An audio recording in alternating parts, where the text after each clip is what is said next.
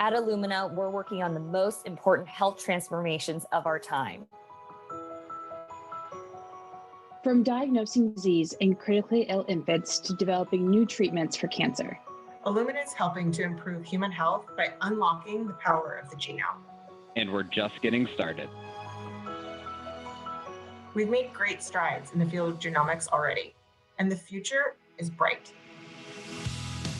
Anyone can be a scientist.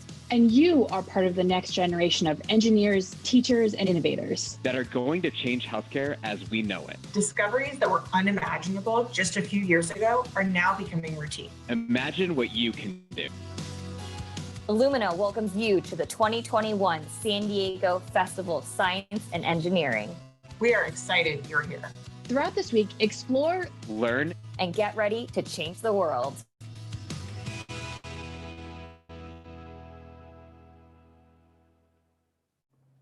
Hey, welcome back. Rob, how we doing today? Hey, good morning, San Diego. What's going on? Welcome to day 2 of the San Diego Festival of Science and Engineering. And guess what, y'all? We got some awesome stuff in store with Big you. day. By the way, I'm Radical Rob. My name's Molecular Mike. Mad Science. My boy Molecular Mike is over on the 1s and the 2s. And we're going to be basically educating yet blowing your mind with science throughout the entire day. We're going to be doing some slime labs with Vertex. We're going to be doing some Tesla coil plasma stuff with General Atomics, along with some liquid nitrogen. My boys from the Music Notes are going to be educating you via hip hop videos. Love the Music Notes. Got to hear plenty of them yesterday. And not only are we going to get to hear them, and they're doing a concert for us, they'll be here live. That's awesome. So we get to talk to them. Cool. All right. So should we, our first group this morning is the Skype a Scientist panel. That's right. And that's brought to us by Illumina. Our friends at Illumina. That's right. Before we go out live to the scientists, we have a little video that we want to play. So if you're interested in a career in science, Illumina is a great place to work. And they do cool stuff. And even if you work somewhere else, they do some of the same science at Illumina. They do a lot of places, although they probably do it better. But we're going to show a little video so that you can see what it's like to work at Illumina.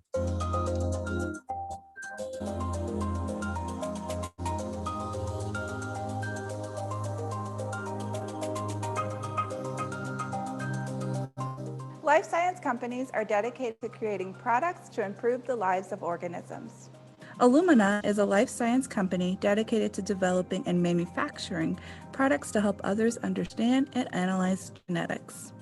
Illumina technology enables scientists and physicians to understand DNA from many unique areas. Whether a person is studying soil, water, saliva, or blood, the same technology is used to analyze the sample. This video will showcase all the brilliant minds it takes to develop products that help others sequence such samples. Once a sample is collected, it must be prepared for the sequencer. Let's look at the steps required to analyze a solid tumor sample. This step is called library preparation. During this step, samples are prepared for the sequencer, or the machine read DNA. To prepare the sample, the DNA is cut into short fragments, tagged so multiple samples can be analyzed at once, and screened for cancer biomarkers. Here we can see a scientist working to prepare different samples for sequencing. After library prep, the samples are now ready to be sequenced. Depending on the type of analysis needed, this will inform the scientist what type of sequencer should be used. Now, let's load the sequencer. In this workflow, we'll sequence our libraries on a NextSeq. During this step, our scientist is loading libraries prepared earlier into the sequencer cartridge. The cartridge contains all of the reagents needed for the instrument to work correctly. The scientist is preparing the sequencer. After sequencing, the data needs to be analyzed. We can use software to convert the sequencer information into information that physicians and scientists can read. This is similar to coding an iPhone app. The scientist is using BaseSpace Sequencing Hub to review data and run necessary analysis. We can see the solid tumor sample has biomarkers for breast cancer. This information will help doctors prepare a precise treatment plan. At this point, this is the end of the workflow for processing a solid tumor sample. Outside of the many technical opportunities at a life science company like Illumina, there are even more opportunities beyond the lab. For example, customer and company support. Similar to sales reps and marketing teams, these same positions exist here.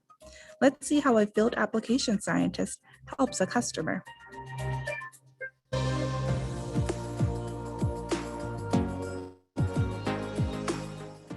Hello, my name is Vanessa Montaño, and it's been 2 years since I work as a scientist for Illumina.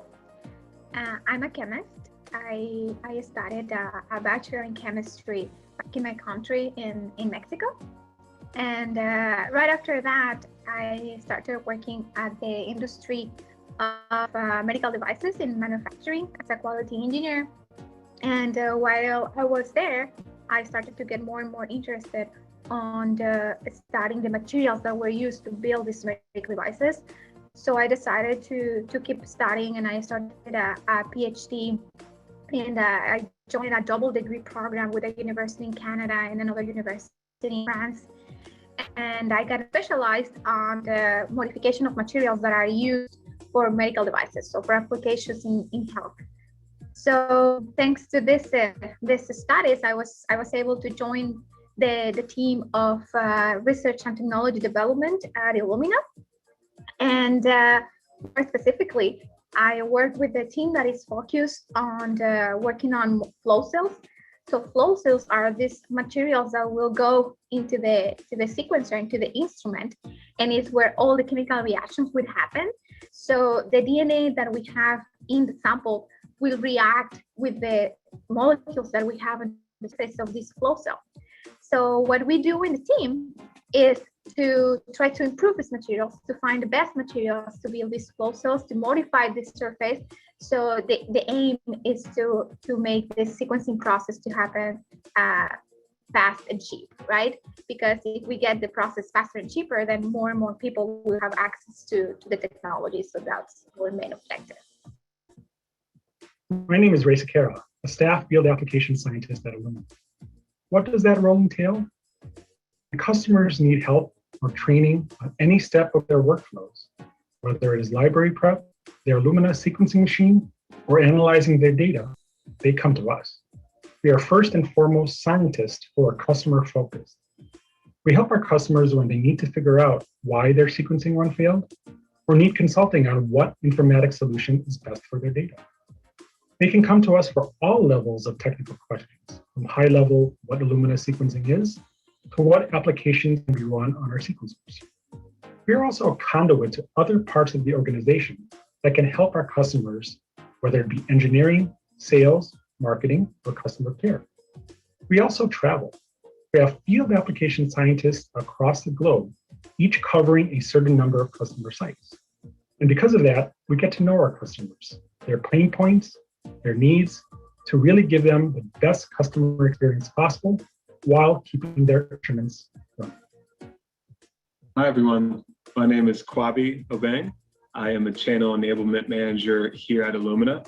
I've been with Illumina for about a year and a half, started in October 2019. A little bit of background about myself. I am from Columbus, Ohio originally. I went to the University of Toledo where I studied biomedical engineering.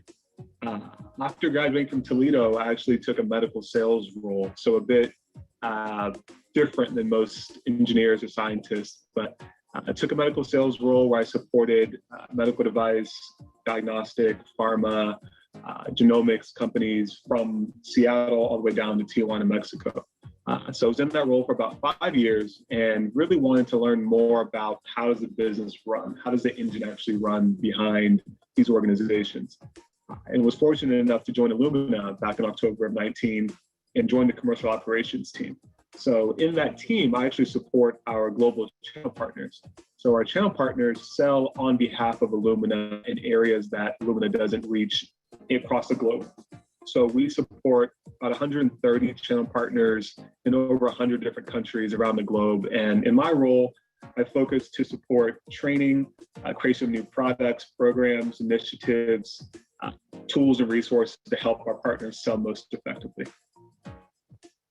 As you can see, it takes many individuals to get a product into customer hands. Use social media to share what your career goals are. Please use hashtag the future is bright and hashtag genomics for all in your posts.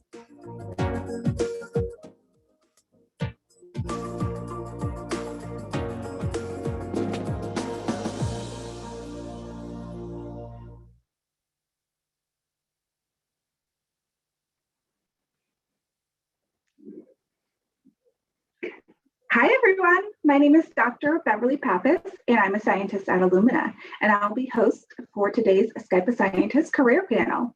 Before we get started, I wanted to share that this is a collaboration with Skype a Scientist.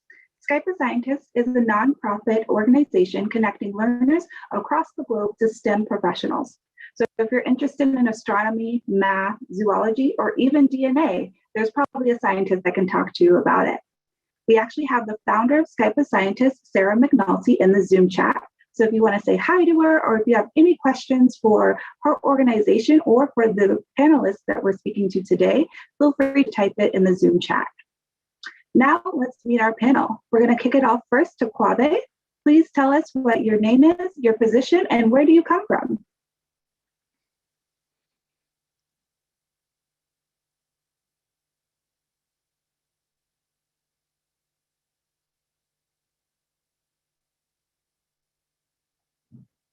Can you hear me now? Sorry, working from home challenges. Hi guys, my name is Kwabi Obeng. I am a global channel enablement manager here at Illumina. I'm originally from Columbus, Ohio.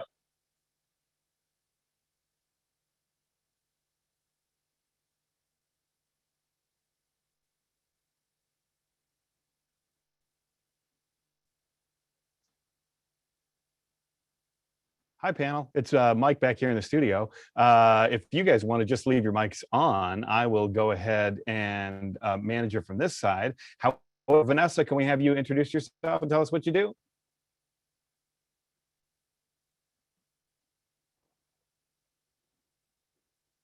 Hey, Vanessa.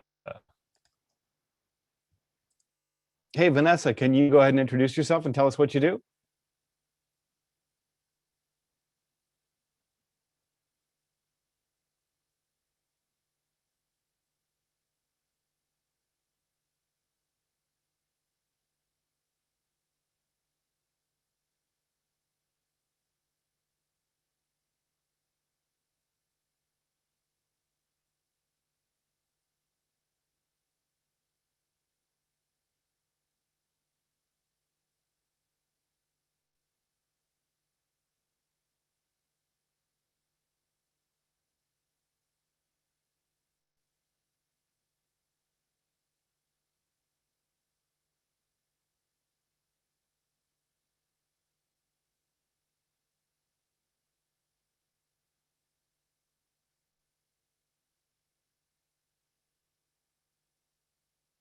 Okay.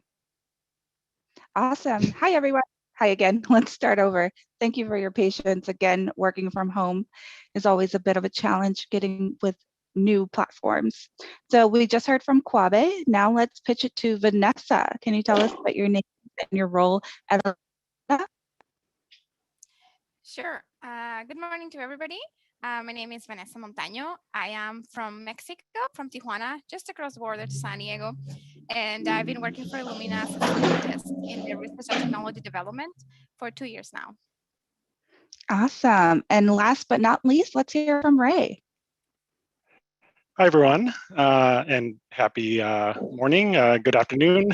My name is Ray Sakara. I am a staff field application scientist. I've been with Illumina now for 11 years. I'm originally from Chicago, but have lived in Boston, and now I live in San Diego. Ooh, awesome. I bet you're not missing any of the snow or cold weather. No, definitely. Awesome. So the video introduced you all and kind of shared a little bit more about what you do at Illumina, specifically in your role. So let's start off with some fun questions. Kwabi, what was your favorite subject in elementary school? Good question. Besides recess, I would say, I think it's called social studies. I really liked, I think that encompasses geography. I was a big nut about learning state capitals and, wanted to go all 50 states. So that was probably my favorite thing. Awesome. Great to hear. I also liked geography, not really into all of the history, but awesome to hear. And Ray, what inspired you to pursue science? Well, just like a lot of kids, I was inspired to be a doctor, right? A lot of us are pre-med, or our parents want us to be doctors growing up. So I always had that feeling that science was really an important part of my life. Just learning about it growing up, but I think really what struck me in genomics. Was in high school. I learned about the Human Genome Project and how we could sequence someone's genome and find out all these insights about our lives and how to understand diseases and cancer. So that really helped me understand how important just genomics and science in general was important, and why I wanted to study that in college and beyond. Great. That's awesome to hear. I think knowing the larger impact to the work that you're doing really makes you more motivated and inspired to continue doing the work. So thanks for sharing that. And Vanessa, what if you weren't a scientist, what other passion would you pursue? If I weren't a scientist, well, when I was a little kid, I wanted to be a singer. But then when I grew up, I realized that I wasn't good at all. So I am glad I didn't do that. Other thing that I wanted to do when I first started high school, I wanted to study psychology. So I think that will have been another path that I might have taken. Awesome. That's great to hear. And you've kind of shared about what you were interested in elementary school and then going into high school. And in the video, you also shared that you started in Mexico for your college experience, and then you actually went to grad school in Canada and France. So can you kind of share what that experience was like in different countries?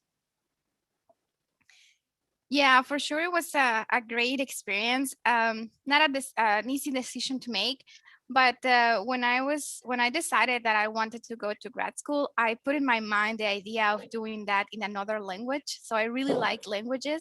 So I wanted to do it not in Spanish, not in English, but another one. And at that point, I had studied a little bit of French and German. So I was looking for opportunities in countries where I could do that. And it wasn't easy. It's just sending a lot of emails, a lot of calls to professors, to research teams that might be interested in my profile. And finally, this professor from Quebec City in Canada, so the French side of Canada, he was interested in my profile, and he accepted me for for a PhD, and he was the one who proposed to me to do this double degree program with another university in France. So during my PhD, I was like traveling from one country to the other, and it was a great experience. At the beginning, very difficult. The changes in culture, far away from the family, the language, it was really hard. The first months were really hard, having headaches every single day for forcing my brain to understand what was happening. But it's definitely a great experience. Thank you for sharing that. I can only imagine my experience is like going from Spanish 3 to Spanish 4 in high school, and where you're strictly talking in the language you're learning. So I can only imagine how being in a new country can be. But that's awesome, that a great experience that you got to have and to share with us. So Ray, you also travel for your position. Can you share a little bit more about what your position is and kind of share what some of the exciting places you've been? Yeah, great. Yeah. So I'm a field application scientist. So at Illumina, that entails going out and visiting customers. So there are hundreds of field application scientists across the globe who go out and have a specific territory. They work in specific countries or specific areas of the United States, for example. And we go visit customers. We train them on our instrumentation, our chemistry, our software solutions. So we're a jack of all trades. We learn everything that Illumina provides, and we share that information with our customers. So for me, I've been able to, in my career at Illumina, travel all across the globe. So I originally started in Illumina in Boston. So I visited customers around there for the first 5 years of my career. And then the last few years, I've lived in San Diego, so traveling and visiting customers in the Southern California region. But recently, in the last few years, I've worked with customers in Latin America. So I visited Costa Rica, I visited Peru, I visited Argentina. But I think the most interesting place that I visited recently is Sao Paulo in Brazil. Illumina actually has offices in Brazil. We have FAS and field application scientists and field service engineers and salespeople who live in Brazil and support our customers there. So I went there to train a customer for 4 days. It was a long training. It was on our library prep chemistry as well as our instrumentation, the NovaSeq specifically. So I was there for 4 days, 9 to 5, working with that customer. But every day, my Brazil team, we went out and had a lot to drink, a lot to eat afterwards, and just learning the culture.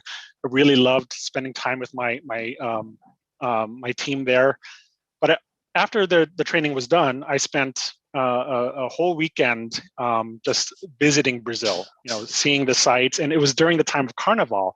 So I was actually able to see an outdoor party going on just by walking around Sao Paulo that weekend. So what I find about Illumina is that it gives you that work-life balance a lot, and spending a few days after I travel, see the sites, to understand the culture has been a real inspiration for me, and it really helped me just be able to see things that I won't be able to see just being in San Diego. That's an amazing opportunity. Going to Carnival is definitely on my bucket list. So exciting to hear that. We might have to touch base after this to hear more of your tips and where to travel to. But let's go over to Kwabe. So you, similar to Ray, you also work with customers in the field. So can you kind of explain what your day-to-day is like and what really inspired you to pursue a position like this?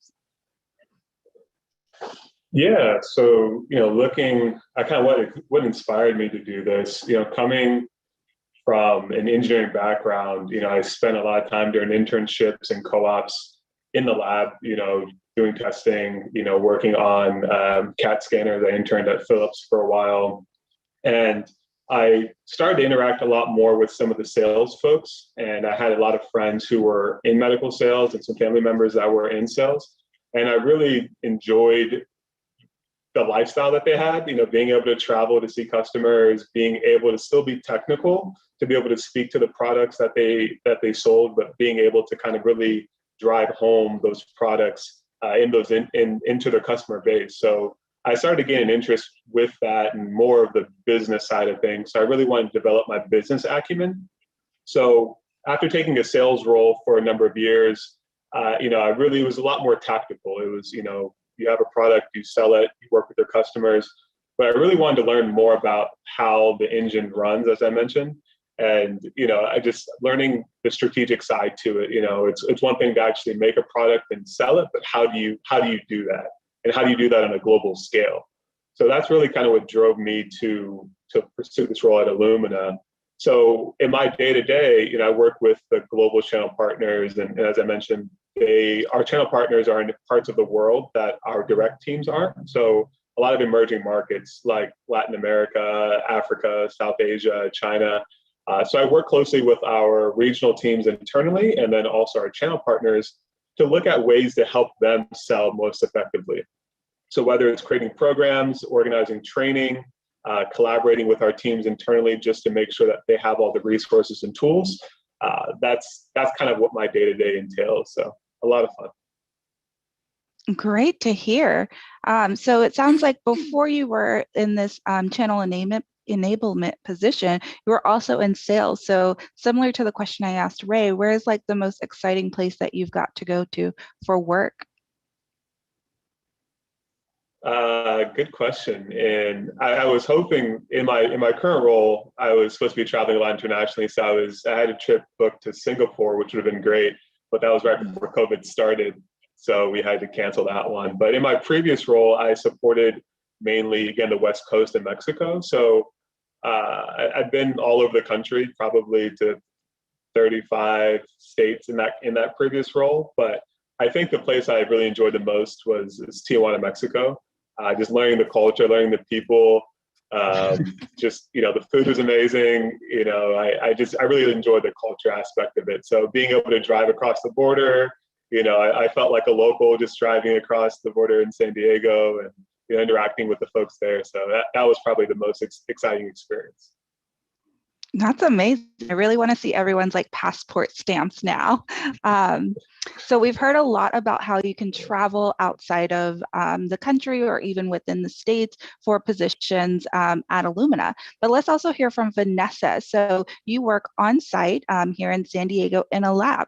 So can you kind of tell us what your day-to-day is like and how has the pandemic kind of changed your normal day-to-day?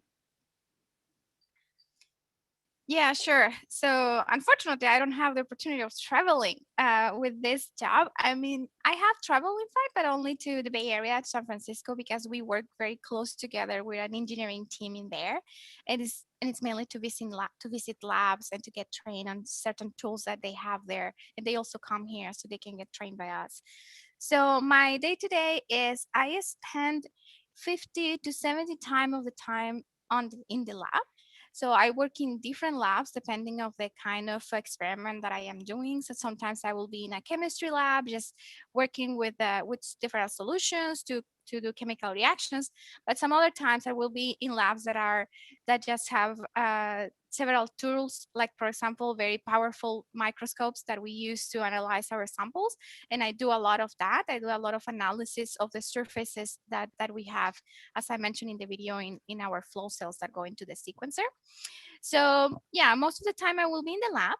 And then the rest of the time, well, we do have meetings for planning, for discussing. We present very often. We have to present our data to the team, and also sometimes we need a lot of time to analyze the data. So you spend some time in the lab, and then you have to go back to your desk, and then sometimes experiment that it was just an hour can take you like 5 hours to analyze the data and to understand what was happening, and what did you get from the microscope or from the different instruments that we are using to get the data. So yeah, I think that will be it. Most of the time in the lab, and then sometimes analysis, presenting, discussing with people. A lot of discussion. We always have to be in constant communication with the whole team, and it's very important to get feedback from everybody because we all plan together the next experiment and we all discuss together the result that we get. Great. Thank you for sharing that. And so even though you're not traveling, you are traveling between buildings, it sounds like, in order to better understand and have access to the instrumentation that you need for your experiment. So that's amazing to hear. So we do have a question for the audience, from the audience, and I do want to again stress that if any of the audience have any questions for the panelists or in regards to Skype a Scientist, feel free to drop it in the chat, the Zoom chat that is. So our question from the audience is, and this will be for all the panelists to answer, is what university or college did you go to? And I'm actually going to add to that and ask, why did you choose to go to that college? So let's start with Kwabe. So I attended the University of Toledo in Toledo, Ohio. For me, attending there, I really wanted to study biomedical engineering. And that was one of the schools that I was applying to that had that program. Some other schools I was interested in didn't have that program in particular. I had an uncle that worked there. So, he vouched for me to come, and some friends that were going as well too. But they had a strong engineering program. So I thought that was a good move. And they gave me the most money to attend. Financial aid is a very big factor. I actually chose my college, St. Edward's University in Austin, Texas, specifically because I got a full tuition scholarship. So totally understand you there, Kwabe. Vanessa. Yeah, I also have an story of full tuition explanation. So when I was in high school, my school had this agreement with a university in another city. It's in Monterrey. The school is called Tec de Monterrey. And so they will give full tuition for one student per generation of the high school, and I had the opportunity of winning this scholarship. So everything was covered, and I was also able to get on a scholarship for the lodging, which was a big help because otherwise my family couldn't even afford to send me to this university, which is a private university in Mexico. So that's how I got there, and it was a great opportunity for me because I wanted to be a chemist. And in my city, in Tijuana, at that moment, we didn't have exactly the same program that I wanted to follow. So I had the opportunity of really studying a bachelor in chemistry by going to Monterrey. And then, so as I mentioned, I went to Canada. The university is called Laval University. And that I went there. As I said, I was looking for French-speaking universities or German. And this one specifically, I really, really liked the research group that I found. So they were focused on materials health, and this is really what I wanted to do. And I really enjoyed seeing in their website that they had a very international team. They had people from Iran, from Colombia, from Brazil, from Spain, from Indonesia. And I really liked that because I've been always interested in learning more about cultures and languages. So it was like a whole package for me. And also it was in the same continent as my family. So that helped too, instead of going to Europe. So yeah, and then as I mentioned, I had the opportunity of doing this double degree program with France. Great. You sound very international. That's an amazing experience. And also to hear about the scholarship. So one student out of every generation, was that what I heard correctly? Awesome. That must have been a very competitive scholarship to apply for, and congratulations. Ray, which university did you go to? Yes, so I went to Boston University, in Boston, of course. And being from Chicago, I always loved living in cities, right? I love the international flavor of being in a city, the many different types of people that are in a city. So I really wanted to have that in my college education as well. And Boston was very, as I said, I was also pre-med, and Boston University had a good medical school. So that's really why I chose it. And of course, they gave me the most money. So that really was the kicker of all three, was the fact that they gave me the most money. But I did want that international flavor. Boston had that. And of course, being in a big city was really important to me. Amazing. Great to hear. And while we're on the subject of kind of choosing where you want to go to outside of high school, we may have some audiences that are also at this same question, but maybe after college. So I'm going to ask actually the entire panel. Kwabi, did you choose to go to grad school, and what if not, what influenced that decision? I did not actually. I kind of went straight into the workforce after graduating from school. I landed a job in medical sales, and I thought it was a good fit, an opportunity for me to learn quite a bit, just people skills, negotiation, business strategy, things like that. So that's kind of the path I took. Something I'm still thinking about, and may do, in the coming future. So I've always dreamed of getting my MBA. So that's something I'm thinking about doing in the near future. That's great to hear. So it's good to highlight that you don't necessarily have to continue going to school. Sometimes work experience is more valued. So let's go ahead and ask the same question to Vanessa. Yeah, so in my case, I mentioned I did decide to go to grad school, but something that I can share is that when I first finished my bachelor, I wasn't thinking at all on continuing on science.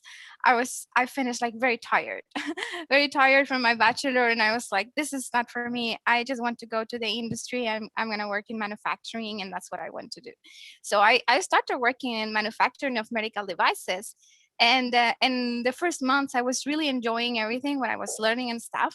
But very fast happened that I was missing research. I was missing the lab, and I think it helped me to understand. Working there helped me to understand that I really wanted to pursue and study more, because I was working on manufacturing of cardiovascular devices, so devices that go to the heart.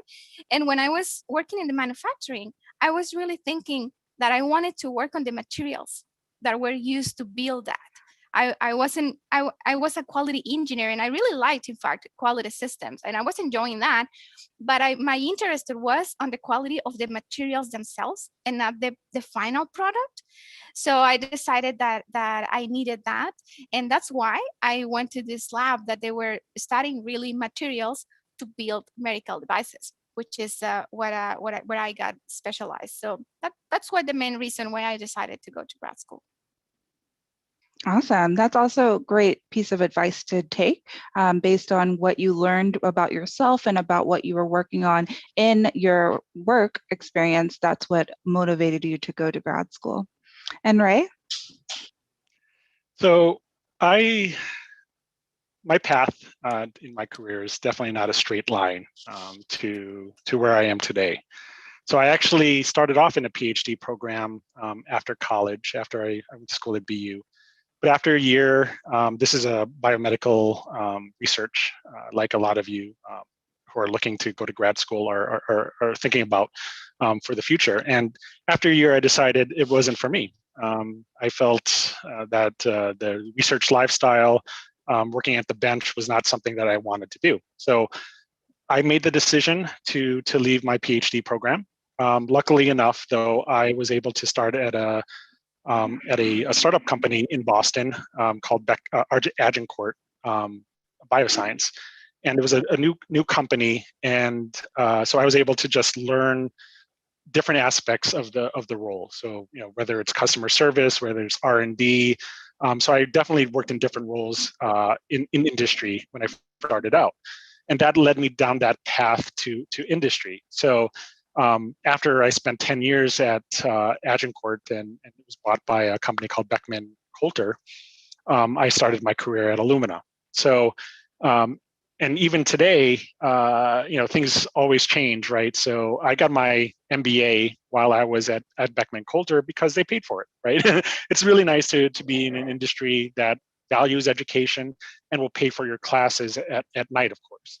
So I have my MBA, but for now, being a field application scientist was something that I really passionate about industry and helping find cures for cancer, finding cures for different diseases at Illumina. So even though I do have my MBA, it shows you that there is this this nonlinear path to where you are today. And you could do both. You could go into industry, you can go into academia. It really is based on your path, what you find your passion.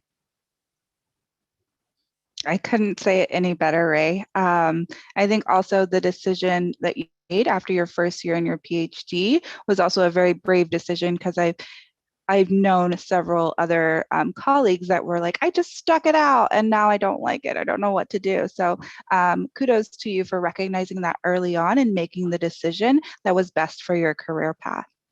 So we have another question from the audience, and this will be for all of the panelists. What is some advice you would give to someone striving to be in your position? I think Ray, since you just finished, we'll start with you. Go ahead. Well, so to be a field application scientist, if you strive to be something like me, I think it takes soft skills and hard skills, right? So the technical skills about learning about genomics, understanding the chemistry, understanding the science, because we spend most of our time troubleshooting. If there's a customer issue that comes up, whether it's a down instrument or their library prep isn't working, we spend some time figuring out what is the issue and trying to resolve that for them. So, getting a degree in biochemistry or molecular biology, working in a lab, right? So going into a lab in a university and starting a project there might be a good start. Working with the core lab in your university that does sequencing, that might be a way to get that experience. But a lot of it also is the soft skills, as I said, learning about how to actively listen to a customer, finding out what they really have concerns about, and understanding that you may not know everything about the solution they require. So finding the right people. So understanding the sales perspective, understanding the perspective of marketing, understanding the perspective of customer service, getting that entire continuum to really help the customer. So I really do think it's important to understand communication, to understand the customer dynamics, as well as the technical dynamics, really help get you to where you need to be to be a field application scientist. Thank you. So it sounds like seeking opportunities in the areas you're interested in, as well as honing those soft skills, communication and critical thinking or problem solving are key in your position and have what helped you get as far as you have. Vanessa, do you have anything to add to this great list that Ray's already started for us? I do, because I think when you want to work on research, as in the same way that Ray decided that he didn't want to do that, I also think it's super brave, and it is important to realize if we want to do something or not. And in the case of research, something that we do need is we need a lot of patience, and we need a lot of perseverance. Unfortunately, when we are working in the lab, if we do 20 experiments within a month, just one of them will work and the other 19 don't work. So you really need to have a lot of patience and stay through your perseverance, stay there, because you just have to take all the data, analyze it, and realize why it didn't work, and then try again, try something different, change something. And this is what we do all the time. We get the data, okay, it didn't work as I was expecting, what should I do now? And this can can be very frustrating. I have to recognize that mainly at the beginning, it may be very frustrating, and we see it here whenever we have new people in the company, we have to help them to get through this frustration and when we start, because it can be very difficult. So that's one thing. It's not I don't think it's a secret. So everybody should know that we need that when we work as scientists and in research. That's one thing. And the other thing is that just to echo a little bit what Ray was saying, work on your network since now.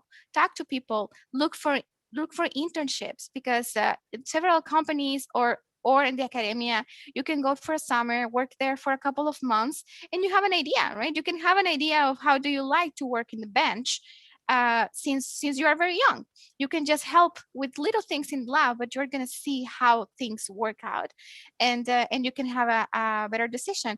And open your LinkedIn account and just send a little message to people that you think they do stuff that you are interested on, so you can learn more about the day-to-day, so you can have a better idea if you are interested on that or not. Amazing. Thank you, Vanessa. So it sounds like you were saying patience, perseverance, as well as network. Kwabi, I'm actually going to switch it up and ask you a different question. This one's from the audience. Did your university integrate business courses into your biomedical engineering degree as colleges in California do for biotechnology majors, such as accounting, marketing, management, etc.? They did not, and that's something I wish they would have. Just thinking of basic financial literacy, but then also thinking about non-traditional science-based roles. At my school, we had a mandatory co-op program, so you had to do 3 semesters of co-ops.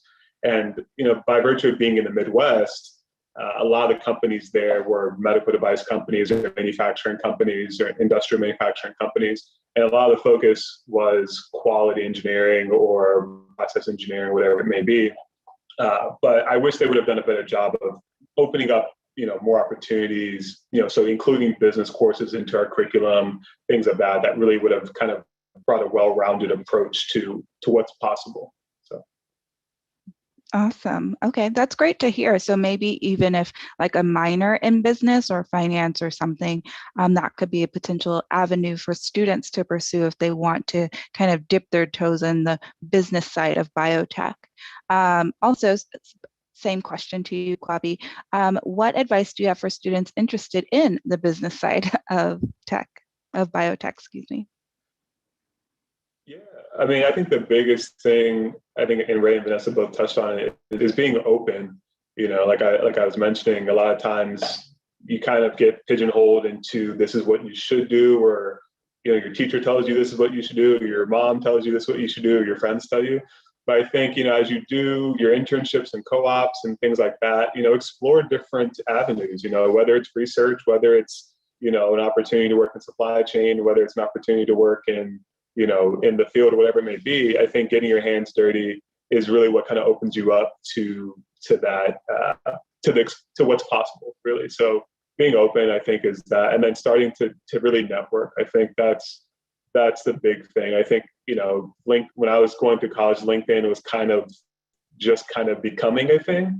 And I've seen how it's evolved, and I see how it can be used for good. I think most people are receptive to inquiries. So, if you were to reach out and say, hey, I would like to learn more about your role or what you do, most people are really open to hearing about that. And so I highly encourage that. I've had a number of people reach out to me, and I thoroughly enjoy it.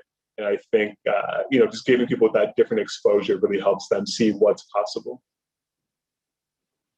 Great to hear. So again, seeking opportunities and making sure you're getting that exposure that you're interested or in areas that you're interested in to make your career decisions. So we have another question from the audience, and this will be for Ray. At a high level and briefly, can you explain how next generation sequencing works? The person who asked this question just did a unit about genetics in their biology class, and they learned about DNA sequencing. So yeah, to make it as simple as possible, next generation sequencing, or Illumina sequencing specifically, because that's what we do at Illumina, of course, really is a highly parallel, high throughput sequencing of individual DNA molecules. So basically, if you have DNA, let's say from your genome, and you want to sequence it, Illumina allows you to highly sequence that genome at high coverage really quickly in the span of 24 to 48 hours. So you basically take your DNA, chop it up, we create what we call a library that hybridizes onto a flow cell. That flow cell is then put in, a flow cell is a glass slide. That is put onto our sequencer. Then we add chemicals to do a sequencing process called SBS, or sequencing by synthesis. And by adding individual bases of DNA to that DNA molecule that's on the flow cell, then the instrument, whether it's a large instrument that we saw like the NovaSeq or a small instrument like the iSeq 100, can read the chemical that was bound to that flow cell and see if it's an A, T, C, or G. And we do that in a massive parallel fashion where we're sequencing hundreds of thousands to millions to billions of DNA molecules all at once. That allows us to sequence the human genome within 24 to 48 hours. And then we take that data, we align it to the genome, we look for variants or mutations, like what we've read for COVID. We have COVID variants that we look at using our sequencers. And then we determine from that information whether you might have a disease, whether you might have cancer, to determine many different aspects, forensics, for example. So there's many different applications that can come from our Illumina sequencers. And it all comes from that individual DNA that we purify from ourselves, from plants, from different animals, from forensic sites, or from COVID, for example. So there are many different applications that can be used with next generation sequencing. That's amazing and a beautiful summary. So I'm not even going to try and like recap. So if you missed it, go back to our Illumina booth here at the festival and you'll be recording because that was a great summation. So we have another question kind of about our technology, and this will be for Vanessa. So can you briefly explain what kinds of technology do you develop? And Ray already kind of touched on where they're used in the real world. So for example, forensics or cancer diagnostics. So if there's anything else you would like to add to that, Vanessa. Yeah, absolutely. So in fact, Ray said that the flow cell is just glass, but the truth is that we do a lot of work in that glass, a lot. If it was only glass, then I wouldn't have a job. So there's a lot. So for sure, it's glass. It's totally true. We have glass, and then what we do in our team is that we modify this glass with different molecules and so we use polymers, we use metals, we use oxides, really a variety of chemical molecules that we use to modify the surface.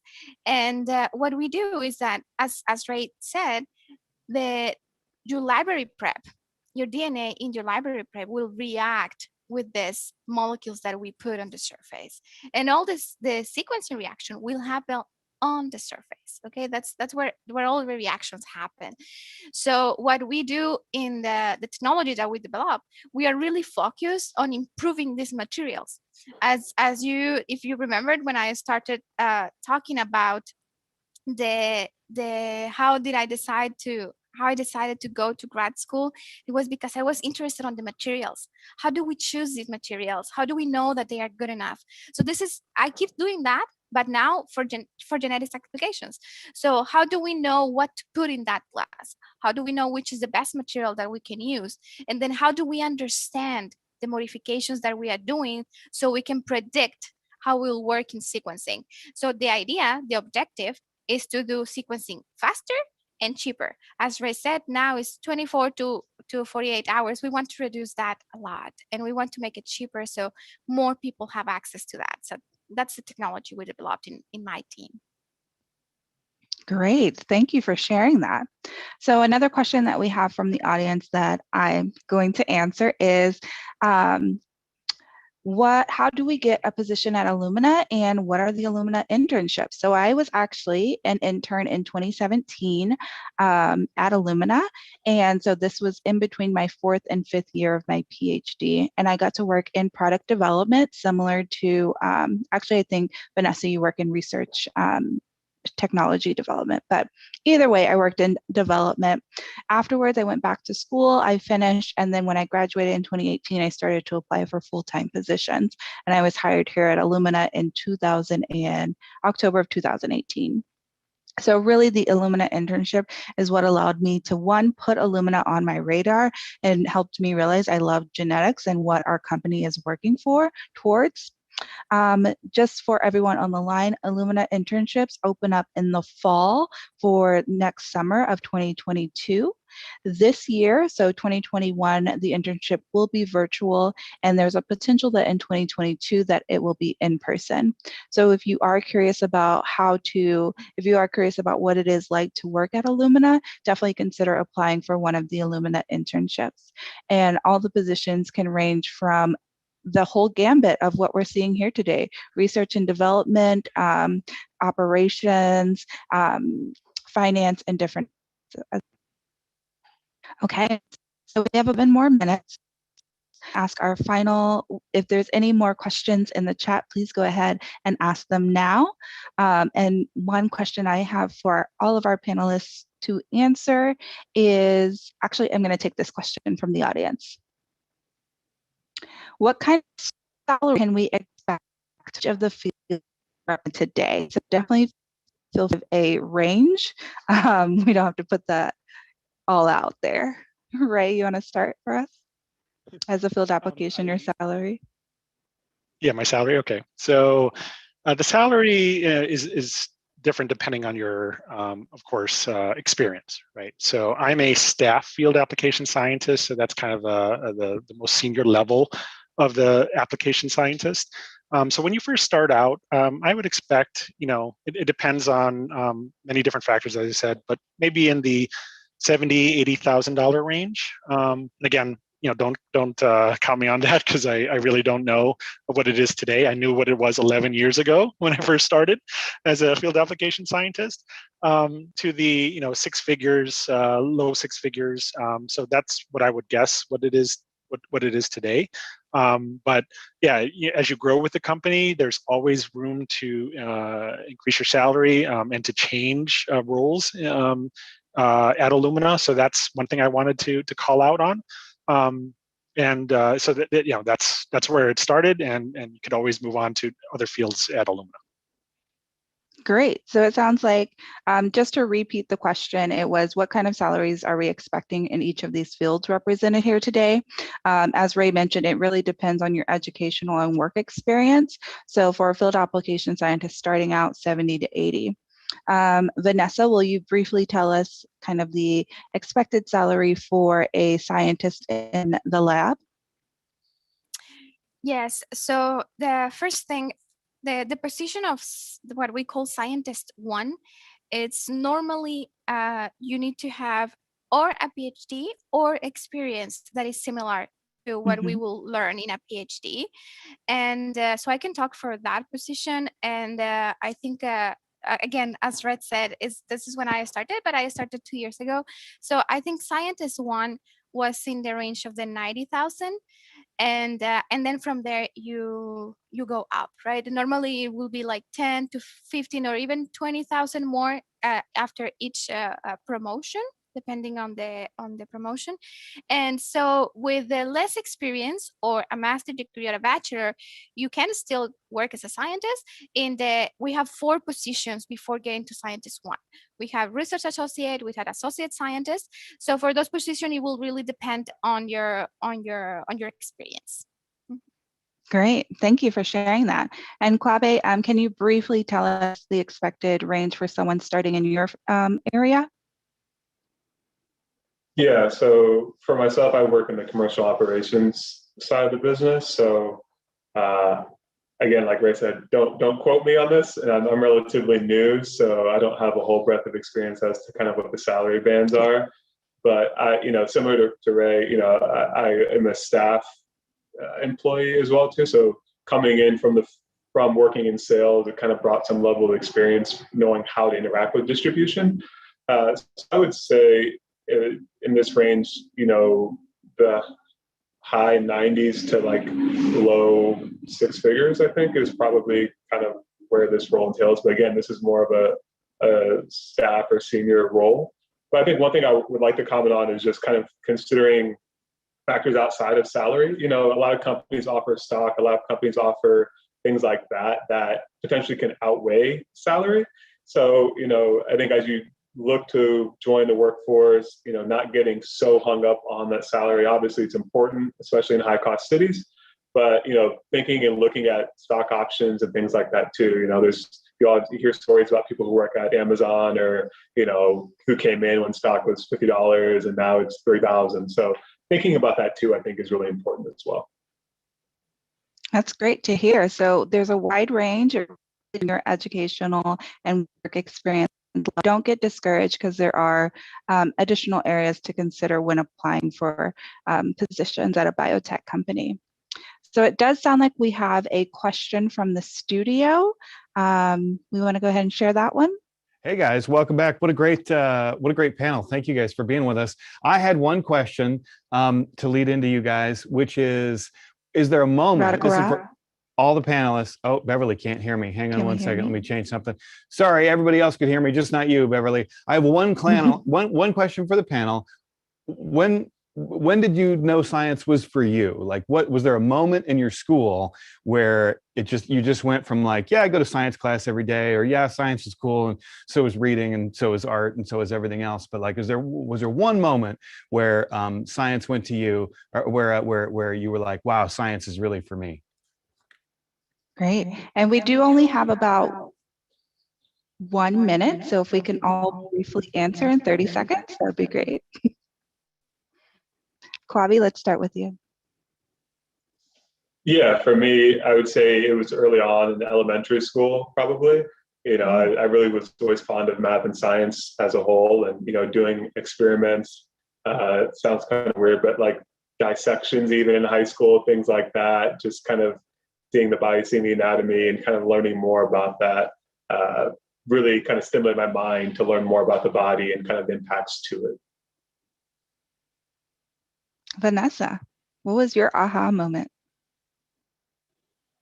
It was definitely not when I was a child. As I said, I wanted to be a singer and a psychologist. So for me, it was a professor, a chemistry professor in high school. She really pushed me a lot because she thought that I could be good in the field, and she really convinced me to start taking some classes in high school that were focused on chemistry for biological applications that she knew I was interested in.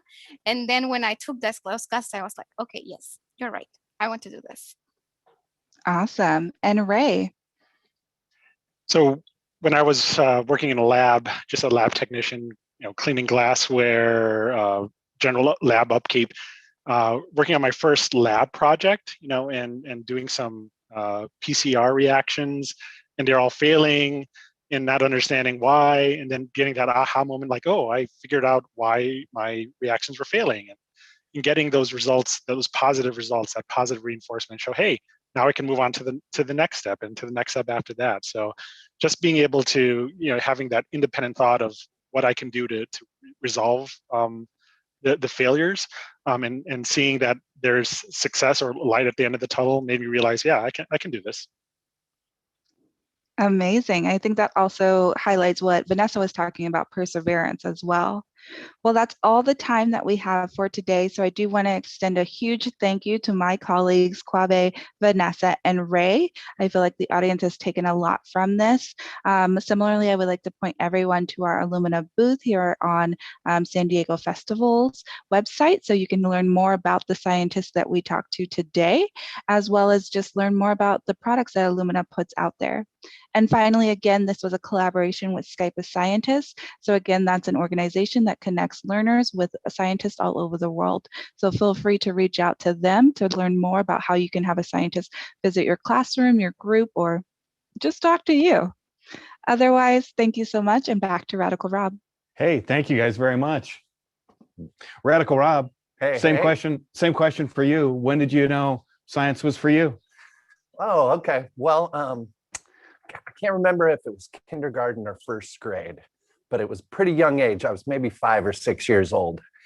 And I was just really mesmerized and curious about why the water in the toilet swirled the direction that it did when you flushed it. And I asked my teacher about it. And my teacher explained to me about centrifugal force and how forces are moved to the outside. And then she told me something that just blew my mind. And she said, but if you went to Australia or Antarctica, the water would swirl the opposite way. And I said, why? She's like, different hemispheres have different gravitational pulls. And I think it was that moment when I was 5 or 6 years old that I was like, wow, science is awesome. And have you ever tried it? Absolutely. One of the experiments we do in our Spin Pop Boom show is with my little buddy Bob swinging on a little roller coaster. And if he has enough weight and if he's centered, centrifugal force will keep him balanced throughout his ride on his roller coaster. And then, question I've had all my life. So north of the hemisphere, it goes whatever direction it goes here. I guess I don't know. And then south of the equator, it goes the other direction. Yeah. If you're on a cruise ship and you cross the equator, when you're on the equator, does it just go straight down? That is amazing. I have no idea. Okay. But Molecular Mike, when things get back to normal, first thing I'm going to do is we're going to go on a cruise line exactly to that spot and see what happens. I think that's a good plan. Radical Rob, you know what I like more than math and science? What's that? Music. Whoa. Yeah. Crazy segue. Yeah. Isn't that an amazing coincidence? That's awesome. I'm glad that you said that, Molecular Mike. Why is that? Because next up, what we have are a couple dudes that do amazing hip hop, science, STEM, STEAM collaborations together. It is Mr. QUE and Mr. D, and these are the music notes. Coming up, a middle school math teacher raps to garner his students' attention. And guess what? It works so well. Now he's on a nationwide tour with a stop in DC. And today he's stopping by the Great Day Studio. Sim King, America, non-simulated. Fractions right here, I can compare any fraction, anytime, anywhere. Numerators the same, check out denominators. Which one is greater? Which one is smaller? Look at two whole pieces, cut them up in equal pieces. One made of two pieces, the other has 8. Which one is greater? Which one is less? 8 equal pieces are smaller than 2 equal pieces cut from a pizza. A fraction is something that's cut up into equal parts. Comparing two fractions, this is where you start. Numerators the same, look at denominators. Which one is bigger? That fraction is smaller. When comparing fractions, I have to use greater than, less than, or equal to. Look at the numerator, they're the same, so I look at the bottom. Ooh. I'll give an example. We both have an apple pie. I cut mine up in 5 equal pieces. You cut yours up into 3 equal pieces. Now take a look and see at what fractions we have. I have 1/5, you have 1/3. 1/5 is less than 1/3 because if you take one of my pieces and one of yours, my piece is smaller. Yep, comparing. I'll draw pictures to show all my work. Make diagrams, it'll help, it won't hurt. A fraction is something that's cut up into equal parts. Comparing two fractions, this is where you start. Denominators the same, check numerators. Which one is bigger? That fraction is bigger. When comparing fractions, I have to use greater than, less than, or equal to. Look at denominators, they're the same, so I look at the top. Here's an example, 2/8 and 4/8.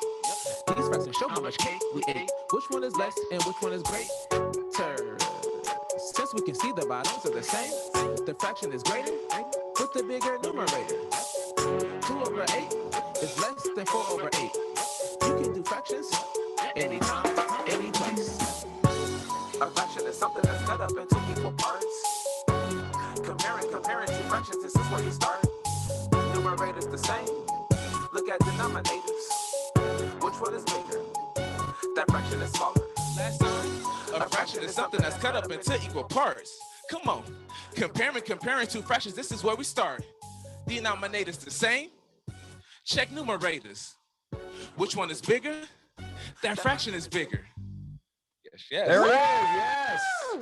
Hey, Oh, I love that. because of that song, I was able to finish my homework. Yes. Lamar Queen, the rapping math teacher. Tell us how you got started. My first year. What's up, everybody? My name is Mr. QUE. And I am Mr. D. And we are excited to be here and perform some of our STEAM songs for the San Diego Festival of Science and Engineering. We are math teachers. We write songs that help students learn, and we're going to share with you all some of our STEAM songs and hopefully get you all excited to learn about some fun, cool things. Our first song is called Genomics, and it just gives an introduction to some of the fundamentals of genomics. Let's get it. Genomics, genes, DNA, information, genome, genetics, study DNA. Yeah, I'm cracking the code. I study genomes, genes, and the DNA of people. Look, chromosomes consist of DNA, and genetics is the study of genes. What is a gene? Look, genes are a section of a genome that code for a protein. That's what I call a G code. Everyone has DNA, kid. Do you know what DNA is? What? Deoxyribonucleic acid. Double helix is the structure for the molecule of DNA. A, T, G, C are base pairs, nucleic acids for DNA. Genomics, genes, DNA, information, genome, genetics, study DNA. I'm cracking the code. I study genomes. Yep, genes and the DNA of people. Genomes, incomplete set of genes, genetic material in a cell, know what I mean? We know 23 pairs of chromosomes are smushed into each cell, 23 pairs are smushed. One set of chromosomes comes from your mom, one from your dad. Genome mix in full effect, study of the genome. Yeah, we know it's linked to DNA. What forms DNA? A, T, G, and C. A and T to prepare to sew with G and C. Yeah, genomics, genes, DNA, information, genome, genetics, study DNA. Yeah, I'm cracking the code. I study genomes. Hey, genes and the DNA of people. Genomics can let you know the likelihood of potential for disease. So it's necessary to study the genetic code. When people reproduce, yeah, they pass down genes. Genomics help stop the passing of hereditary disease. Genomic information helps run disease detection, identify and fill the hole in the genetic code. Forensics, being able to sketch a suspect from a drop of blood, can tell the color of hair or eyes from just one drop of blood. Genomics, genes, DNA, information, genome, genetics, study DNA. Yeah, I'm cracking the code. I study genomes. Hey, genes and the DNA of people. Being medical scientists, people rely on the job to save lives. Research and study that you don't make money all at the same time. Genetic counselor, yeah, my job is working with patients, help them understand the meaning of their genomic information. Bioinformatician works with software and biology, interpret information data, use statistical techniques. Zoologists utilize genomics to identify and save endangered species, finding ways to help them multiply. Yep, genomics, genes, DNA, information, genome, genetics, study DNA. Yeah, I'm cracking the code. I study genomes, hey, genes and the DNA of people. That's right. That's right. So like we said earlier, we are teachers. We love to perform for students, and we especially love to perform some of our math songs. You know, knowing and understanding multiplication is essential for students to be successful in math. Up next, we have a song that covers the 12 multiplication facts, and this song here is called I Know My 12s. I know my 12. I can multiply. Okay, what's 12 times 12? 44. 12 times 5. 60. I'm doing well. I'm in my prime. Hey, hit the book, study hard all the time. Yeah, right, I know my 12. I can multiply. Okay, what's 12 times 12? 24. 12 times 5. 60. I'm doing well, yep. I'm in my prime. Come on. Hit the book, study hard all the time. Let's get it. Hey, 12 times 0, yo, it's 0. Yes, see the number times that 0, yo, it's 0. I'm the best. 12 times 1 is 12. We do it well. Music notes here, you won't fail. 12 and 1 is 12. 12 times 2 is 24. Rising like butterfly doors. 12 and 2 is 24. Hey, 12 times 3 is 36. Pushing fresh whips, multiplying. 12 and 3 is 36. Hey, 12 times 4 is 48. Shake the world like an earthquake. 12 and 4 is 48. 12 times 5 is 60. I stay crispy, so fresh, so clean. Yo, 12 and 5 is 6. That's right. 12 times 6, that's 72. The best at what I do. 12 and 6 is 72. Hey, 12 times 7, yep, that's just 84. Put the ball, I'm going to score. 12 and 7, that's 84. Right. Hey, 12. I can multiply. Okay, what's 12 times 12? 44. 12 times 5. 60. I'm doing well. Hey, I'm in my prime. That's right. Hit the the book, study hard all the time. Hey, I know my 12. Multiply. Mr. D, what's 12 times 12? 44. 12 times 5? 60. I'm doing well, yep. I'm in my prime. Hit the book, study hard all the time. Hey, 12 times 8 is 96. Math used to be hard, but now I'm in bliss. 12 times 9 is 108. My test score sky high, outer space. 12 times 10, that's 120. If I learn to multiply, I could buy a Beamer, Benz, and Bentley. 12 times 11, that's 132. Now that I can multiply, I'ma teach the whole school. 12 times 12, that's 144. I use math at school, at home, and at the store. 12 times 13, that's 156. I'ma multiply all the time. Tick tock tick. 12 times 14, that's 168. We're almost done, so can't procrastinate. And 12 times 15, that's 180. I can multiply thanks to music notes, baby. I know my 12. Hey, I can multiply. Okay, what's 12 times 12? 44. 12 times 5? 60. I'm doing well. Hey, I'm in my prime. That's right. Hit the book, study hard all the time. Hey, I know my 12. I can multiply. All right, what's 12 times 12? 44. 12 times 5? 60. I'm doing well. Hey, I'm in my prime. That's right. Hit the book, study hard all the time. Yes, yes. Now let's go ahead and jump into another science song. But instead of performing this one, we are going to show one of our favorite videos. Now, this one was fun because we got to partner with the Illumina Foundation and shoot a video with some of their scientists, their staff, and some families during their Bring Your Child to Work Day. So let's go ahead and check out our video directed by the one and only Mr. Jimmy P called DNA. Deoxyribonucleic acid flowing through my veins. That's my DNA. Deoxyribonucleic acid flowing through my veins. Forensics like fingerprints and DNA determine medical treatment from DNA. Hair color, eye color, and skin from DNA. Genes from your ancestors are in your DNA. Study DNA to find holes in your genetic code. DNA tells us things that we didn't know. DNA shows mutated cells, helps find diseases before we get ill. Living things have genes and DNA. We can learn a lot studying DNA. Like who did it? Where did I come from? Why am I sick? Watson and Crick discovered the structure of DNA. The double helix is the structure of DNA.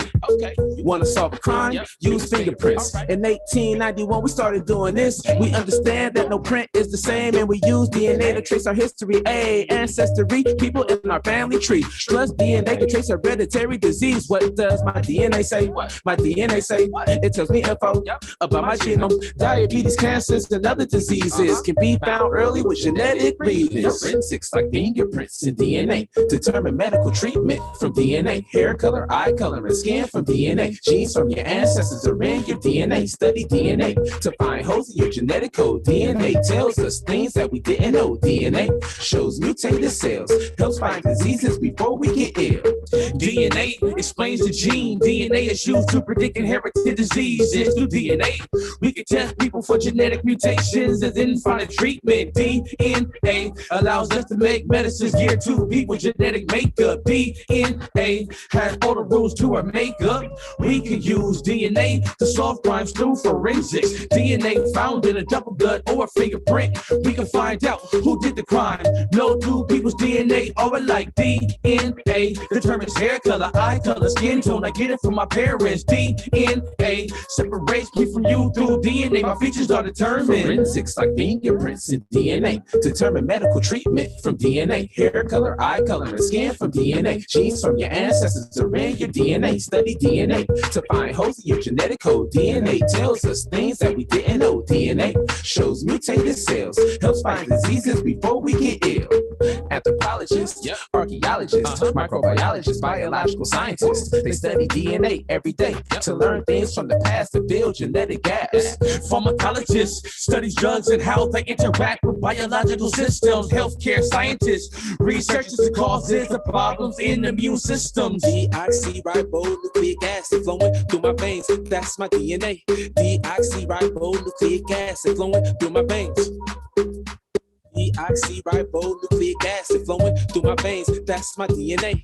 Deoxyribonucleic acid flowing through my veins.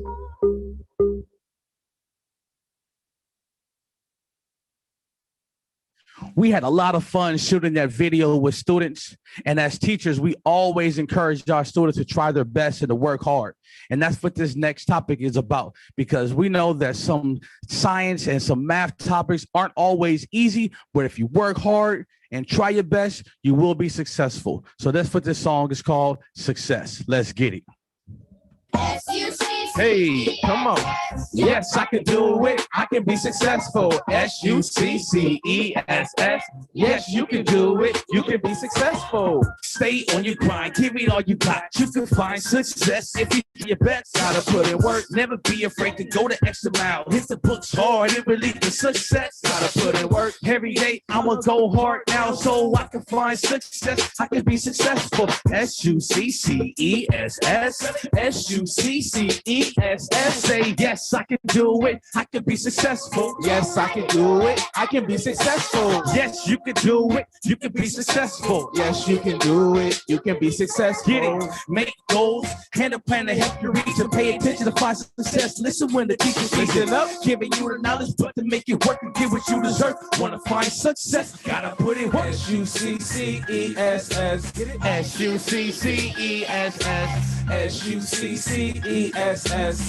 SUCCESS. Say I will. I will. Say I will. I will. SUCCESS. SUCCESS. I will see success. Yep. I work hard. I just flex on a test on a Monday or on a Friday. It really doesn't matter. Success is my way to a better life. That's right. Follow these steps, you'll be all right. Work hard, never doubt, dream big, plan it out. I will be SUCCESSFUL. And if I fail, I'll learn from that and I'll excel. Success is not a fantasy, it's my reality. SUCCESS. I work hard so I don't stress. My work is organized, my behavior is the best. I will succeed and live out my dreams. Dedication, preparation, education leads to SUCCESS. SUCCESS.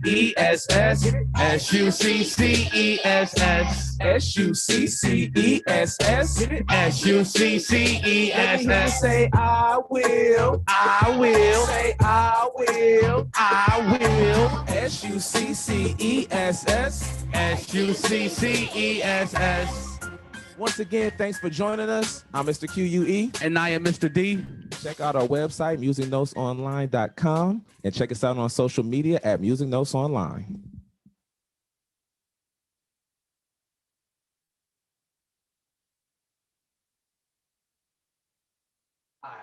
Mr. QUE, Mr. D, you guys are the best, man. I miss seeing you guys over at Petco Park.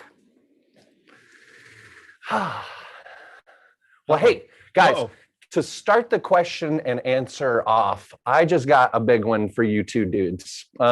Whether it's science, technology, engineering, arts, or mathematics, give me a couple of your guys' main influencers growing up. Definitely. Can you all hear us? All right, we got you now. We didn't have you for a minute. We got you now. All right, perfect. So I have to go with, I had a few math teachers that helped me find a passion and love for it. Miss Barker and Miss Peck. So that was, Miss Peck was my 7th grade math teacher. Miss Barker was my 8th grade math teacher. And for me, it was my parents. My mother was a math teacher and my dad was an engineer. So I've been around mathematics my entire life. Awesome. I got a question for the two of you. What was there a moment where you were like, I mean, did you sing before this? Were you a teacher? Were you math and science guys first, or were you teachers first, or did you sing first, or was it kind of both at the same time? For me, definitely music first. You all can't see it, but I have the very first keyboard I ever got right here in the studio with us. I took it from my sister because she never played it. We were about 5 years old. So I started with music first. I started with teaching first, and it was because of the students I was working with. They used to have freestyle battles at lunchtime, and I wanted to join in with them, and they were the reason why I started rapping. So it developed naturally. What's the next song in the pipeline? Like, do you come up with songs based on stuff that rhymes, or do you come up with stuff that for things that you want to teach? How's it go? What's next?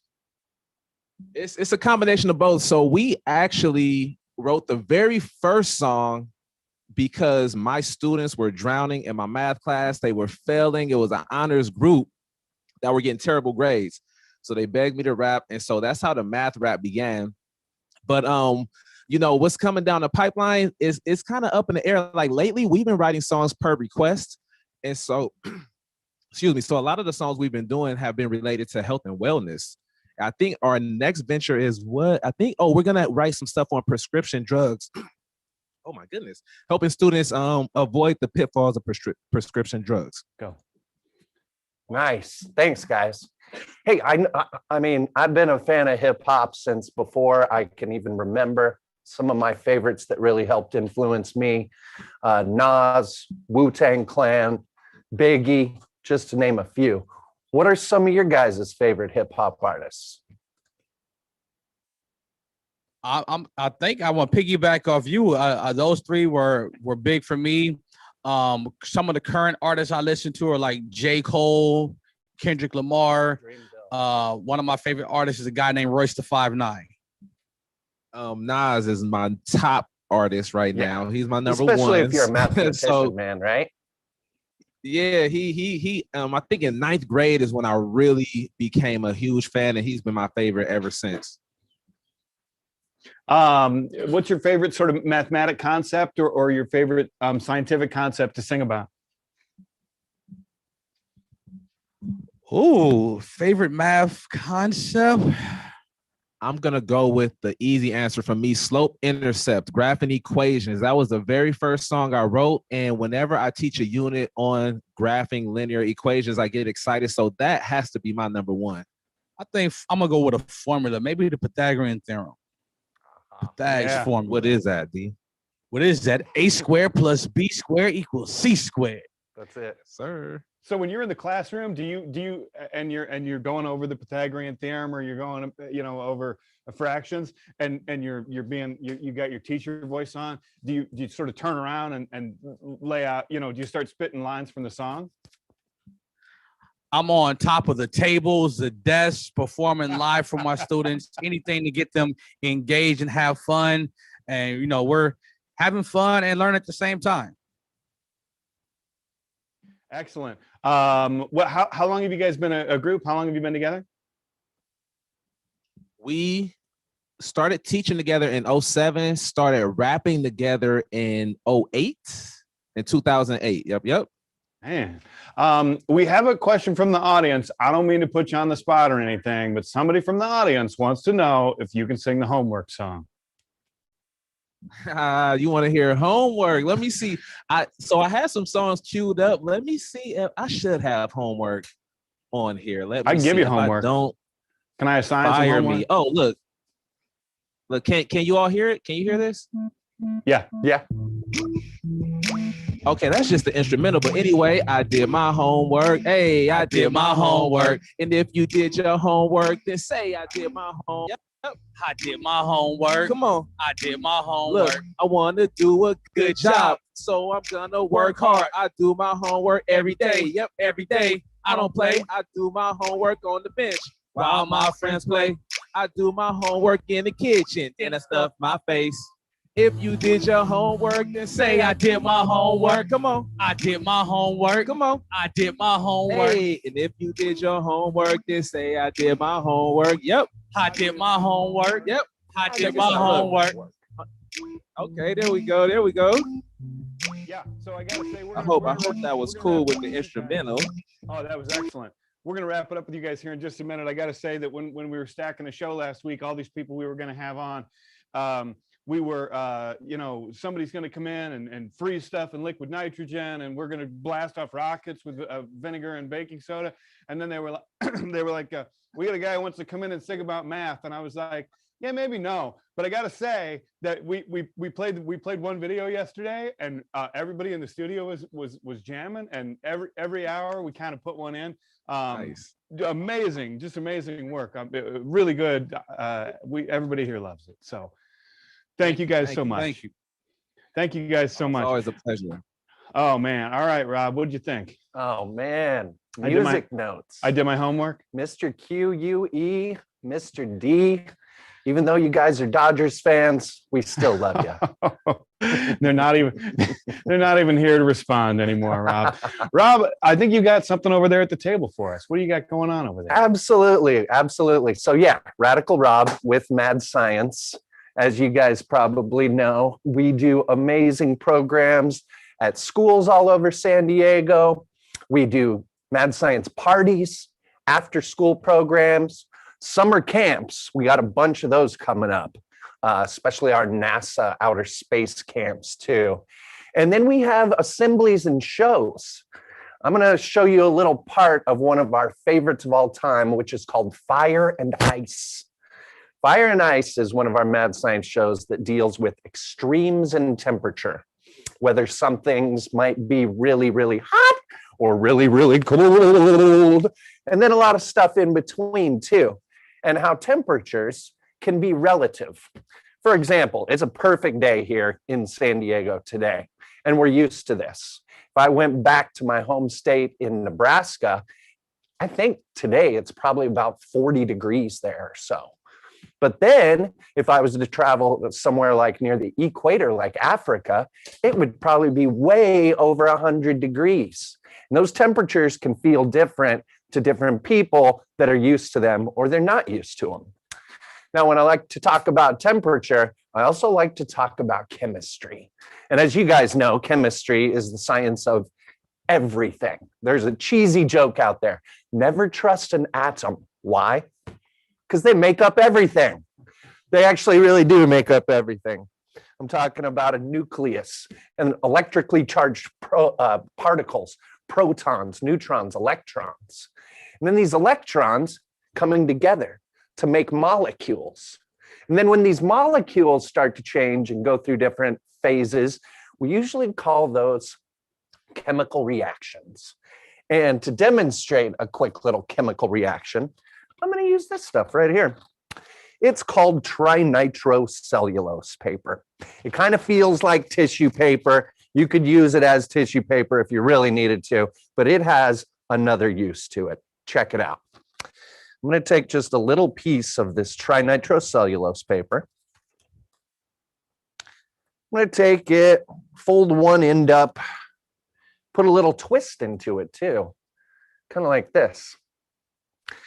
Safety, always very important when we're doing science experiments. So some protective eyewear.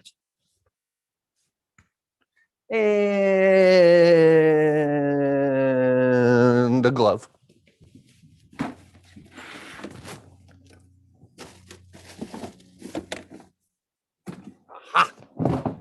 Meanwhile, back at the lab, I'll fill time while Radical Rob digs for a glove. Radical Rob found Got his it. glove. Back to Radical Rob. Cool. Trinitrocellulose. That's its fancy scientific name. Its common name is flash paper. Why is it called flash paper? Well, watch carefully, folks.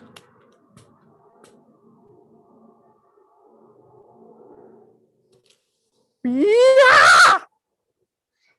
It's called flash paper because it burns up in a big flash and it looks at first like magic. But let me explain the science behind how the flash paper works. So this trinitrocellulose, aka flash paper, has a really flammable chemical on it. That's the trinitro. Cellulose, fancy word for paper. This trinitro chemical makes this paper burn so fast and so bright, it might look like it just magically disappears.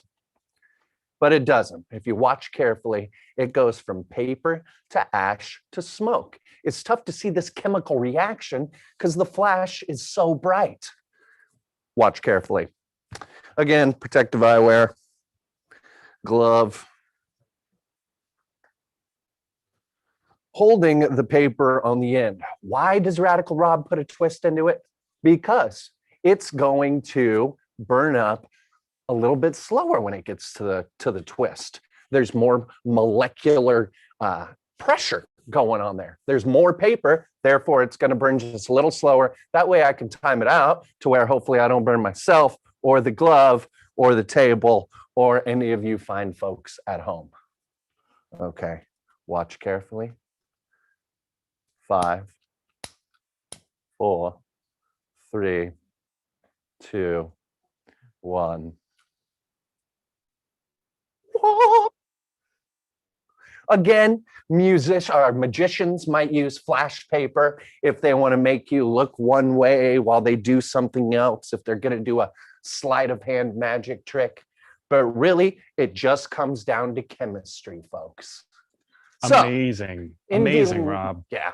Pretty cool. Thanks, man. Are there applications for that? Like, what would someone, is that just sort of a cool science experiment, or are there applications for stuff like that? Yeah, I think maybe the main one is I've seen magicians before that will use that flash paper because, I mean, when you are seeing that bright flash, that's where your attention is going to go to, obviously. One of my main applications is, I usually start off my shows using flash paper because I find that when I throw fireballs in the faces of the people that are watching my show, they pay attention throughout. I bet that keeps them in their seats. Right? Absolutely. Yeah, from approaching the stage too much. Yep. That's pretty cool. All right, Rob, we are going to look at a video real quick. Cool. And we will be right back. We're going to go out and look at, if I believe, not the Tesla coil, but yes, the Tesla coil. Oh yeah, and the plasma. Yeah, what do you General know? Atomics. Oh yeah, I was gonna say, what do you know about Tesla coils? But we probably shouldn't steal the thunder out from under the good people at General Atomics. So we have the live crew getting ready. We're not going to you now, live crew. We're gonna go to a video real quick, and we will be right back to go see the good people at General Atomics. Nice. Helping to improve human health by unlocking the power of the genome. And we're just getting started. We've made great strides in the field of genomics already, and the future is bright.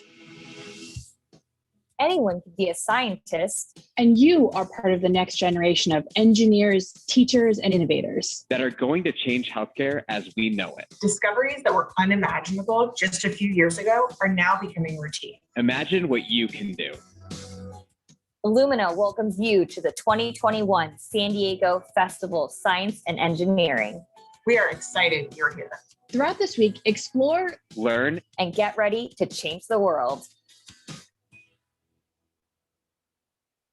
Get ready to change the world. All right, Rob, what should we do? Awesome. Well, yeah, what we're going to do now is we're going to take over and focus on the fine folks over at General Atomics. They have a presentation on the amazing technology behind plasma and the Tesla coil. All right. Check it out. All right, guys. Can you hear us out there, General Atomics? General Atomics? Good morning. Good morning and welcome to General Atomics. My name is Rick Lee and Dr. Boom is here with me, and today we're going to talk to you about states of matter. Now, in the fusion group here, we do nuclear fusion research for the Department of Energy. We do fantastic things using high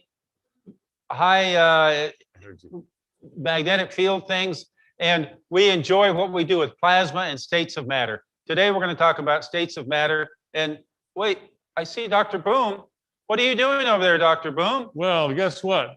We have to start out with vacuum. Vacuum is the first thing that we have to put in our vessel or take the air, all the air out in order to make plasma. Now this plasma goes to 150 million degrees centigrade and it cannot have any impurities in it. And so air would be an impurity.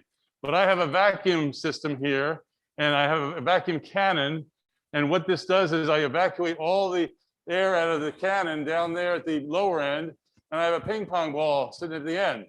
Now I have a membrane here. This is a space blanket membrane.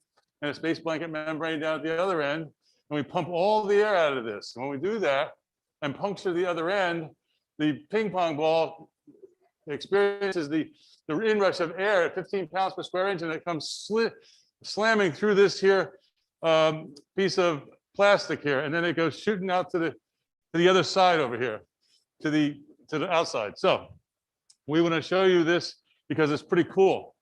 So I'm going to start up the vacuum pump. This is going to suck all the air out, and we'll watch the gauge come down.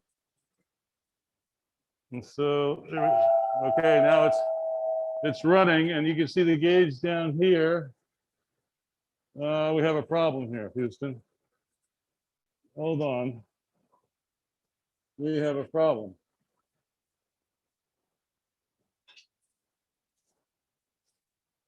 We have a hole in the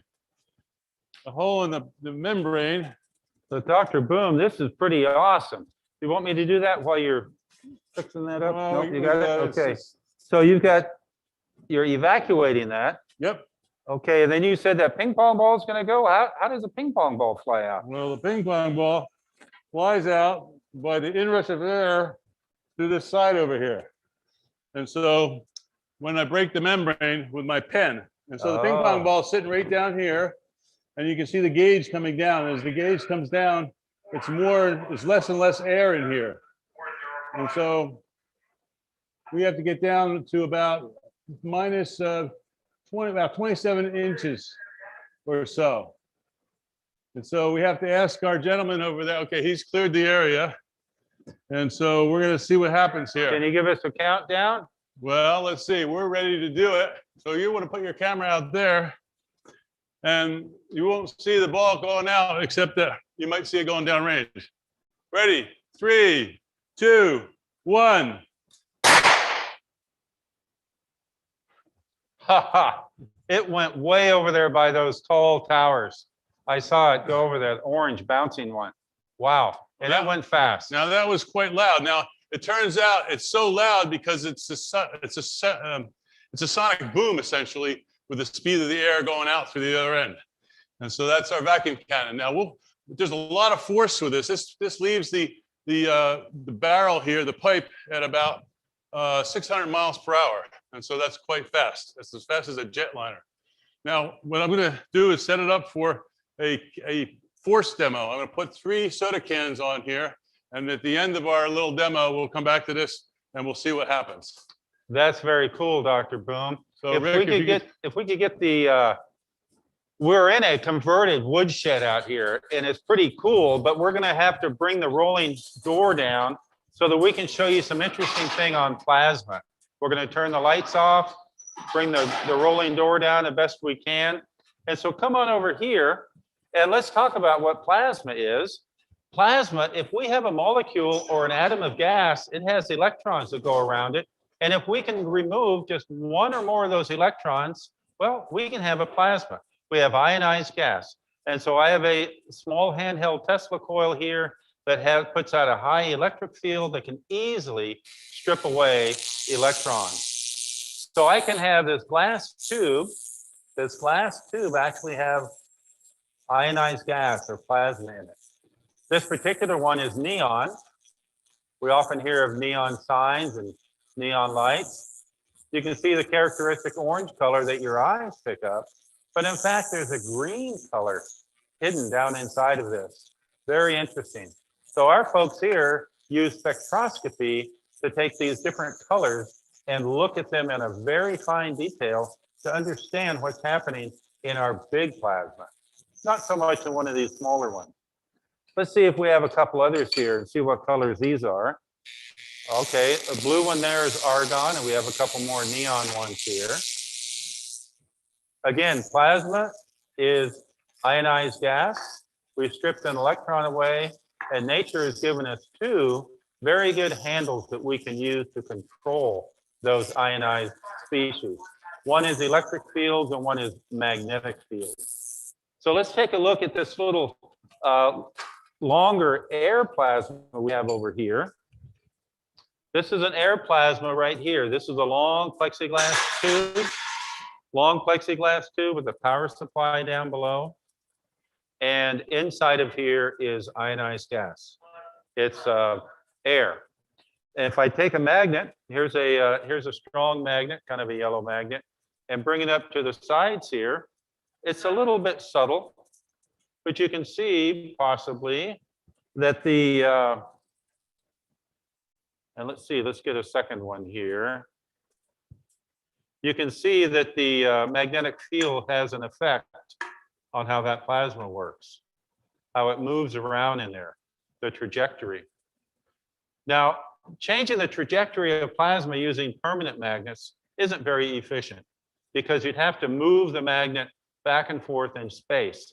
So what we use on our big tokamak are electromagnets. And then that way we can control the amount of magnetic field by controlling the amount of current that's in the electromagnets. Pretty cool, eh, Doctor? It's very cool. So it'd be really convenient if we had superconducting magnets, wouldn't it? It would be very nice if we had superconducting magnets. And superconducting magnets, can you remind me what superconducting magnets are? Well, superconducting magnets, a conductor that does not use up energy as it conducts the electricity. So it's not, doesn't have any resistance. And so the current continue to flow through the magnet continuously without powering it. I see. Interesting. Interesting. Yes, that would be cool. Right now, we use standard copper magnets on ours, but we use a lot of electrical current. So the engineers here have to know a lot about electricity and magnetism, and the scientists that work on this have to know about plasma characteristics. It's like having our own little star that we can sit here and look at with 100 different diagnostics. So how do we power up this here plasma is being powered up by a power supply, right? Yes, there's a power supply down below here in a manner similar with this, with the this little handheld Tesla coil. This little handheld Tesla coil can show us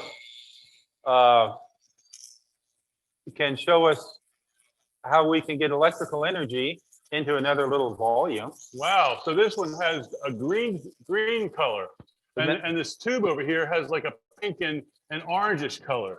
Why the difference? What's going on here?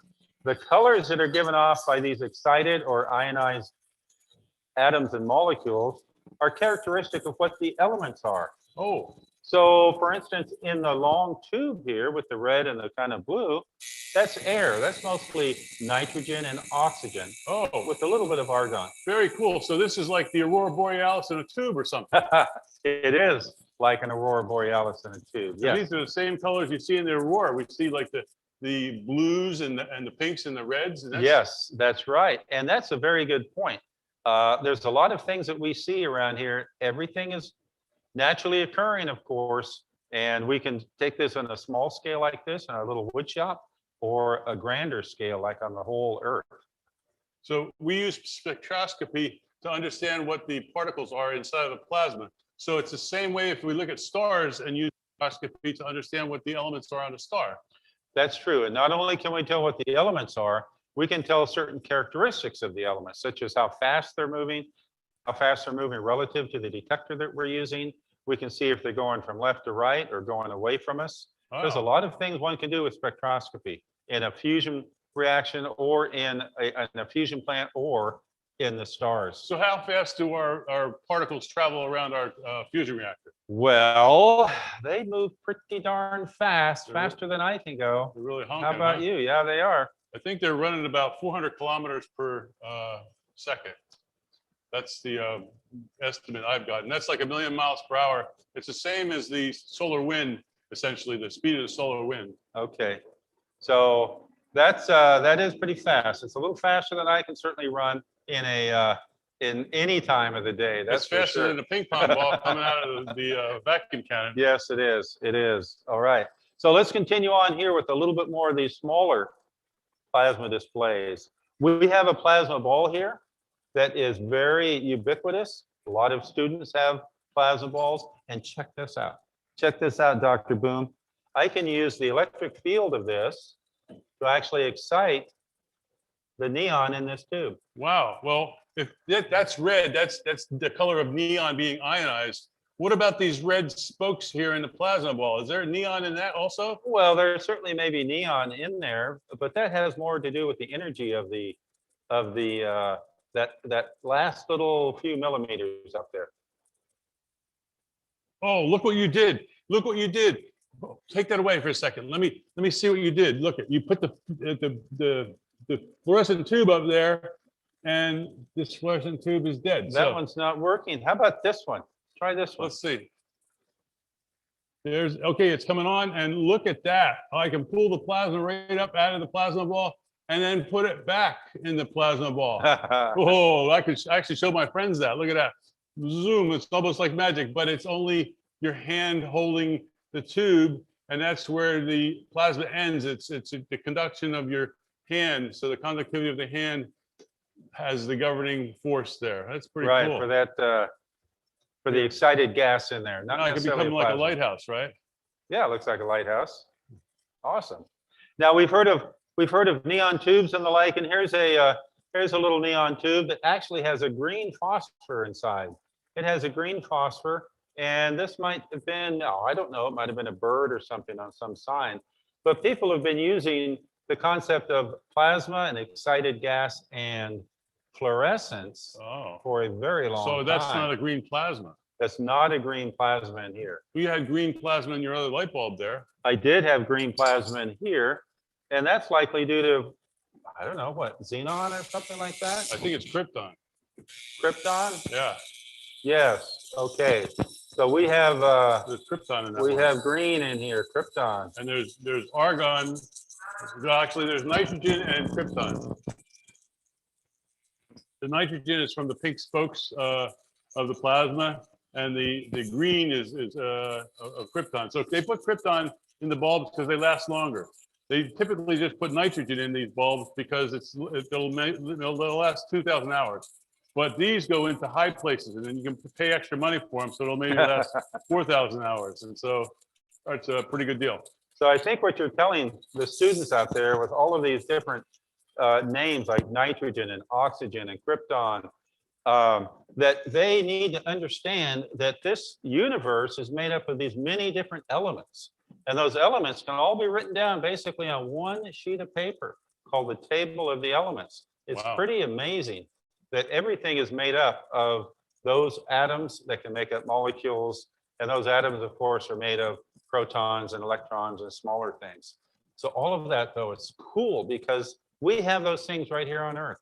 So there's only so many toys in the toy box, and that's all we get to play with, right? Yes, but nature has somehow been able to make lots of combinations, millions of combinations, not all combinations, but many, many combinations in the rocks and in the air and the water that we work with here. Well, in our fusion reactor, we don't put air into it. We take all the air out. What gases do we use for fusion? So for fusion, we use a fuel called deuterium, which is an isotope of hydrogen. Hydrogen is at H in H2O. It's the simplest element, has one proton and one electron. And we use an isotope called deuterium, which has one proton and one neutron in it. And when we bring two deuterium ions together under the right conditions meaning very, very high temperature, for them to overcome their Coulomb repulsion or that positive repulsive force, we can get them to fuse and ultimately become helium. Ooh. So our primary fuel here is deuterium. So we're in the helium production business. That's a good business. Helium is expensive right now. It is, and any helium that we would ever produce would be very, very expensive. We would not be able to produce enough helium to sell it on a given good market there. But we do use the deuterium. Now the sun and stars use the fusion process, but they don't use deuterium as their fuel. No, they what have do they use? They have a different recipe. They use hydrogen. Simply hydrogen. Why can't we use hydrogen? There's a lot of hydrogen. Right. Well, the cross section for a reaction to occur using only hydrogen is relatively low, and we would not get enough fusion energy out to make it worthwhile. What's a cross section? So the cross section is overall, it has to do with the reaction rate. It has to do with the actual size of the collision. It has to do with the number of particles. It has to do with the time that they're in there, all kinds of different things. So reaction rates are known in chemistry. They're known in physics. They're known in, even when you're cooking. When you're cooking, there's reaction rates going on with cooking. And you know that it takes, say, 20 minutes to cook some dish. So reaction rates are a time measurement of things happening. Okay, well, that's a good idea. So now, where does this deuterium come from? Where does it occur on the Earth?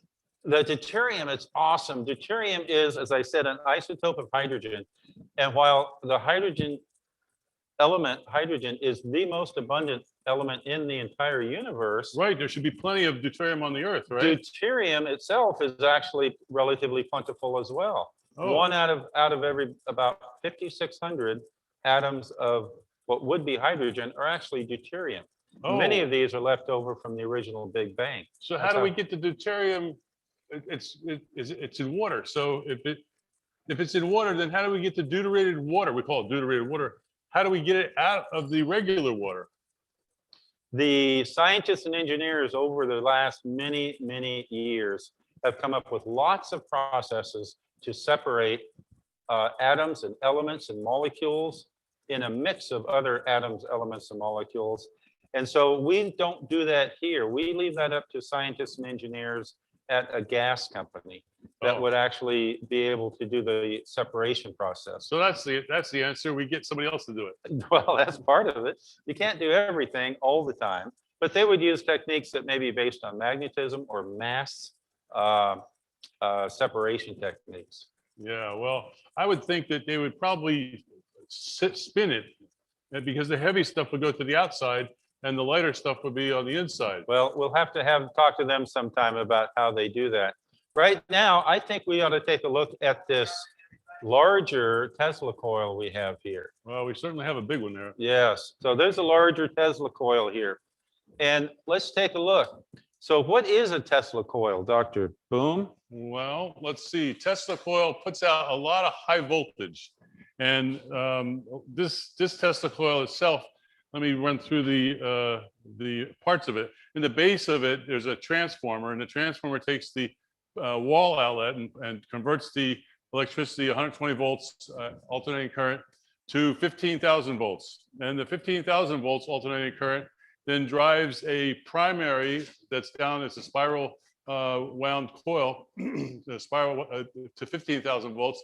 And then that couples into this 1,000 turn secondary, and that boosts the voltage up. It's our paging system here. So you're saying that we have a power supply. Yep.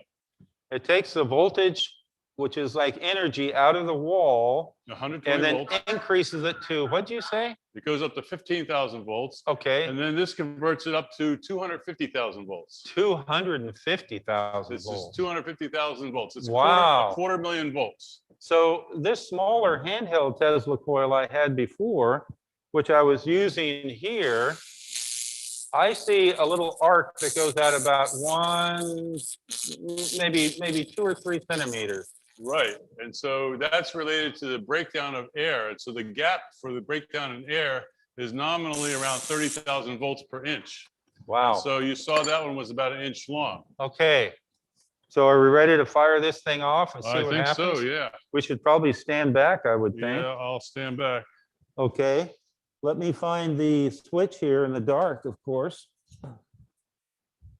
We're just kidding. We know exactly where things are. You gonna turn that on? Eventually, but not yet. You gonna find the hole for the plug? Here. Oh, you got it? Oh, yeah. No problem. Okay, are you ready? I am ready. Okay, I'm going to stand back over here and let's see what the Tesla coil can do.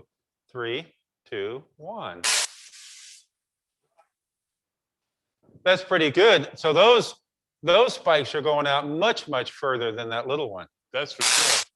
Oh, and what have you got in your hand there? And I have a fluorescent tube that works. Oh, and so that electric field is actually getting that going.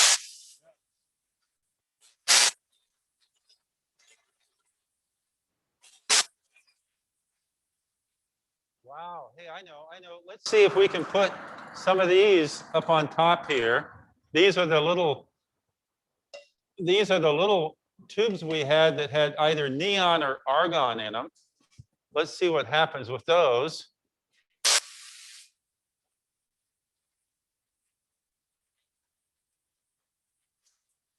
Now, Dr. Boom, do we actually use a Tesla coil here at General Atomics for our fusion work? No, we don't use a Tesla coil for producing fusion. We don't use it in a fusion reactor. Okay, but the concept here, the things that we're showing are, in this case, high voltage and some of it's current, low current.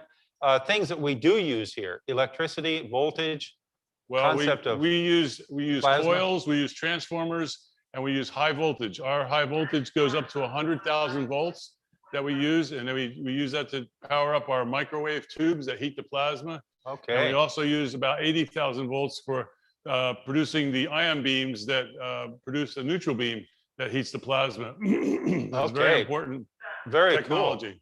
Let's get this going again, and then I want to see what you had promised us over here. All right. the Okay. vacuum cap.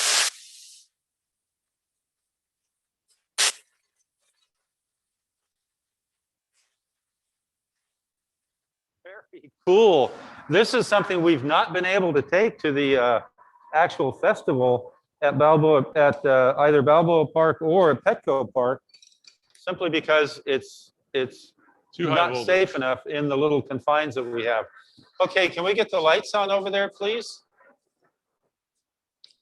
No, okay, that'll work on the to the right of the. There we go. All right. Okay, cool. So now we're gonna fire up our cannon here. Let's open the door here, and so what we're gonna do here is that's better. We are going to launch that ping pong ball at 600 miles per hour into these cans right here. We have 3 cans, and we'll see how far the ping pong ball gets through the cans. We know it will go through the first can, but we're not sure how far it will go after that. So I have the ping pong ball loaded, and I'm gonna plug in my vacuum pump. You're going to send a ping pong ball through an aluminum can? I don't think so. Well, the ping pong ball is moving pretty fast, and so we'll pump it down extra low. I don't. So we have extra forces. There it goes. It's coming down.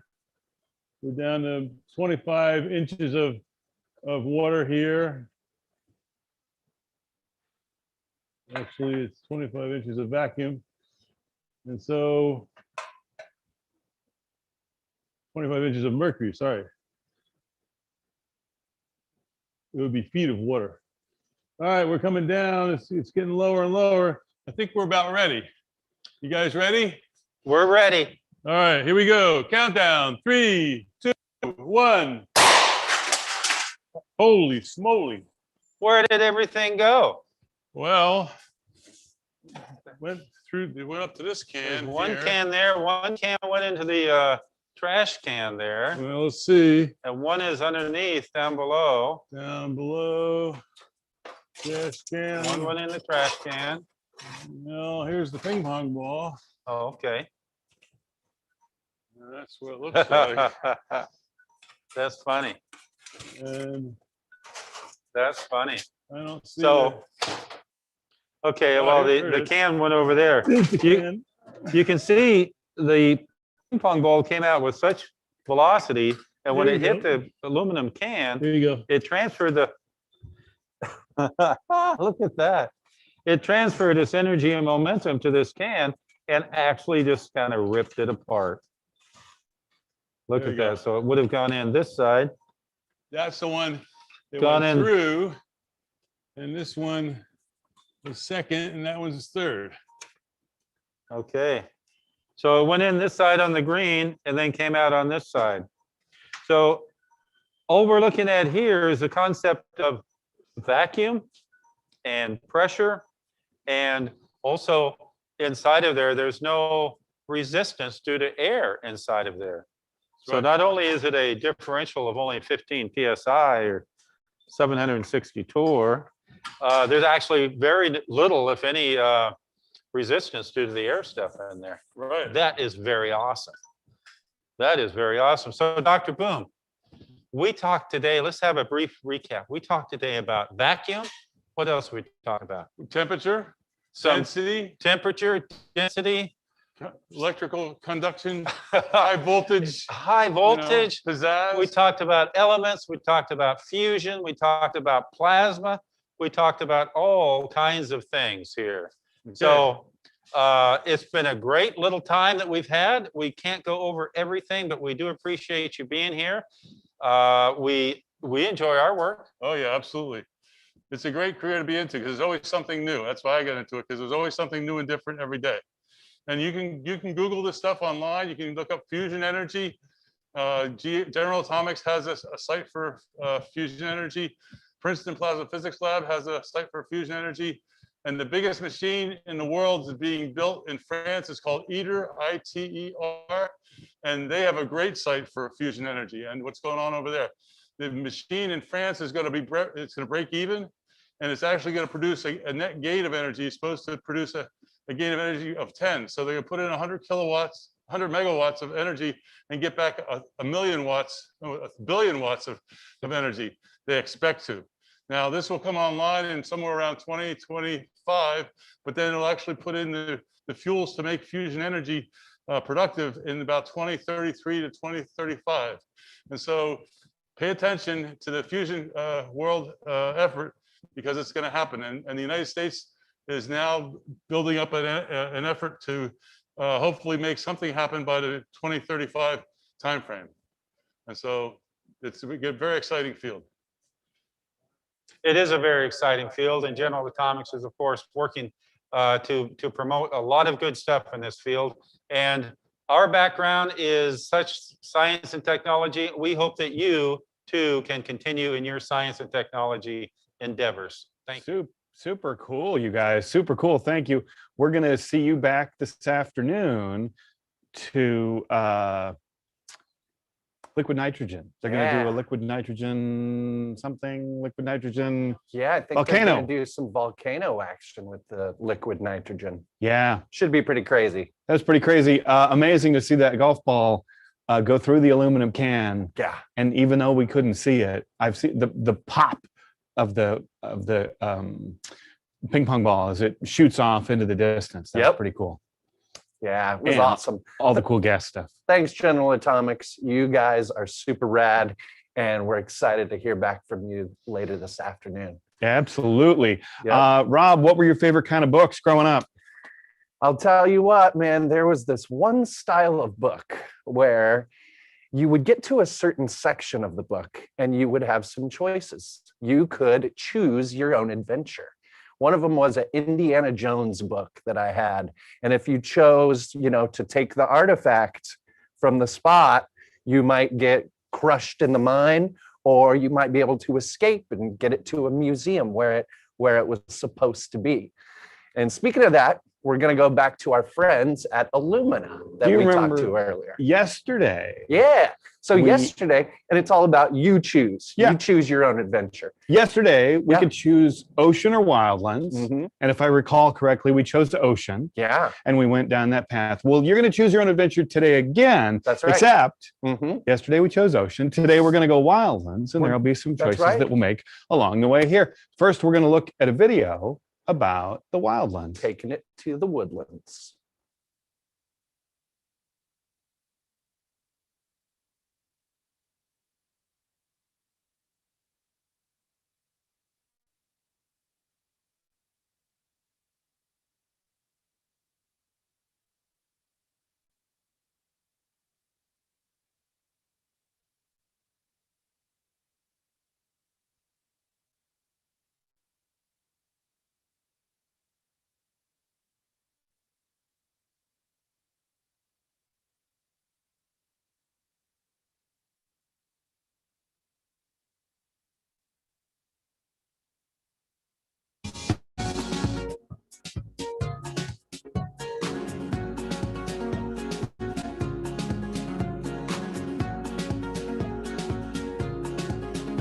Our planet provides a home to a wide range of fascinating plants, animals, bacteria, and other forms of life. No matter where you are in the world, there are unique and diverse ecosystems to learn about and to study. San Diego, California is certainly no exception. Illumina's headquarters are located close to reserve areas and beaches, like San Diego's Torrey Pines State Reserve and Beach, right on the Pacific Ocean. We can see everything there, from mammals like bats, squirrels, rabbits, and deer, to birds such as osprey and quail in the air, to finally plants like the endangered Torrey pine. If you look to the ocean, you can see it's home to our famous coastal kelp forests and coral species. In addition to the plants growing from the ocean floor, you'll find whales, hermit crabs, octopi, countless fish, sea lions, dolphins, and all other kinds of swimming life. All these living things have something in common. It's DNA. Everything has DNA, not just people. Plants and wildlife all have DNA as well, and that determines their traits. In addition to their traits, DNA can tell us so much more. We can determine what they eat, where they live, and their surrounding environment, and so many other details. We can learn all these details through using science and technologies that we have here at Illumina. Now that we know that there is so much to learn from things right outside our door, let's see what we can find by starting our adventure. Do you want to head to the reserve and learn about things on land? Or head to the ocean and find out about living things underwater. It's your choice. Time to choose your adventure.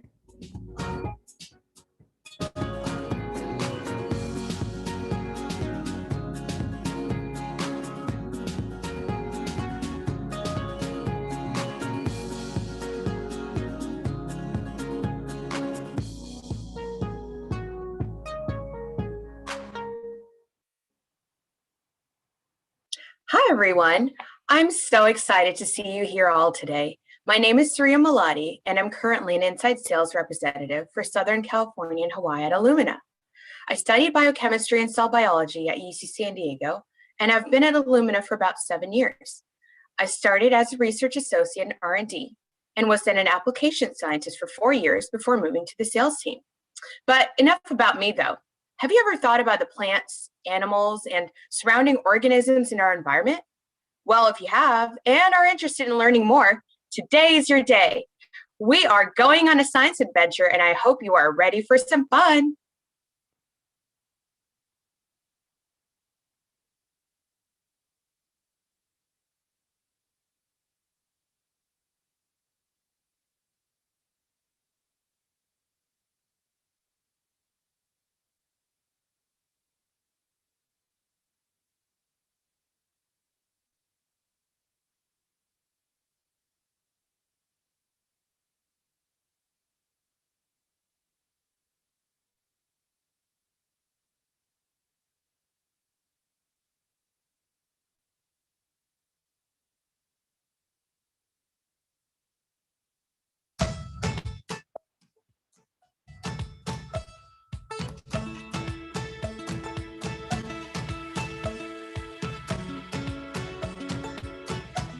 Hi, my name is Travis Beckman, and I'm here today in San Diego, California, near Torrey Pines State Reserve.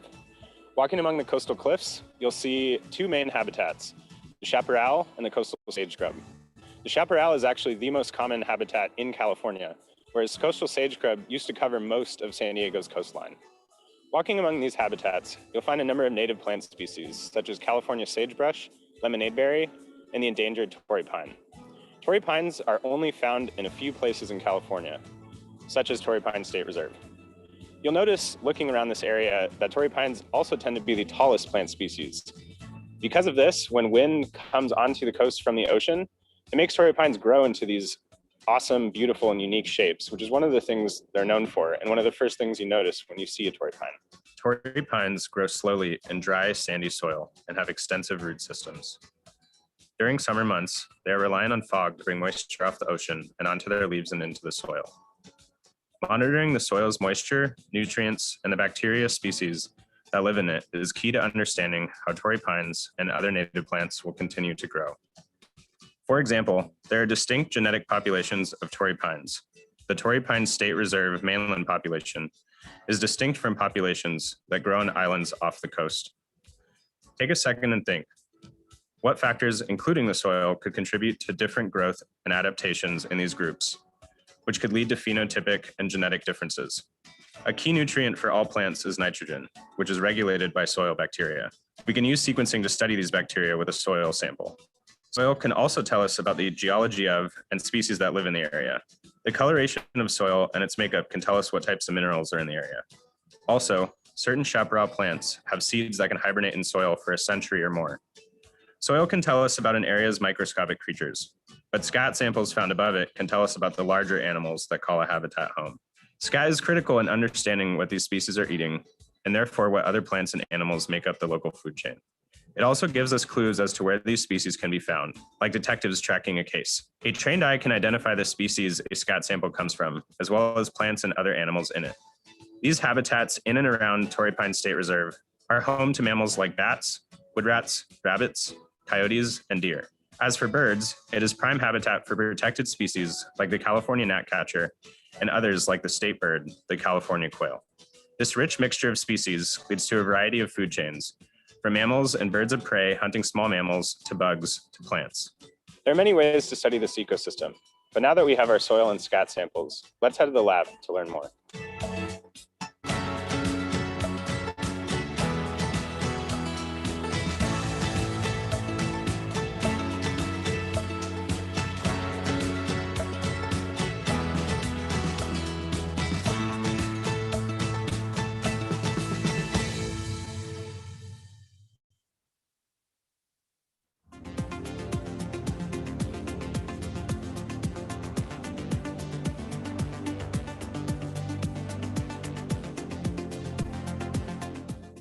Before we dive into our samples and exciting data, let's take a step back and review DNA and why it's important.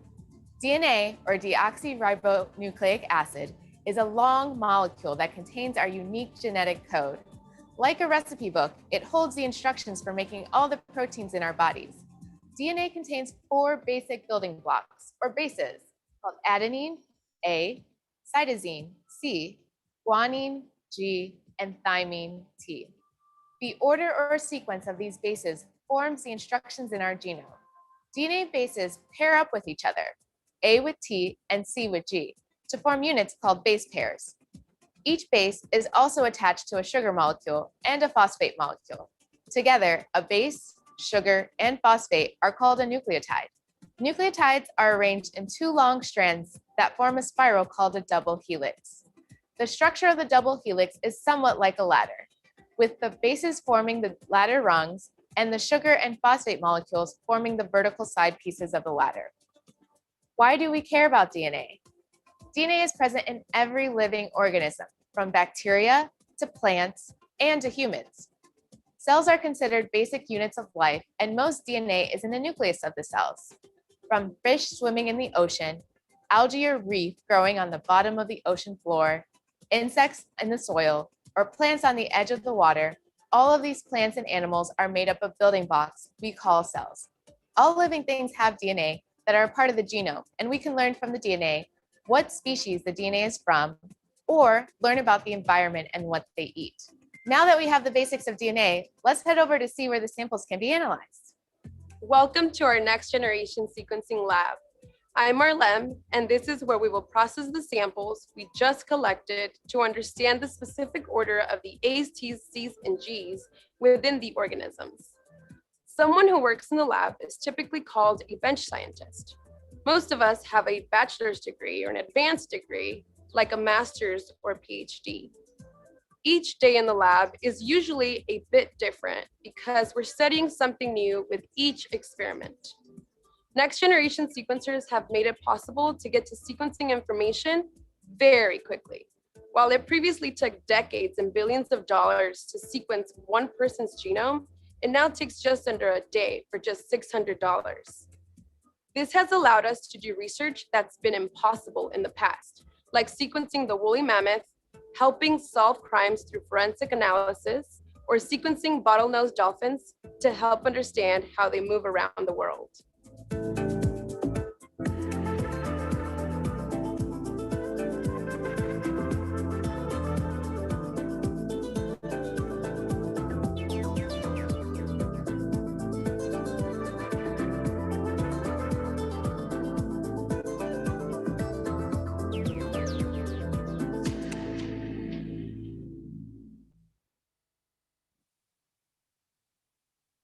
Depending on the climate of the surrounding areas, the type of plants and animals will be different from climate to climate.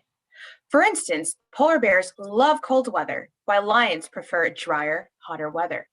Cacti grow in the desert, while coconut or banana trees grow better in humid climates like the rainforest. We are going to start our adventure for today. I hope you're ready to start exploring the habitat near the Torrey Pines Reserve.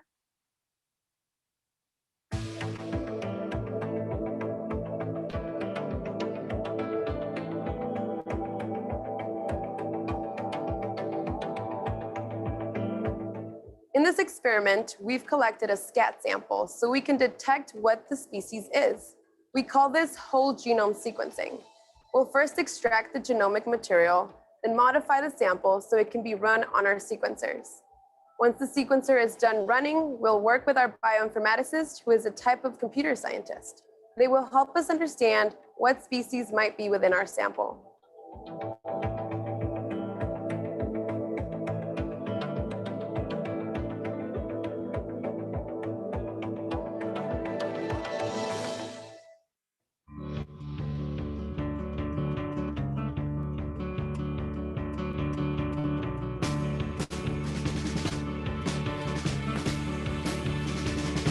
Thank you for spending some time with us today to learn more about our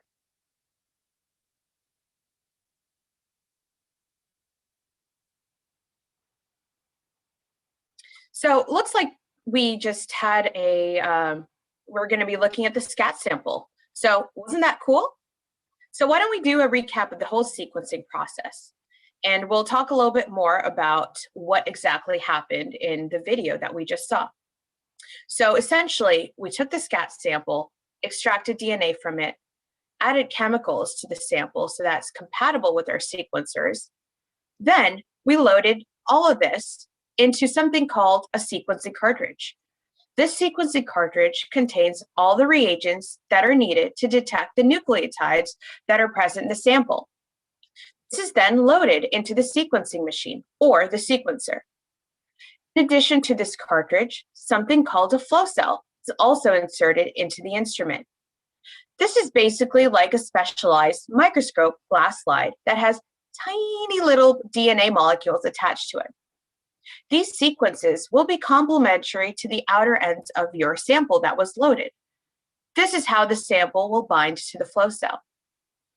After the flow cell and sequencing cartridge have been inserted into the instrument, the sequencing run can now be started.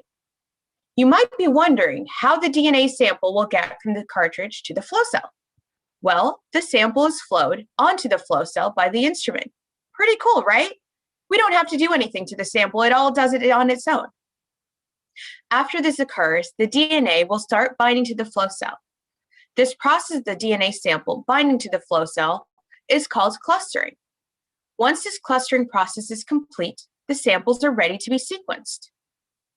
Sequencing is the process of reading the nucleotides sequentially that are present in the DNA. Essentially, as Obi was saying earlier, reading the A's, C's, G's, T's in the sequence that are present in the sample. The coolest part is that the sequencer can take this data after the sequencing run is complete and essentially identify what species were present in the sample. In this case, with our scat samples, researchers actually often perform this type of sequencing known as microbial sequencing to understand population diversity present in a specific environment. Here in the Torrey Pines Reserve and the surrounding areas, they are home to mammals such as bats, wood rats, rabbits, coyotes, and deer. And as for birds, it is a prime habitat for protected species like the California gnatcatcher and others like the state birds such as the California quail. So looking at scat samples, we'll be able to understand which of these species are present. Pretty neat, huh? Here at Illumina, we have many sequencers that can provide a range of data and take varying amounts of time to sequence samples. In our video, we showed examples of the data that was collected by the sequencers. This data tells us how accurate our sequencing run was, how much data was collected, how long the run was, and how many total bases were read by the sequencer.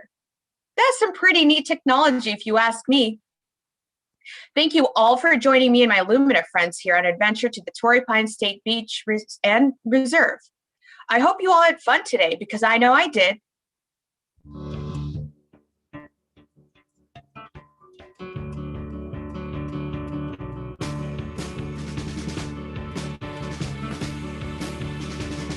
Thank you for spending some time with us today to learn more about our amazing ecosystems. There's so much that science can teach us. As you saw today, there is so much information that we can learn about our environment. Whether you heard about the unique Torrey Pines or one of our many native animal species on land, or the coral reef and abundant algae in our oceans. We hope you enjoyed your adventure and learned something new today. Our world is made up of so much information from our DNA. We hope to learn more so that we can better understand our environment, people, and ways to support our ecosystems. Hope to see you again on our next adventure.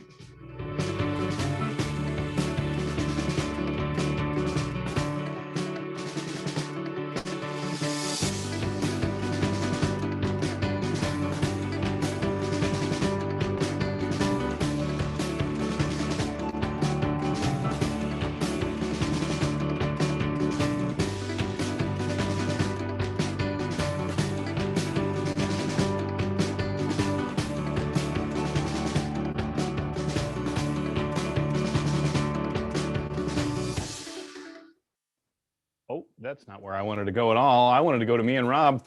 Rob, what's DNA stand for? Well, that's an easy one, molecular, Mike. I think it's the deoxynucleic ribulonic acid. That's exactly what I got. Yeah. She told us earlier when she was on, and I thought I'll remember that, and that'll be my thing to say coming out of this video. But now I don't remember, and even online when I googled it, it says deoxyribonucleic. There you go. That's what it was, molecular. Nice. Anyway, Radical Rob, you have got something you want to show us. What do you want to show us? Totally. Well, first of all, I hope you guys are having a great time with us here today at the San Diego Festival of Science and Engineering. We've talked with so many interesting folks from all over the place, whether it's the Music Notes guys or Illumina or General Atomics. But now back to Mad Science. Earlier, I was discussing relatives in temperature, and we did a little experiment with some of my favorite stuff, trinitrocellulose, otherwise known as flash paper. I talked about how this stuff burns at a very, very hot temperature, several hundred degrees, in fact. And it burns so fast and so bright, it looks like magic, looks like it just disappears, but really, it comes down to the chemistry of it.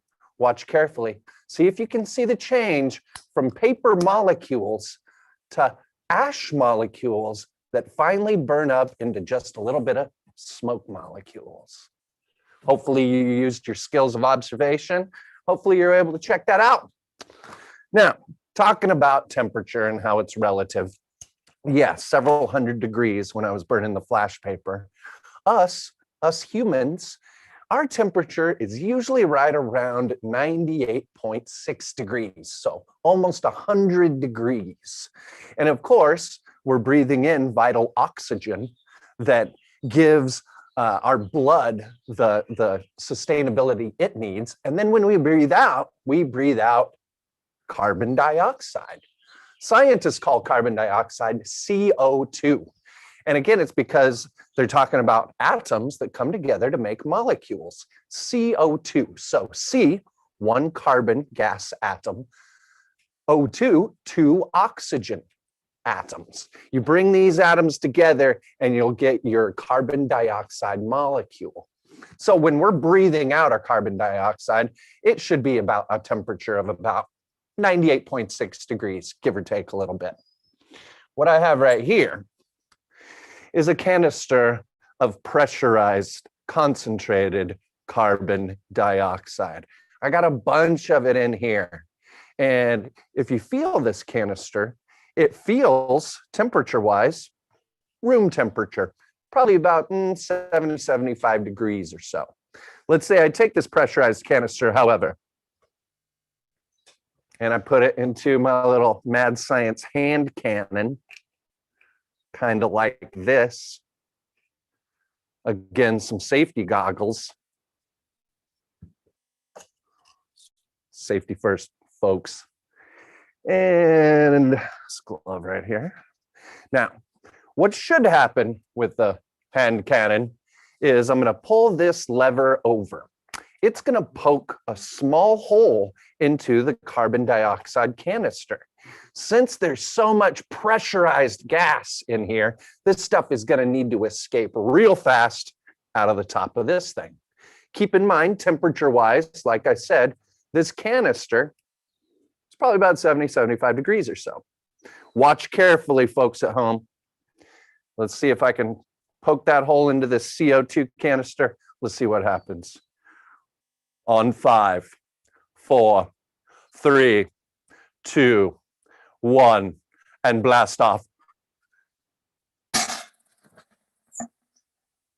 All right, so we blasted the carbon dioxide out of there. And what's really crazy, I don't know if you can see that at home too well. Whew, this canister, super, super cold, super cold. That's because carbon dioxide is actually naturally a pretty cold gas. And of course, the more it's pressurized, the colder it gets. So when this released, oh man, it made this canister out here get almost frozen. But speaking of frozen carbon dioxide, folks, maybe you've seen this stuff before. Frozen carbon dioxide is way colder than our carbon dioxide, which is about 98.6 degrees. In fact, it's colder than the freezing temperature of water, which is 32 degrees. In order to freeze carbon dioxide gas, you have to get it into below zero temperatures, negative temperatures. And if you can get carbon dioxide as cold as 109 degrees below zero, you'll get this stuff.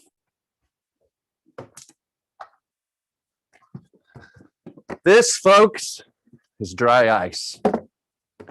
You'll notice whenever Radical Rob is dealing with the dry ice, I'm never ever going to touch it with my bare skin. If you were to do that, after just a few seconds, you would get a burn called frostbite. Frostbite is happening when your skin cells are actually freezing and dying. It can be very dangerous and very deadly. If you're ever doing any dry ice experiments at home, make sure that you never have skin contact with it. Use some gloves. Use a towel. Make sure the gloves or the towel are totally dry. If they're wet, they are going to freeze, and in turn, they're going to freeze your skin too. All right, let's take a close look at some dry ice. All right, folks, frozen carbon dioxide. Now, if you look carefully, you should be able to see a little bit of what looks like steam or fog coming off of the carbon dioxide. It's not steam or fog. Steam and fog, they come from H2O, water. This stuff, when it turns, that process is called sublimation. Sublimation is when a gas goes straight from a solid to a gas or a gas to a solid, and it skips the whole liquid phase. Now, if I want to make this stuff sublimate a little faster, we add more heat to it. If I put my 98.6 degree carbon dioxide onto this 109 degrees below zero carbon dioxide, check this out.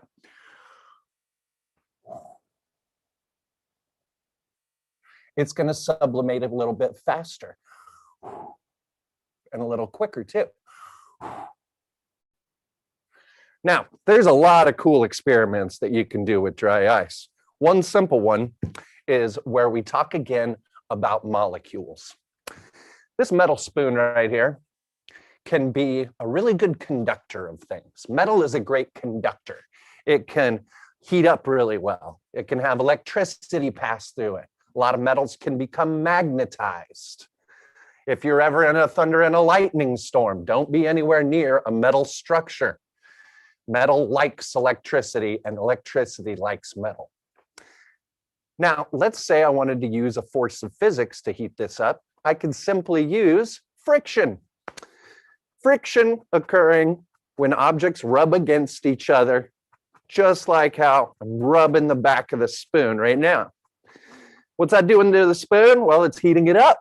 It's making the molecules of the spoon speed up and get lighter and move quicker. The molecules of the dry ice, however, are totally opposite. They're cold, they're pressurized, they're not moving very fast at all.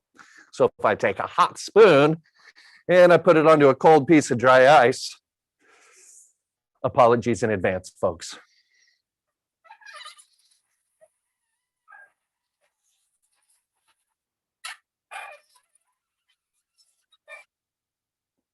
It's like nails on a chalkboard, and then it stopped. Why did it stop? Well, if you look carefully, the spoon is pretty much frozen from just a few seconds of contact with the dry ice. So the molecules essentially are moving at the same speed, therefore they're not making any sounds. They're not really vibrating against each other.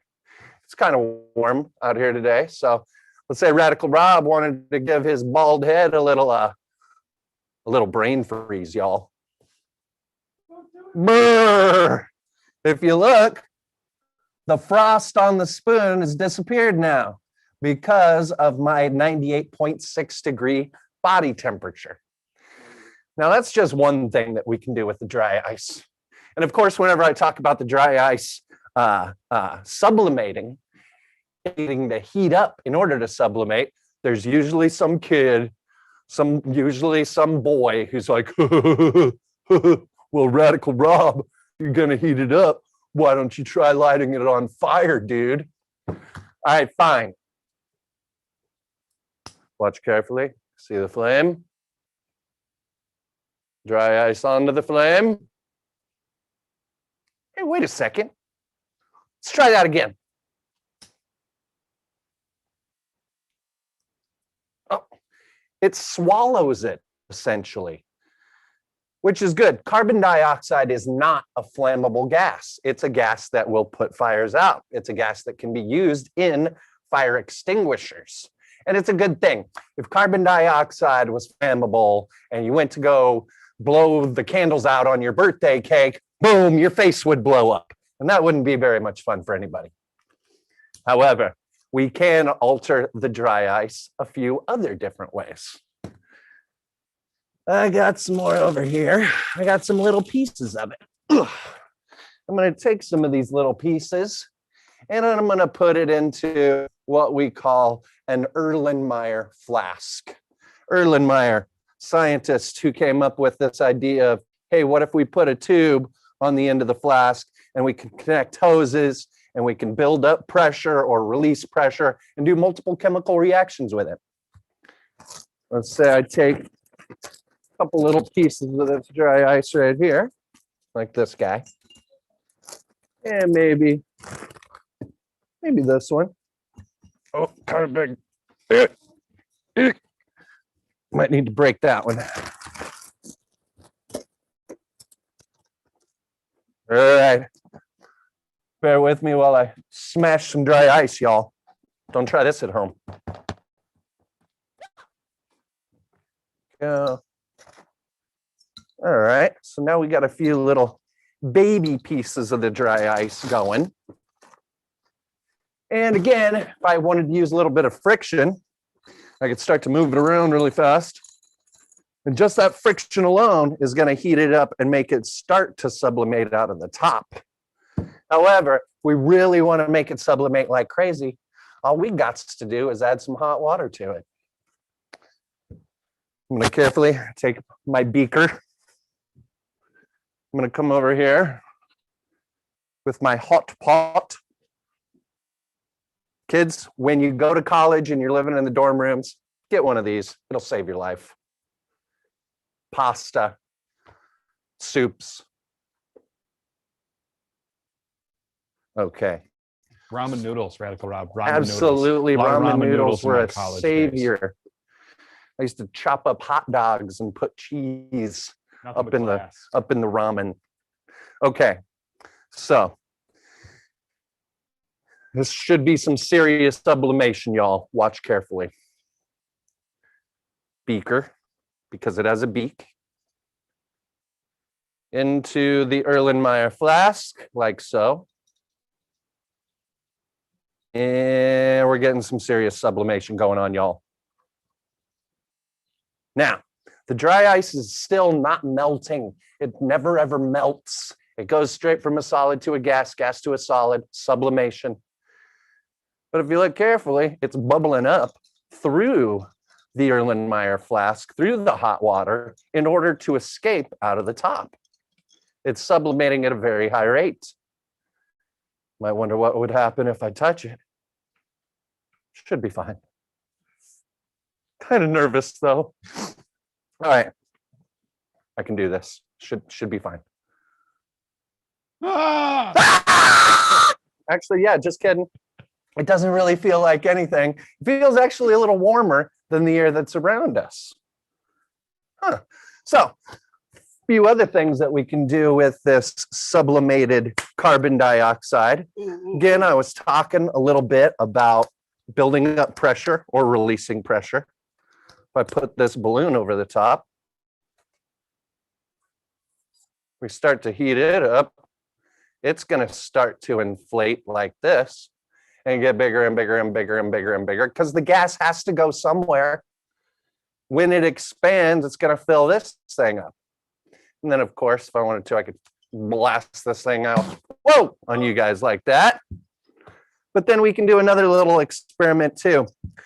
So Molecular Mike, I was noticing that while I'm over here slaving away doing experiments for everybody, you're over there munching your little grain protein bowl. That's true. And I'm kind of jealous about that. Okay. You never think to yourself, well, I wonder if my friend Radical Rob's hungry at all. Well, yeah, I kind of am hungry, Molecular Mike.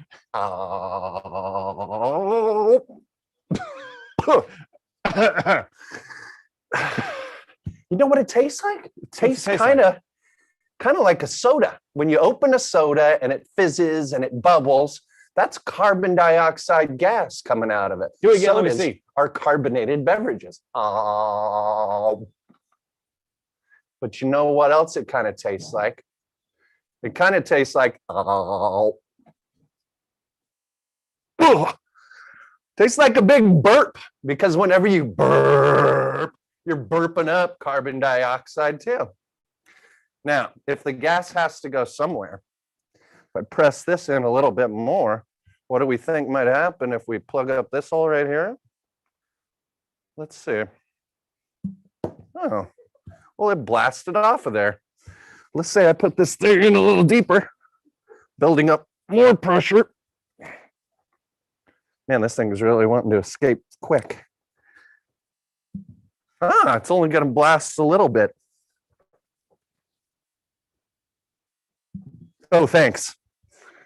Now, we understand how that works. The sublimation, I mean, passing through hot water in order to make potions. But let's say we want to take the whole potion thing to the next level, y'all. I have another flask here. This one's a little different. This is called a Florence flask. If we look at the differences, it's a little bigger. This is more of a triangle, where this is spherical, circular in shape. I'm going to take the Florence flask and I'm going to put some dry ice into it.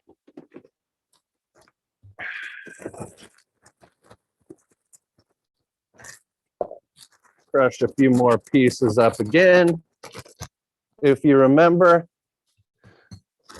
dry ice is carbon dioxide in frozen form, and you have to get it at least as cold as 109 degrees below zero in order for it to freeze. There we go. One there, one there. Awesome. And then a little bit more of the hot water.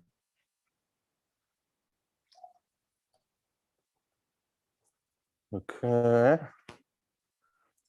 Bring this out of the way here. Cool. Okay, so we want to make this thing sublimate really fast again, just like the Erlenmeyer flask did.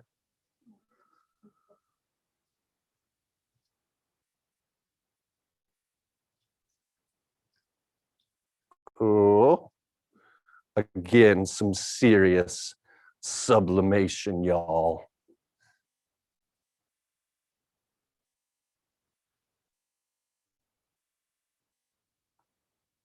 All right, nice. So again, the dry ice is not melting.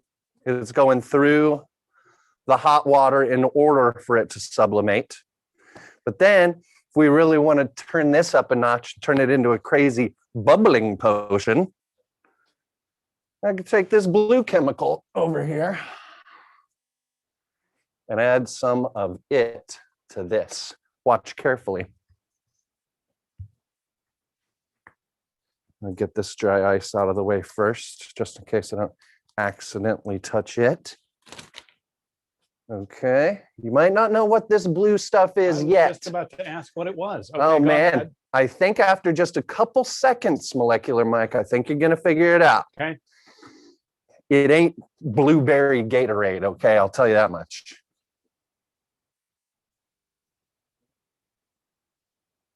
Okay. Starting to change. Watch this.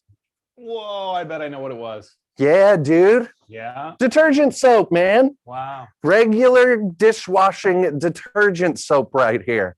What's really cool is that the detergent soap traps the carbon dioxide with its bubbles. But then, if you want, you can crush the bubbles and release the carbon dioxide. Again, this is just dry ice, hot water, and detergent soap coming together to make a crazy cool bubbling potion. Radical Rob, can you still buy dry ice in grocery stores? Yeah, so you do have to be 18 or older to purchase the dry ice. So maybe you can talk your parents into buying some for your kids. But where a store that typically carries dry ice, Smart and Final stores typically carry dry ice. Now, before you go on a big shopping spree, you want to call the Smart and Final store, because we've had several instances where we're going to do a big crazy mad science party and we need several blocks of dry ice. And sometimes that stuff sells out, especially like in the heat of the summer when people are going camping and they need to have their dry ice to keep their food cold. Also, a key time for dry ice is right around Halloween. A lot of people use dry ice for different experiments, different crazy, cool, sort of spooky experiments too. Sweet. Coming up on that. And then other clever places to get dry ice. Sometimes my family from Kansas City sends me Kansas City barbecue. Oh yeah. And when they ship things all the way across the country that need to be frozen, they freeze them in their freezer and then put them in a disposable cooler and then fill it with dry ice. And as much as I love Kansas City barbecue, yeah, the first thing I do is pull out the dry ice and start doing dry ice tricks. I like your style. Yeah. I like your style, Yeah. Molecular Mike. That's Yeah. good stuff. Yeah. Cool. Well, let's see if we really want to take the dry ice to the large level, then we can create the big potion with it. And essentially, if you get yourself a bigger container or a bucket, something like this, a good sized chunk of the dry ice too.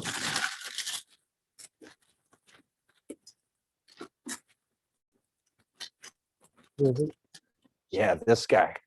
Maybe that guy. Maybe just a few more right here. Cool. Again, we got our dry ice in our bucket, moving it around. Gonna create some friction too, making it start to sublimate out of the top a little bit.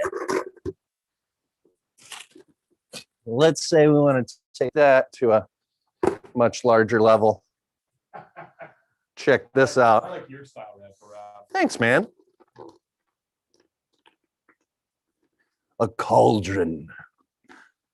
A cauldron that starts to sublimate over the top.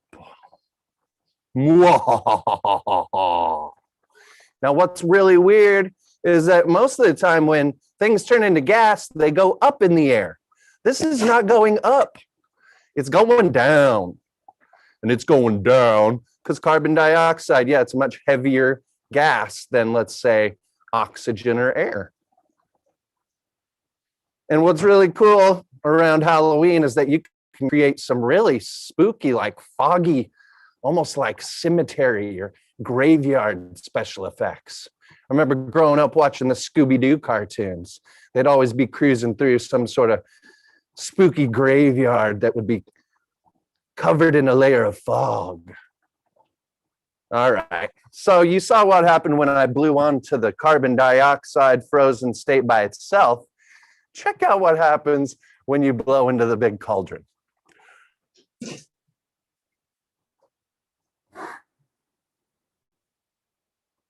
Whoa, that's some serious sublimation, folks. It is a little bit warmer than the air that's around us. Around Halloween, a fun thing that you can do is you can create a big punch bowl. You can get some dry ice and some good, like, purified drinking water, or even some juice. If you let the dry ice sublimate completely in the punch bowl, you will have turned it into homemade soda. Then what we like to do is we like to go get like some fake eyeballs from Party City and put them in the punch bowl as well, and then drink our carbonated homemade soda full of eyeballs. Awesome. Again, just to recap some things about dry ice, it is frozen carbon dioxide. It is 109 degrees below zero in order for it to change.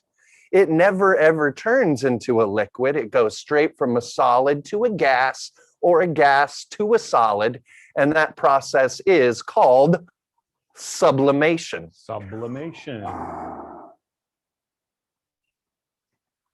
Awesome. Totally cool. Hope you guys enjoyed that. Totally cool. Back to you, Molecular Mike. Hey, that was neat. I can't wait. So this is science you can do at home as long as you have your glove, right, and your safety goggles if you're going to do something, and probably some parental supervision, and someone over 18. Because we did see, like with this, it can pressurize up and actually make things explode. Yeah, you want to be careful with that. Absolutely. All right, you guys, we're going to take a little break. We're going to go see a video, and when we come back here in about 11 minutes, we are going to talk to a group of scientists who are going to talk us about careers at Thermo Fisher. So stay tuned, and we will be back in a few. Nice.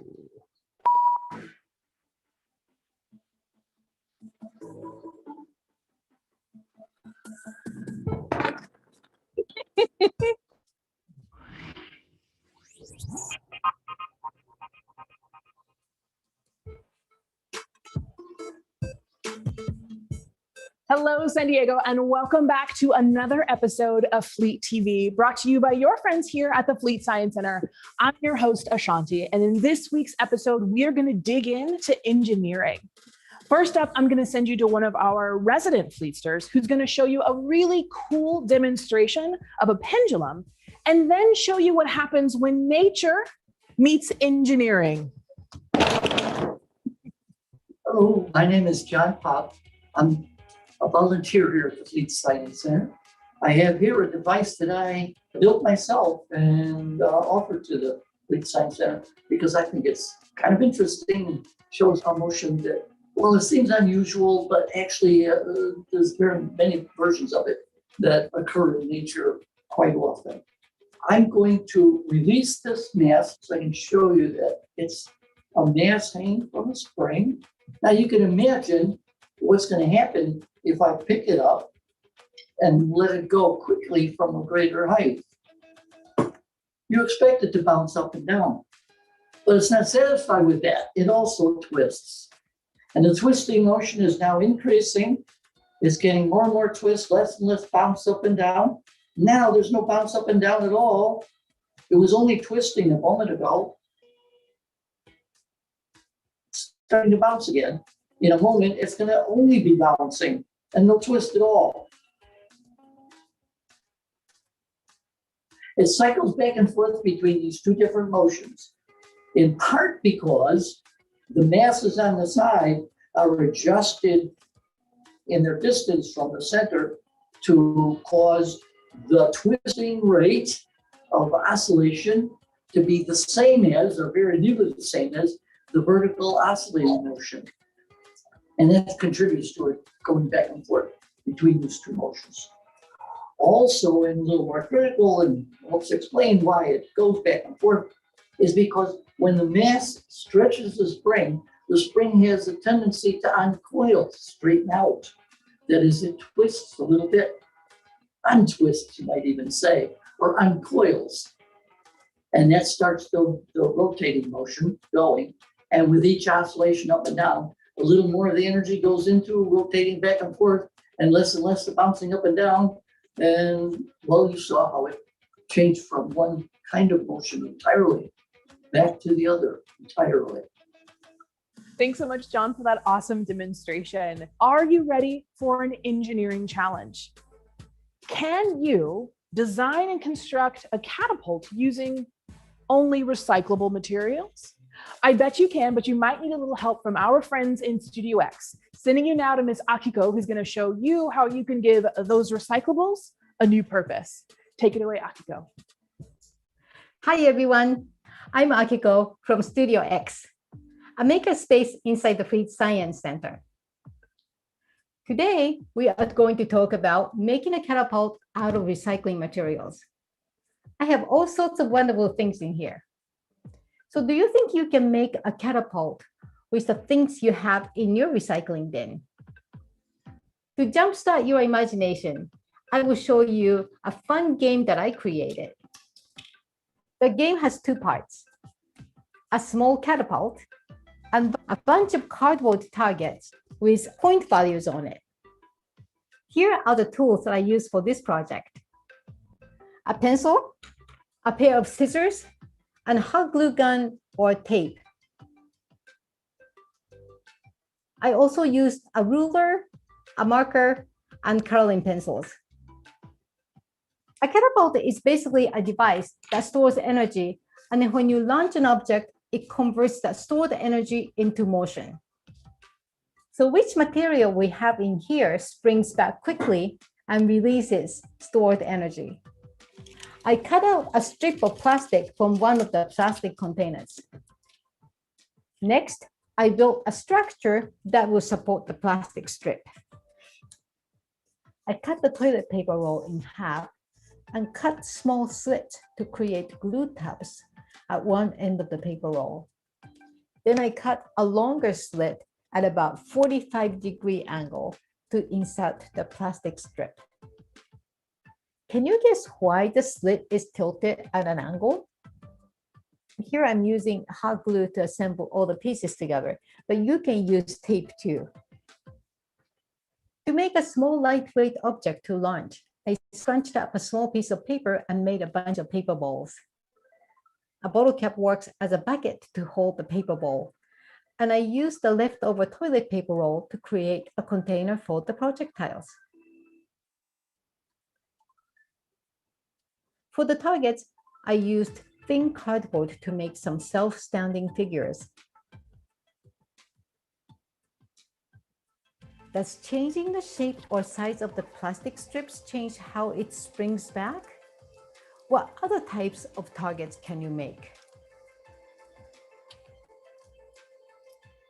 A famous inventor, Thomas Edison, once said, "To invent, you need a good imagination and a pile of junk."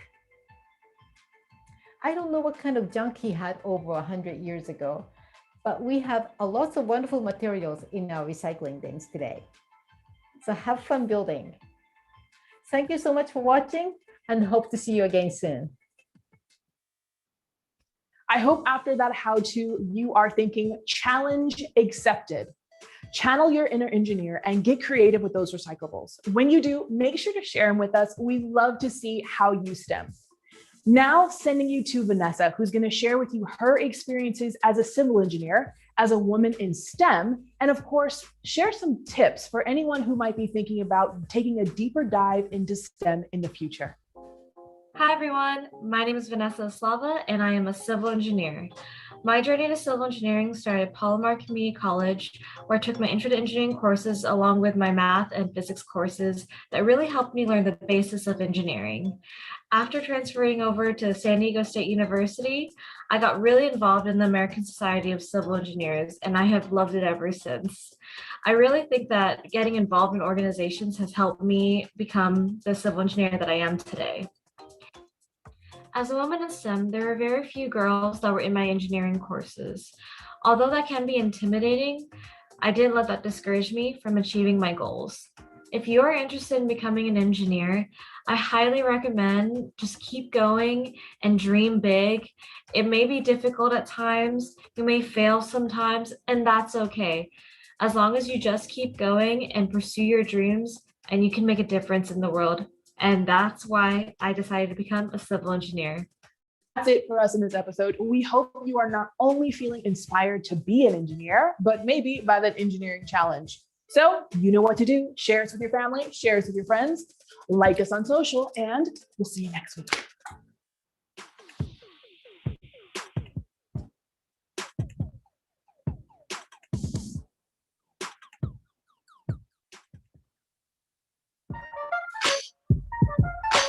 One half and 2/4. 2/3 and 4/6. 8/12 and 2/3. 6/10 and 3/5. Take any fraction, multiply your numerator by your number greater than 1, and take the same number, multiply by the denominator. Get a fraction that's equivalent. Let's look at 3/5. Multiply by 2/2 to 6/10. So 3/5 and 6/10 so equivalent. Pick a number, multiply with your numerator and denominator for equivalent. Mr. D drove half a mile, cut the mile into 2 equal parts. I drove 1 space, multiply by 4/4. You get 4/8 of a mile. That's Mr. Q, you each place. Mr. Q's mile is cut 8 equal parts. Then he went 4 spaces. Let's see where we are. Mr. D and Mr. Q look the same. This is what it means. Is 1/2 and 4/8 so equivalent. Just gotta multiply or you can divide. This is how you divide equivalent fraction. But have the same value. Multiply or divide. This is how you divide equivalent fraction. Take a fraction, divide the numerator by a factor that is greater than 1. That is shared for the denominator.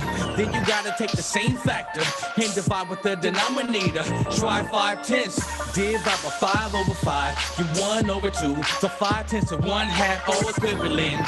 Take your factor and divide it with the numerator and denominator for equivalent.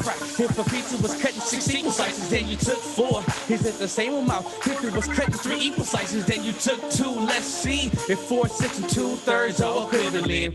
4, 6 divided by 2/2 is 2/3. So 4, 6, and 2/3 are equivalent. It's the same amount of pizza because it's part of a whole, so it means that the portions are equivalent. Just gotta multiply or you can divide. This is how you divide equivalent fraction. But have the same value. Multiply or divide. This is how you divide equivalent fractions.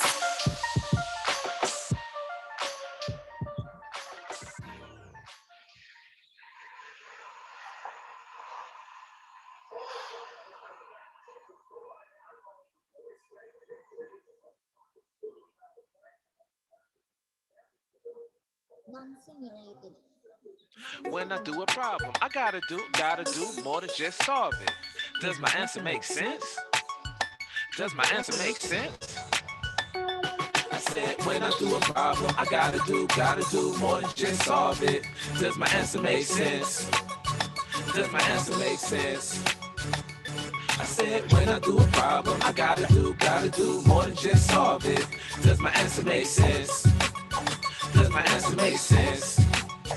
Check it, I am a mathematician. When I do my work, you know I'm on a mission. I do a problem, hey, then I check my work. Does my answer make sense? Is it reasonable? That's the question that I ask every time I do math. I never do a problem and move to the next without asking myself, does it make sense? I can explain to a partner too. When you finish your work, that's what you're supposed to do. Yep, I cannot quit. When it comes to math, I'll never be content. Yes, I am it, and I always make sure my answers make sense. When you work with numbers that are compatible, that's how you know your answer is reasonable. Said when I do a problem, I gotta do more than just solve it. Does my answer make sense? Does my answer make sense? I said when I I do a problem, I gotta do more than just solve it. Does my answer make sense? Does my answer make sense? When you step into class, don't disrespect. You can solve any problem, that's a bet. Guess and check is what you need to do when you're solving a problem and you're unsure what to do. I solve a problem and I do more than just work it out. I ask myself questions after I ask the questions. Yes, I do mental computations, but I also show my work. Double checking on my work.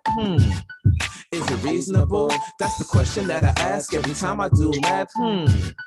Is it reasonable? Take advantage of estimation in certain math situations. Yep. Does it make sense? That's what I ask myself when I'm solving it. And after I show my work, I justify. Then I get in front of the class and testify. Say when I do a problem, I gotta do more than just solve it. Does my answer make sense? Does my answer make sense? I said when I do a problem, I gotta do more than just solve it. Does my answer make sense? Does my answer make sense?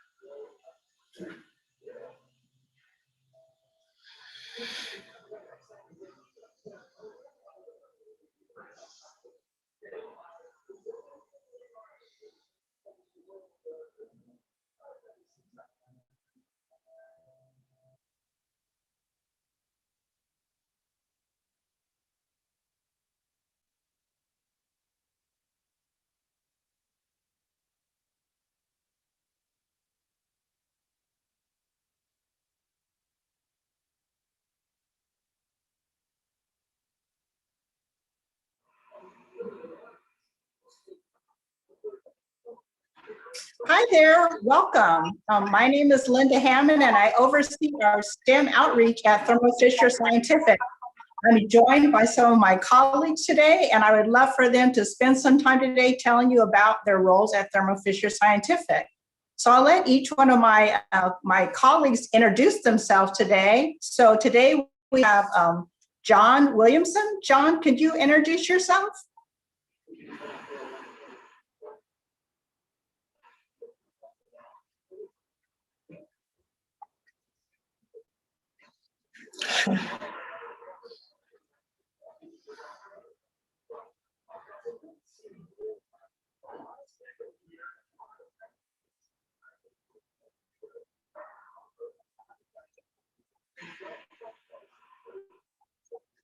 Okay then. Hi there, Steve. Could you please introduce yourself and tell us your job role at Thermo Fisher Scientific? Hi, can you all hear me? Yes. Good, great. My name is Steve Warwick. I'm a manager in the Technical Communications Group at Thermo Fisher Scientific. We are a group of technical writers within the organization that write the user manuals for several thousand of our products. We're a tech writing team of 25 people strong. We don't write the manuals for every product at Thermo Fisher, but we write it for the group of products largely in the group that was absorbed by Thermo Fisher when they acquired Life Technologies about 10 years ago. And those include qPCR instruments, reagents, software, CE sequencing, next-gen sequencing, lots of reagents and kits related to those, as well as, like thousands of other products in the Life Science Solutions group. And I'm based here in Carlsbad, California. Okay, great. John, we have your sound back on now?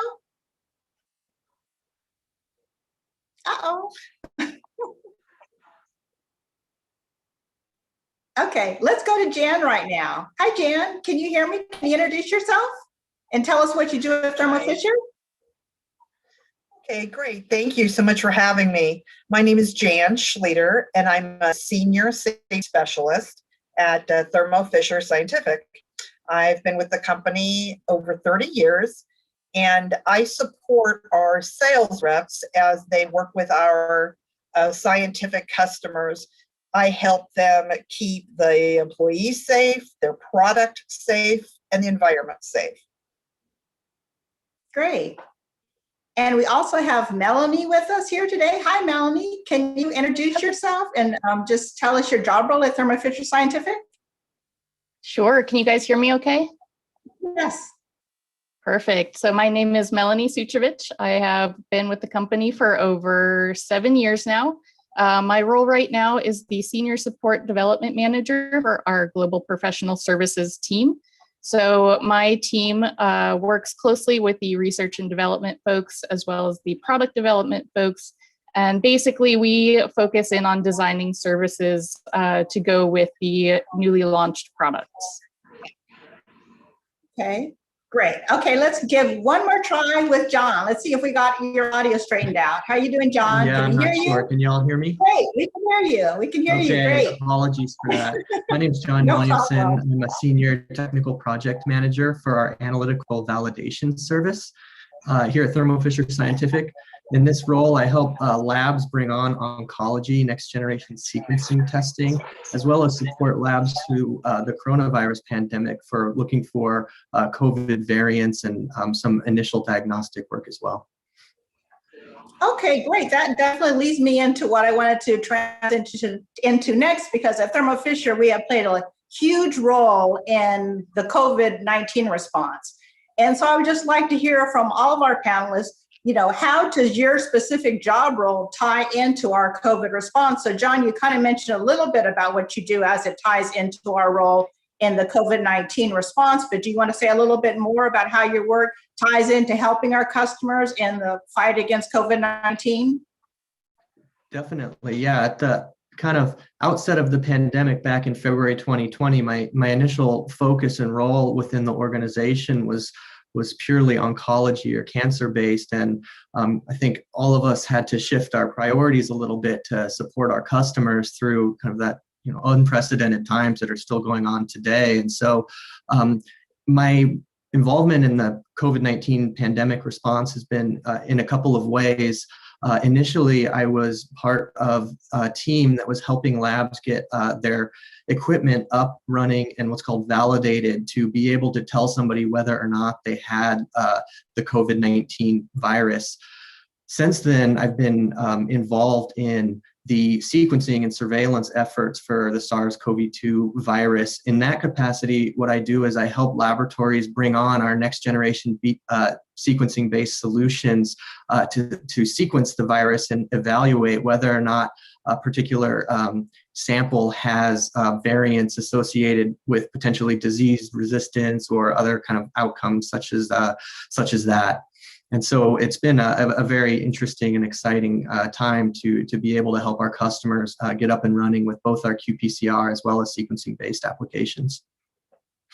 Thank you so much. That's great. I mean, there's so much in the news hearing about variants. And so I think that definitely the work that we're doing with that and just everything we've been doing in the entire workflow related to COVID is just so important. Steve, can you talk about the role that you do in technical communication and how that's working in our workflow in regards to our COVID response? Sure. Yeah, I manage a group of writers, and back in February, as John said, we basically shifted our focus. A number of us writers got thrown onto some COVID projects, starting with research kits using qPCR technology to detect the virus. And very quickly shifted when our CEO met with the White House and was recruited to submit to the FDA for testing, diagnostic testing kits. And so the working on the manuals we were writing changed to emergency use authorization from the FDA. And we turned that manual out on how to use this assay panel targeting sequences of the SARS-CoV-2 genome and analyzing it on qPCR instruments. And we wrote a user guide very quickly that used that panel on multiple of our qPCR instruments. And we got that out in March. And since then, we've added different flavors of those assays and created other manuals support with kits supporting that assay. And it's been quite a whirlwind over the last year. Great. That's, I mean, really, I mean, you did have the instructions to be able to do all these amazing, you know, all this amazing research that the scientists are doing. So thank you for your information and how we are getting those manuals out there so the customers can obviously use our products. So how about you, Jan? How is your job role help in our COVID response? Where do you fall in the workflow of helping our customers?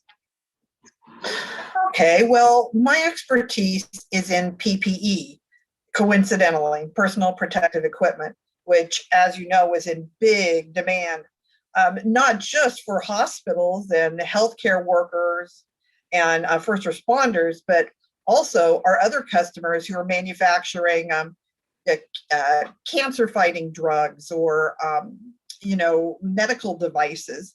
They still need to produce those products to keep the world safe. So everybody was kind of fighting for PPE, and the manufacturers were having a lot of trouble in their supply chain. So I would work with the manufacturers as well as the customers to try to find alternatives, help them rewrite their SOPs real fast so that they can allow, a different brand or a different material glove. Nitrile gloves were almost impossible to get for a long time. So they had to pivot and start looking at, latex or vinyl or different types of gloves. So it was a lot of negotiating and kind of being the middle person in between the manufacturer and the end users. But we did good. We succeeded. And, we're still fighting the good fight here through 2021.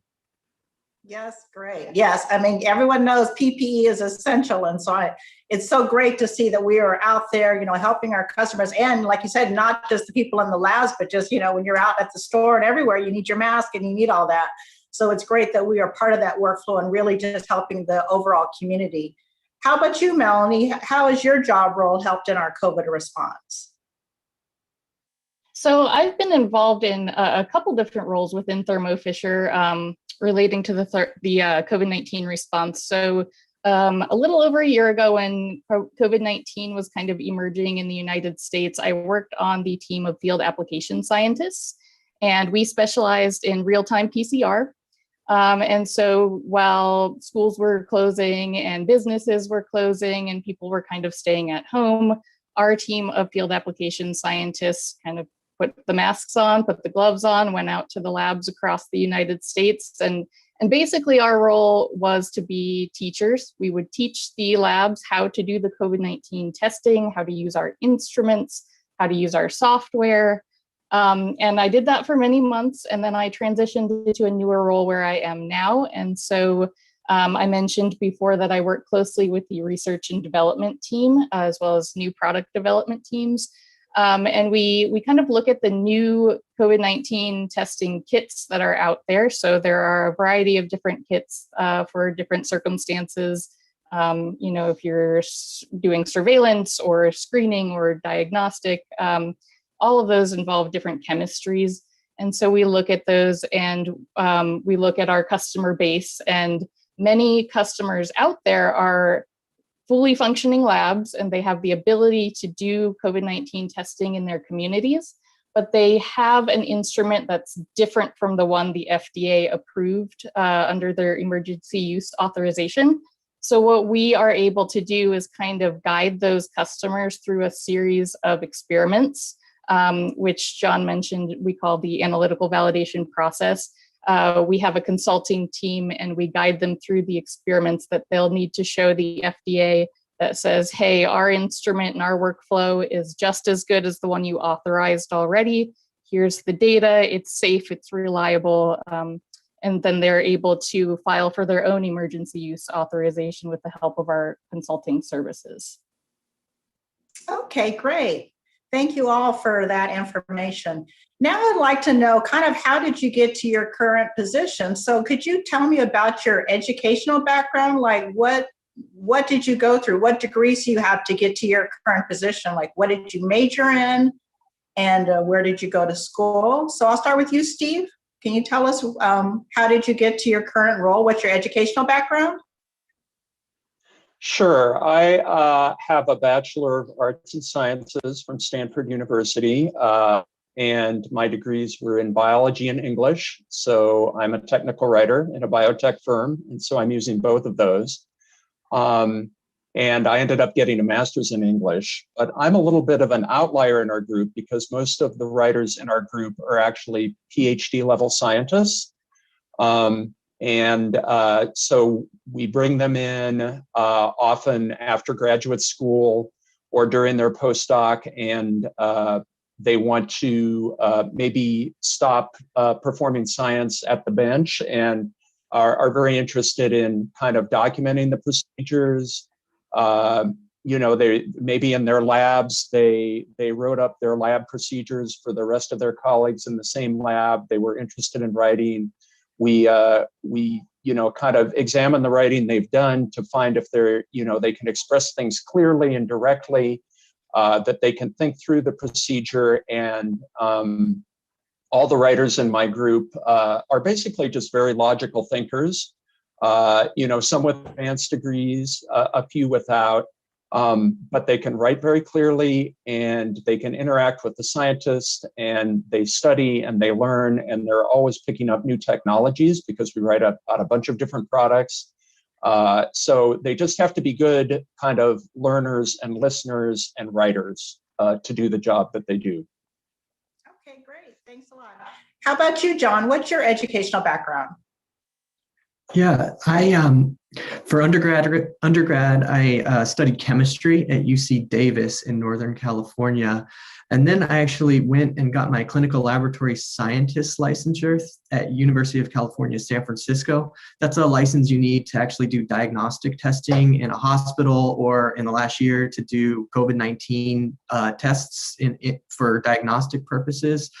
After I got that licensure, I worked in a hospital clinical laboratory for about 3 years doing molecular diagnostic testing, which was my first exposure to next generation sequencing and its application in the hospitals. And I really liked that. I really thought it was a super interesting field. So I decided to go back and get my master's degree in genomics. Again, at UC Davis. As you can tell, I'm a Northern California person. After I finished that, I was fortunate to get a role here at Thermo Fisher Scientific. We actually have a clinical laboratory in the Sacramento area, and I've been here ever since. Great, thanks a lot. How about you, Jan? Can you tell us about your educational background? Well, I'm probably one of the few panelists to not actually have a science degree. When I started my career 30 years ago, I had an art education. Yay. And I was looking for a challenging career, something that would be never boring. I'd learn something every day, and I just really wanted to help people, someplace where I could make a difference. So I gravitated towards safety. And since I didn't have a science background, I started with the industrial safety markets and learned everything about hard hats and safety goggles and ladders. And I really wanted to get into those scientific type applications. So I just studied really hard and read books and had Fisher send me to, different classes. And now I'm a senior safety specialist with, the thing that I like doing the best and that I'm do the well at, best at is working with our biopharma, very technical clean rooms with sterility problems. And I enjoy it so much. And it would have been a much easier path, I'm sure, if I had a degree in biology and chemistry and had worked in labs. But I just studied really hard and, I just wouldn't say no. I mean, just kept saying, I want to learn this, and cold called labs and just walked in and said, show me what you do here. Great. How about you, Melanie? What about your career path? So I went to school at Miami University in Oxford, Ohio. I double majored in microbiology and molecular biology. I minored in biochemistry and I focused in math. So I just had to get all of them in there. Right after school, I think I graduated on a Saturday and started work on Monday morning at 6 a.m. So I went straight into industry and got some experience working in various different labs. I worked for Procter & Gamble for a little while, and then I switched over to, once I had a lot of experience with the lab equipment, I switched over to a smaller company that was actually running precision medicine panels. So pharmacogenomics is kind of one of those newer precision medicine panels that's out right now. And so I had a little bit of experience in that, and that's when I came to Thermo Fisher Scientific because at Thermo Fisher, we have a lot of healthcare content panels for helping to screen for various pathogens, as well as the pharmacogenomics. Okay, great. As you can see, there's a lot of different ways that people come to Thermo Fisher Scientific. We have people from all different educational backgrounds. We probably have a lot of viewers on here that are, young people that are maybe middle school, elementary, high school. So thinking back, maybe when you're like in middle school, what did you want to be when you grow up? Did you want to be working at a biotech company? Looking back at your younger self, what did you want to be? How about you, John? Yeah, that's a tough question. If not a professional athlete or something or astronaut, I actually grew up, with a lot of exposure to the agricultural lab industry. I grew up in a really rural area, and my family's all farmers. And my dad actually was involved with like soil analysis. Like he would take soil samples and tell the farmers if they needed to add certain fertilizers and things like that to help their crops grow appropriately. And so I kind of always had kind of this idea that I would go into a scientific field of study based off of that kind of childhood experience. So I would say I was one of those folks that had somewhat of an idea of the direction I wanted to head. I never thought that I'd be working in kind of the life sciences field. That's not what I studied as in my undergraduate. It's total kind of shift in my perspective after my undergraduate, and getting my work exposure is kind of when I started to more specialize. So, it's a long life, and you never know kind of the path that you're going to take and what you might find interesting. Right, great. How about you? I mean, you said you're an English major, so are you thinking you're going to write books, or, what brought you to, I mean, you were English and biology, but, you were a little bit more English and a little less biology, or was it always equal? How about you? How did you kind of, what did you want to be at that age? Yeah, I think when I was in middle school or younger, I didn't have a clue what I wanted to do. It was just, there were certain that interested me. English was one, for sure. Always had great English teachers. I had a biology teacher in high school that was kind of a character, and he was a lot of fun and made it very interesting. But like John, I grew up in a very small town in Nebraska. Well, I don't know if John was from Nebraska, but I grew up on a farm and went to school in a very small school district in Nebraska. And, it was kind of a warrior. So I went off to college yeah, biology and English continued to interest me in college. And so I double majored. My master's in English was mostly an excuse to just read a bunch of books. So that was fun. But when it came to getting a job, at one point in my life, I was doing editing and writing, but not for a biotech. And then I applied for a job at Bio-Rad, biotechnology company up in the Bay Area, and got it. And that's how I ended up in my current role 20 some years later. So, it's a long and winding path, like John said, and the way you start out and what you're thinking of when you're in school is not necessarily where you'll end up, but you're learning things along the way. And the thing that I love about the job that I do now is we're certainly learning new technologies. Thermo Fisher acquires new companies, it's new technologies, and it's always an opportunity to learn, meet new scientists, and find out what they do. Great. How about you, Jan?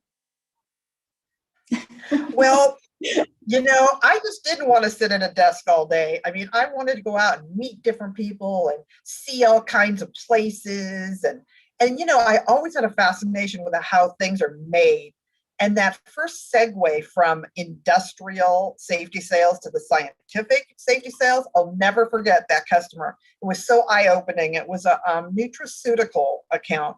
And what that means, it's a company that manufactures, for example, this one was a powdered protein mix. So it was a food-related item that's like a vitamin, but not really a pharmaceutical yet, something you could buy over the counter. And I just couldn't believe how cool that was. And that all, how they make that powder and they get it in the bottles and they make the bottles and they have to package it just so. And all these things that the public doesn't even, think about. I mean, I remember the very first thing I sold them, and it was blue Band-Aids, so that if a Band-Aid fell off a worker's hand and into the powder decks, they'd see it really fast. I mean, this was, 30 years ago, but I was just like, I am so awesome that I sold them blue Band-Aids and I found those for them.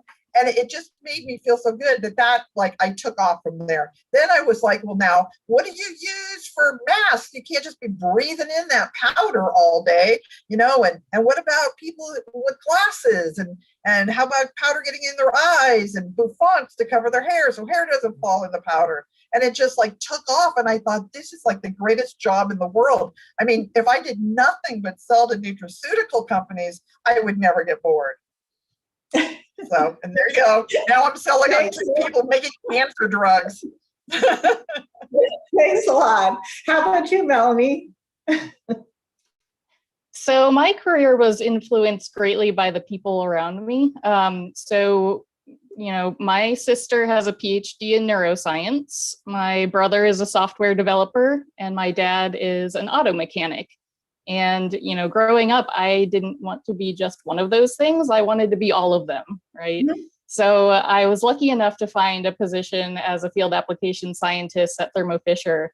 And, we're not just working with the science, we're working with the instrumentation, we're working with the software that runs the instruments.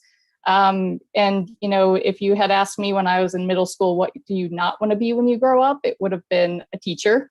And that's the very first thing I started doing. And I loved it. I loved every minute of it.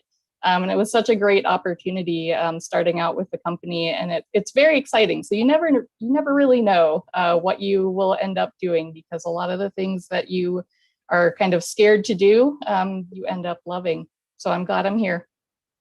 Great. Thanks a lot. Yeah, it's always interesting to think, back when you're a child, what do you want to be? And you might have had a dream and maybe you're doing it, or maybe you're doing something different. You never know.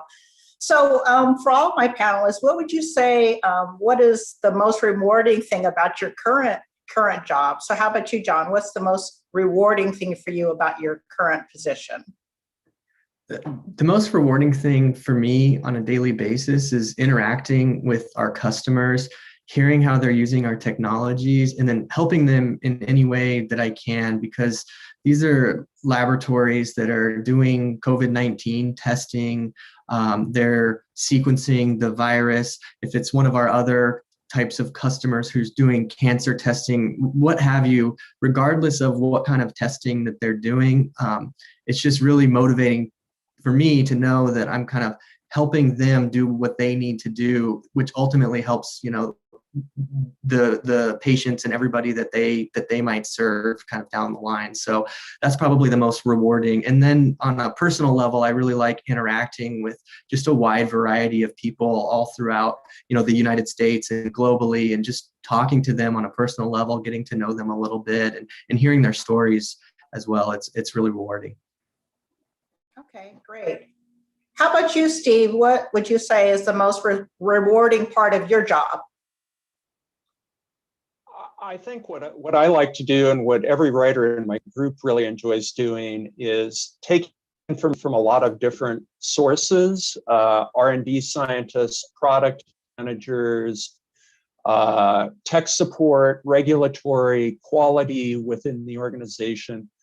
They all give us pieces of these information that go into a user manual. And you take that information, you synthesize it, you put it together, and you clarify it, and you create a complete user document that any scientist in a lab or technical clinical lab can pick up, and they get a complex instrument, they get a complex piece of software, maybe they get a box with a bunch of chemicals in it, and they turn to our user manuals to figure out how to use that product. And hopefully we give them the clearest possible explanation of how to use it, and write it in a way that's very engaging and interesting and direct. You know, they're not reading our user manuals as great literature, for example, or to be entertained,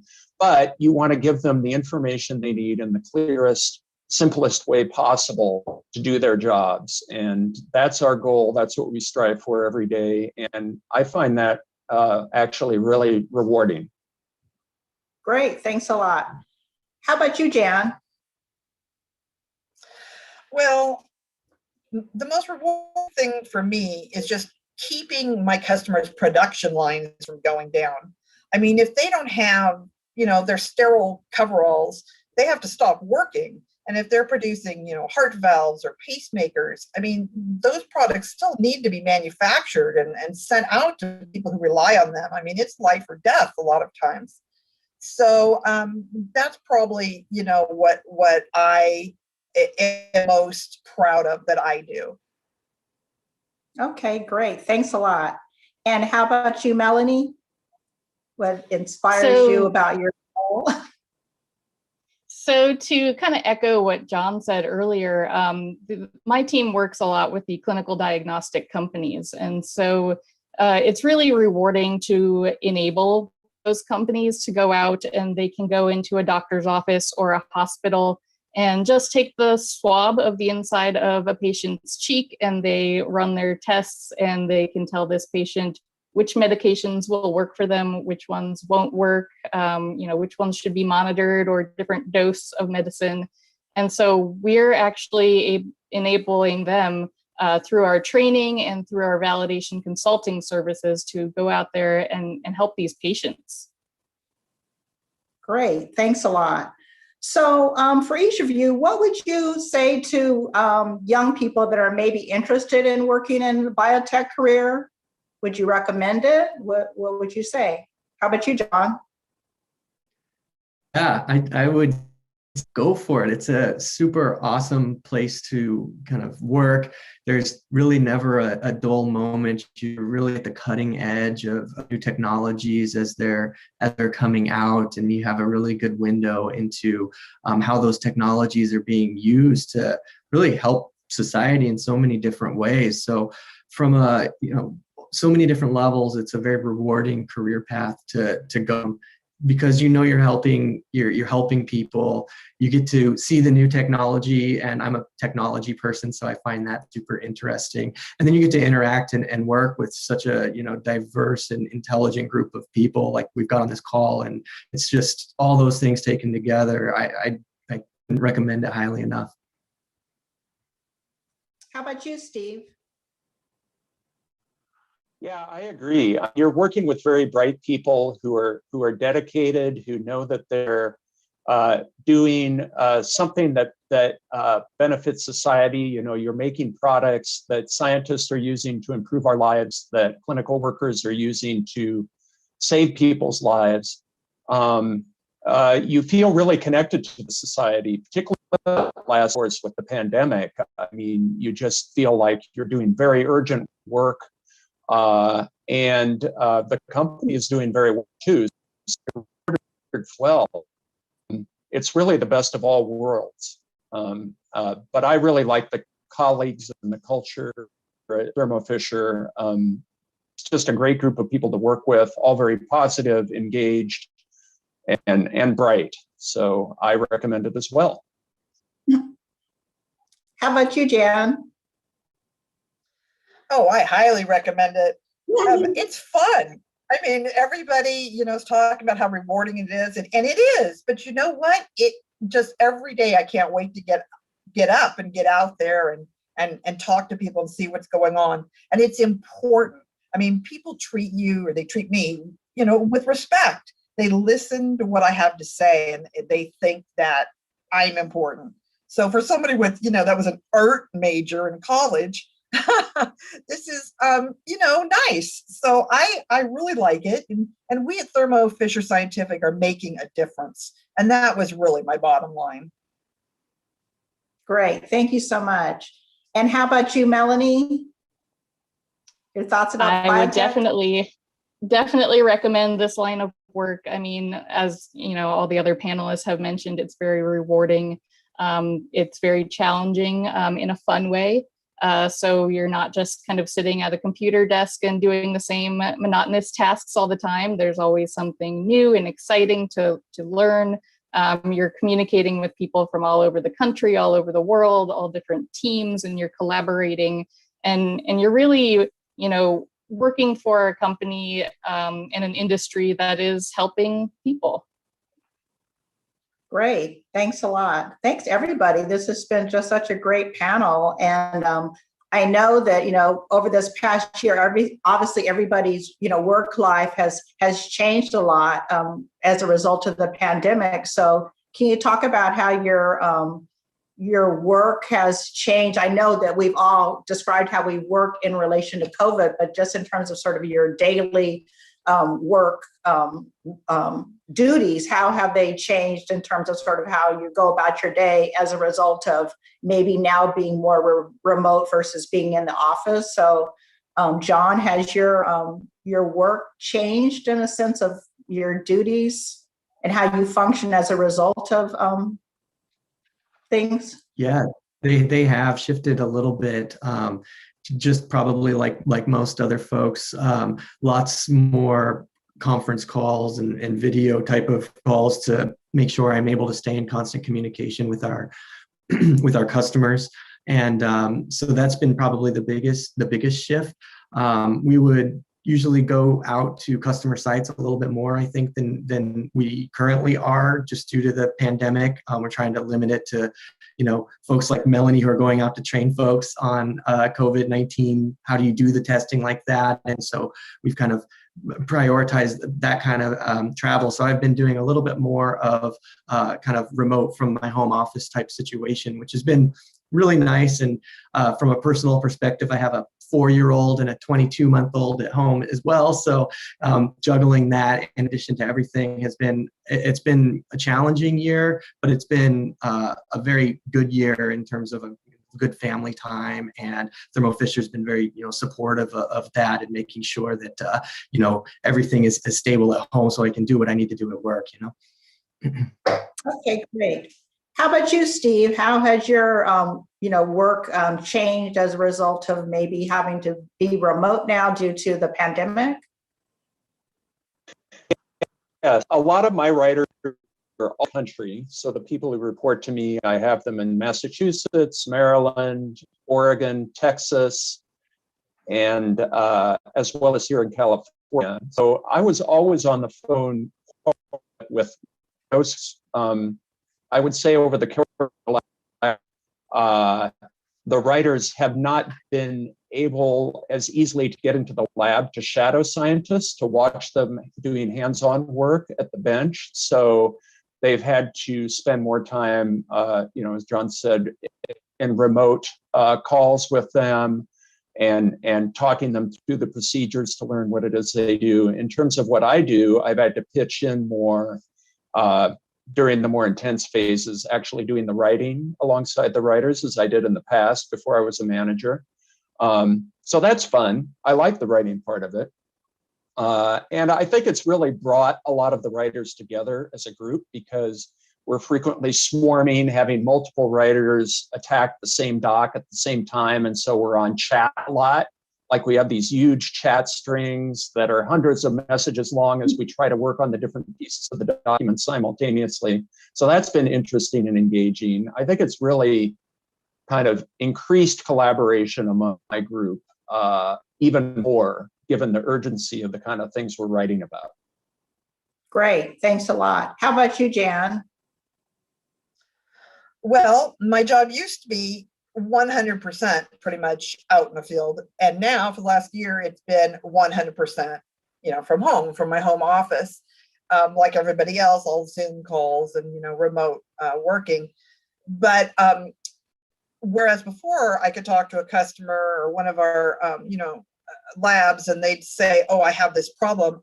I'd say, I know exactly what you need, and here's the brochure, and this will keep everybody safe. But now I can't be sure that's going to be in stock, or the manufacturer has a secure supply chain. So now there's a lot more research going into it before I make a product recommendation. I have to make sure that that certain type of different respirator than they've used, or face mask that they've used in the past, will work with their exact application. It's a lot of multitasking and learning to prioritize. As a safety specialist, if they're reaching out to me, there's a problem. Something's not working on the line, or the employees are all breaking out in a rash, or they're getting real high particulate counts in the clean room. Or the FDA won't accept the disinfectant that I source for them. So, every little question now has turned into maybe, a day long of research. But I learned from each one of those, those problems, and try to pass it on to the next customer, and say, well, this is what our other customers are doing for that problem. And do you want to try this? And everyone's just had to learn to be a lot more flexible and pivot, and, wait 5 minutes for me to try to find the answer for them. Great, thank you.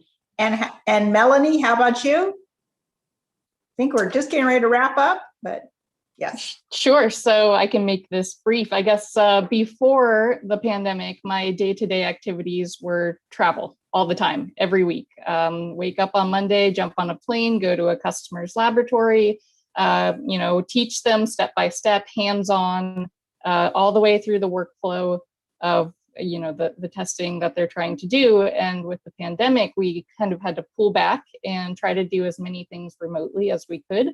So it's actually been an interesting challenge and growing experience to kind of learn all of the different technologies and ways that we can interact with the customers, from home. So things like video chat and, texting pictures back and forth, and virtual reality sessions and things like that. Really are things that we've been exploring since the pandemic. Great, thank you so much. This has just been a great panel, and I can speak for myself. As I mentioned at the beginning, I oversee our community outreach of STEM education in the community. And so we also have pivoted in the past. Obviously we're talking about Biocom Festival of Science Engineering. This is one of our favorite activities. We would be there on site with everybody out at Petco Park, doing a lot of hands-on science activities. And now, like everybody else, we've had to pivot and move to a virtual space. And so we've done activities similar to what we're seeing here, doing virtual career panels, and also providing information on STEM educational activities.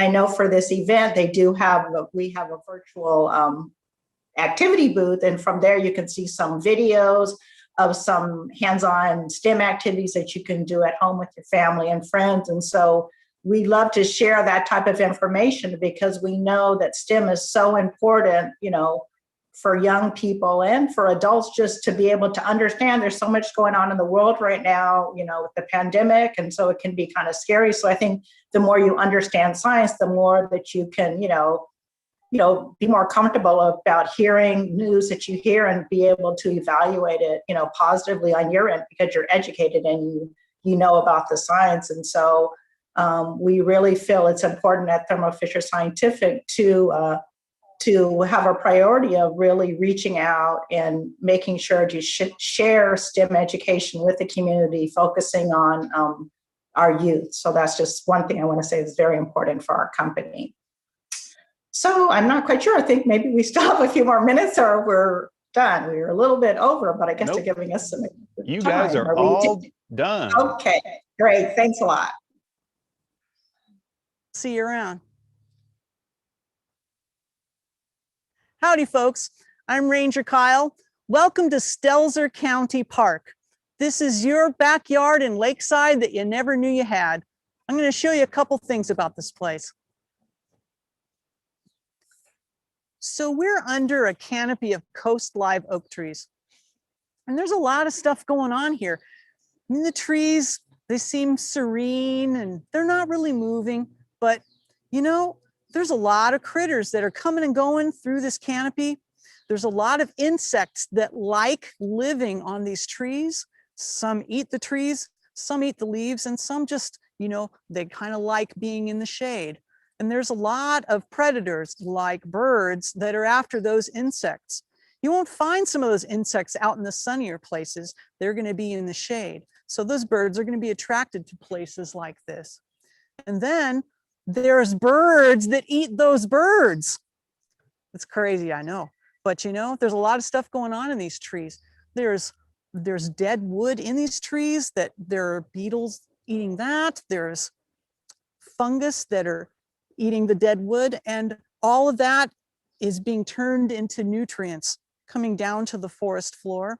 And all of these leaves, when these leaves die and they're shed by the trees, they pile up slowly and they create a layer that we call duff. And so this duff right here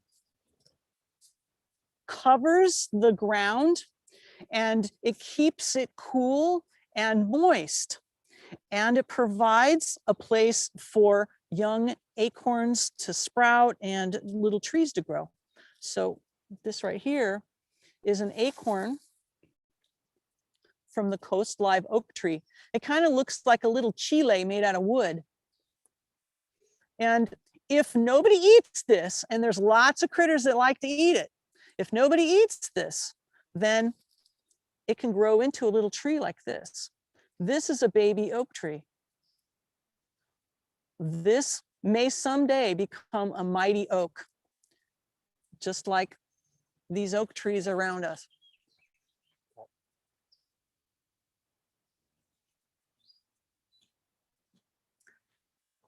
It's very bright out here, but it didn't used to be. This tree used to have a huge spreading canopy of branches that covered all of this sky. I call this a sky hole because there's a lack of canopy here. The canopy has disappeared and is letting the sunshine in, and you can see the sky. So it's bright and it's sunny, and it creates a different kind of a habitat. It's a place where grasses are going to grow and such. But there's a lot of available sunshine sandwiches for things to eat. And so there are lots of opportunities for baby trees to get big and to fill in this sky hole with a future canopy. This tree here is the oldest tree that we have in the park. And we think it's about 300 years old. And I can tell you why we say that. So hold an imaginary basketball in your arms. An oak tree that's that big around is about 50 years old, 50. So this branch right here, this trunk of this part of the tree, probably 60 or 70 years old. But look at this.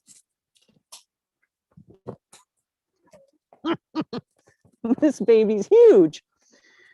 So this tree is very, very old. This tree has seen the entire history of the United States and then some. It's crazy. But it's still alive. It's still putting out branches. It's still making little acorns.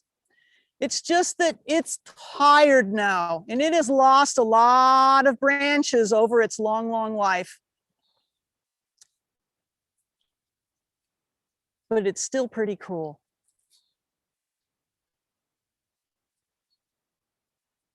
So here we are at the famous wedding tree. This tree has been a feature in many weddings over the years. And this area also doubles as our youth group camping area. And this big tree, believe it or not, it started out from a teeny weeny little acorn just like this. And as they say, almighty oaks from tiny acorns grow. Really, it's amazing if you think about it. So all trees have a lifespan, and this tree is starting to see its age, and it's starting to get a little bit thin up top. And so we have noticed that there are some sky holes beginning to form. And the county is dedicated to planting 3 trees for every tree that dies. And we can see in the future that this tree is going to die someday. And so we want to get a start on it. Now they say the best time to plant a tree is 20 years ago. And the second best time to plant a tree is now. So what we did is we found a few sky holes underneath this big tree, and we planted some trees that are about 15 years old. This tree is one of them. So not very big yet, but it's getting there. Imagine this from this, really. It's going to do nicely. This park has been around for a while, but not nearly as long as these trees have. Some of these trees, 300 years old, but they've been growing here for a really, really long time. These rocks, this land, this area, this has been here forever. These rocks are millions of years old, and people have been coming to this area for thousands of years. They have been gathering acorns, the same acorns that make these trees, and they found that there's nutrients in these things. So people are pretty smart, and they figured out that, you know, you can use one rock and you can grind an acorn on another rock, and you can make flour, and you can eat these acorns. Of course, there's a whole technique to making them taste good and be healthy, you know, because they have a chemical in them called tannin. And the trees put the tannin in these acorns to keep other critters from eating their acorns. But people are pretty smart, and they figured out a way to get the tannins out. They wash it out. And, you know, you may remember that from 3rd grade. Yep, lots of people come through here and check out these grinding holes. Remember the sky hole thing we were talking about? Well, this tree, when it died just recently, it made a huge sky hole. In fact, you can look around and you can trace the sky hole. It's really a big one. And so we are trying to heal the canopy by planting more trees. And so this tree behind me is an Engelmann oak. And this is another one of these big trees. This came to us in a 60-inch wooden box. I mean, big, big, big box. It's kind of like a potted plant in a giant plant pot. And we had to have like tractors bring this in because it's way too heavy for people to move it. And we dug a big old hole and put it in.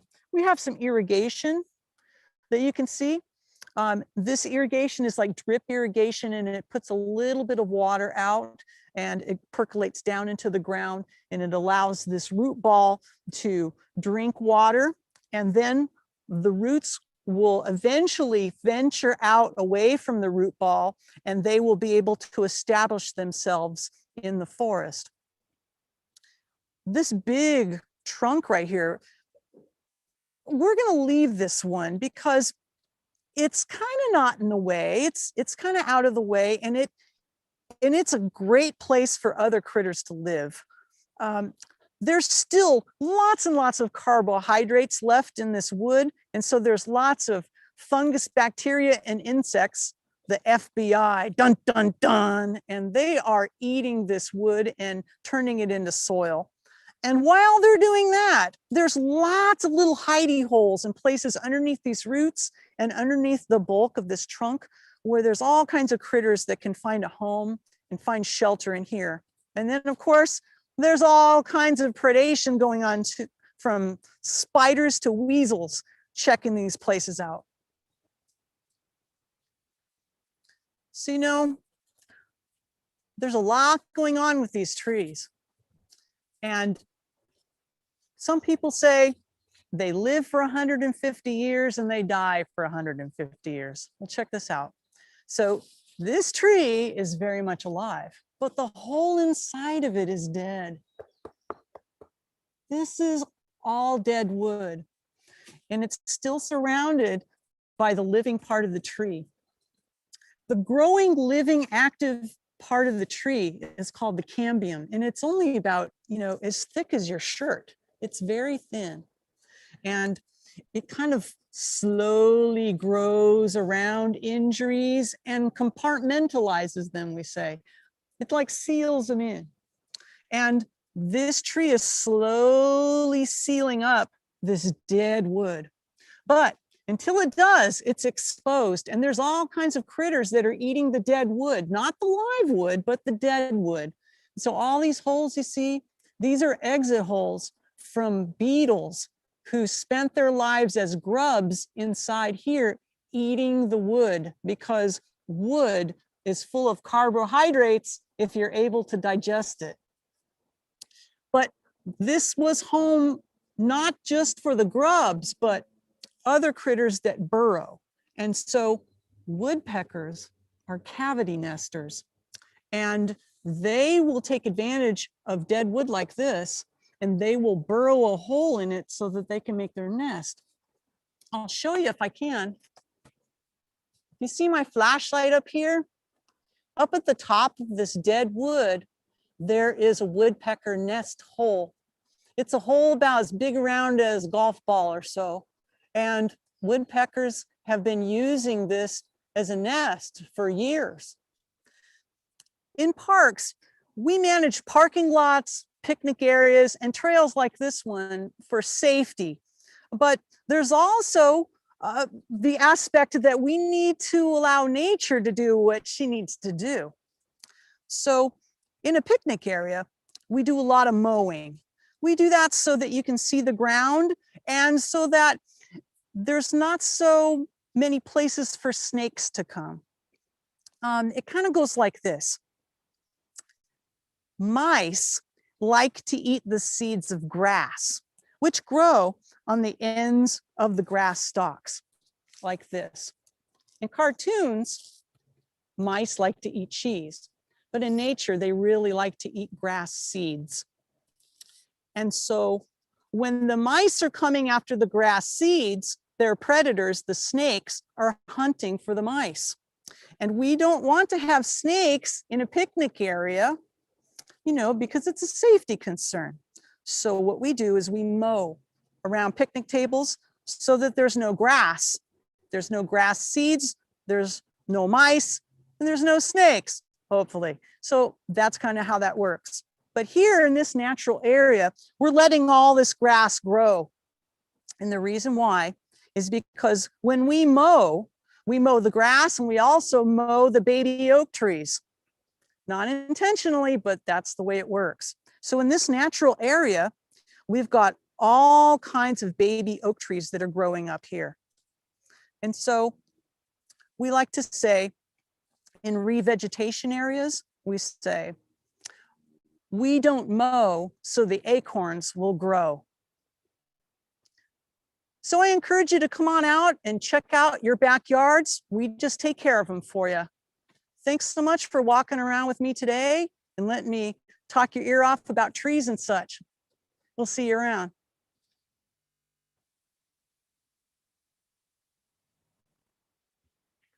Really, really cool, Ranger Kyle. Thank you so much.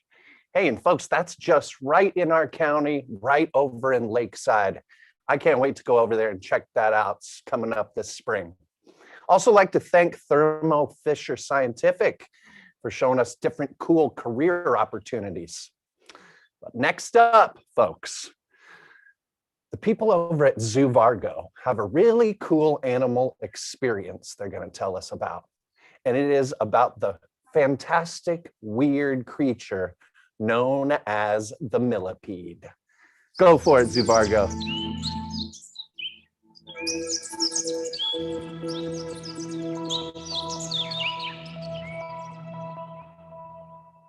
Well, hello, friends. It's me, Mr. Larry, and I am from a wonderful organization called Zuvargo. You can see it on the banner right here behind me. And here at Zuvargo, we bring science to life through all of our not only virtual programs, but in-person programs too, whether it's at your own private event for your own family and friends, or even for a school or library program. That's right, we can go to your school, or through the power of technology, we can bring that science right to your screens through a virtual program. And like I said, we do bring science to life because, well, science is a lot more than maybe some chemicals you may see in a lab or even our electronic devices or robots. Science is happening all around us all the time through the miracle of life. Sometimes we forget to just appreciate it and look around and see all of the many different scientific things that are happening right now before our very eyes. And friends, like I said, we're going to bring science to life. And so we're going to get a chance to meet such an animal as a millipede. That's absolutely right. Now, the millipede is an amazing creature that has some adaptations that help it survive while being one of the smallest creatures around. Now, pay close attention, and we're going to get a chance to meet my friend, Millie, right now.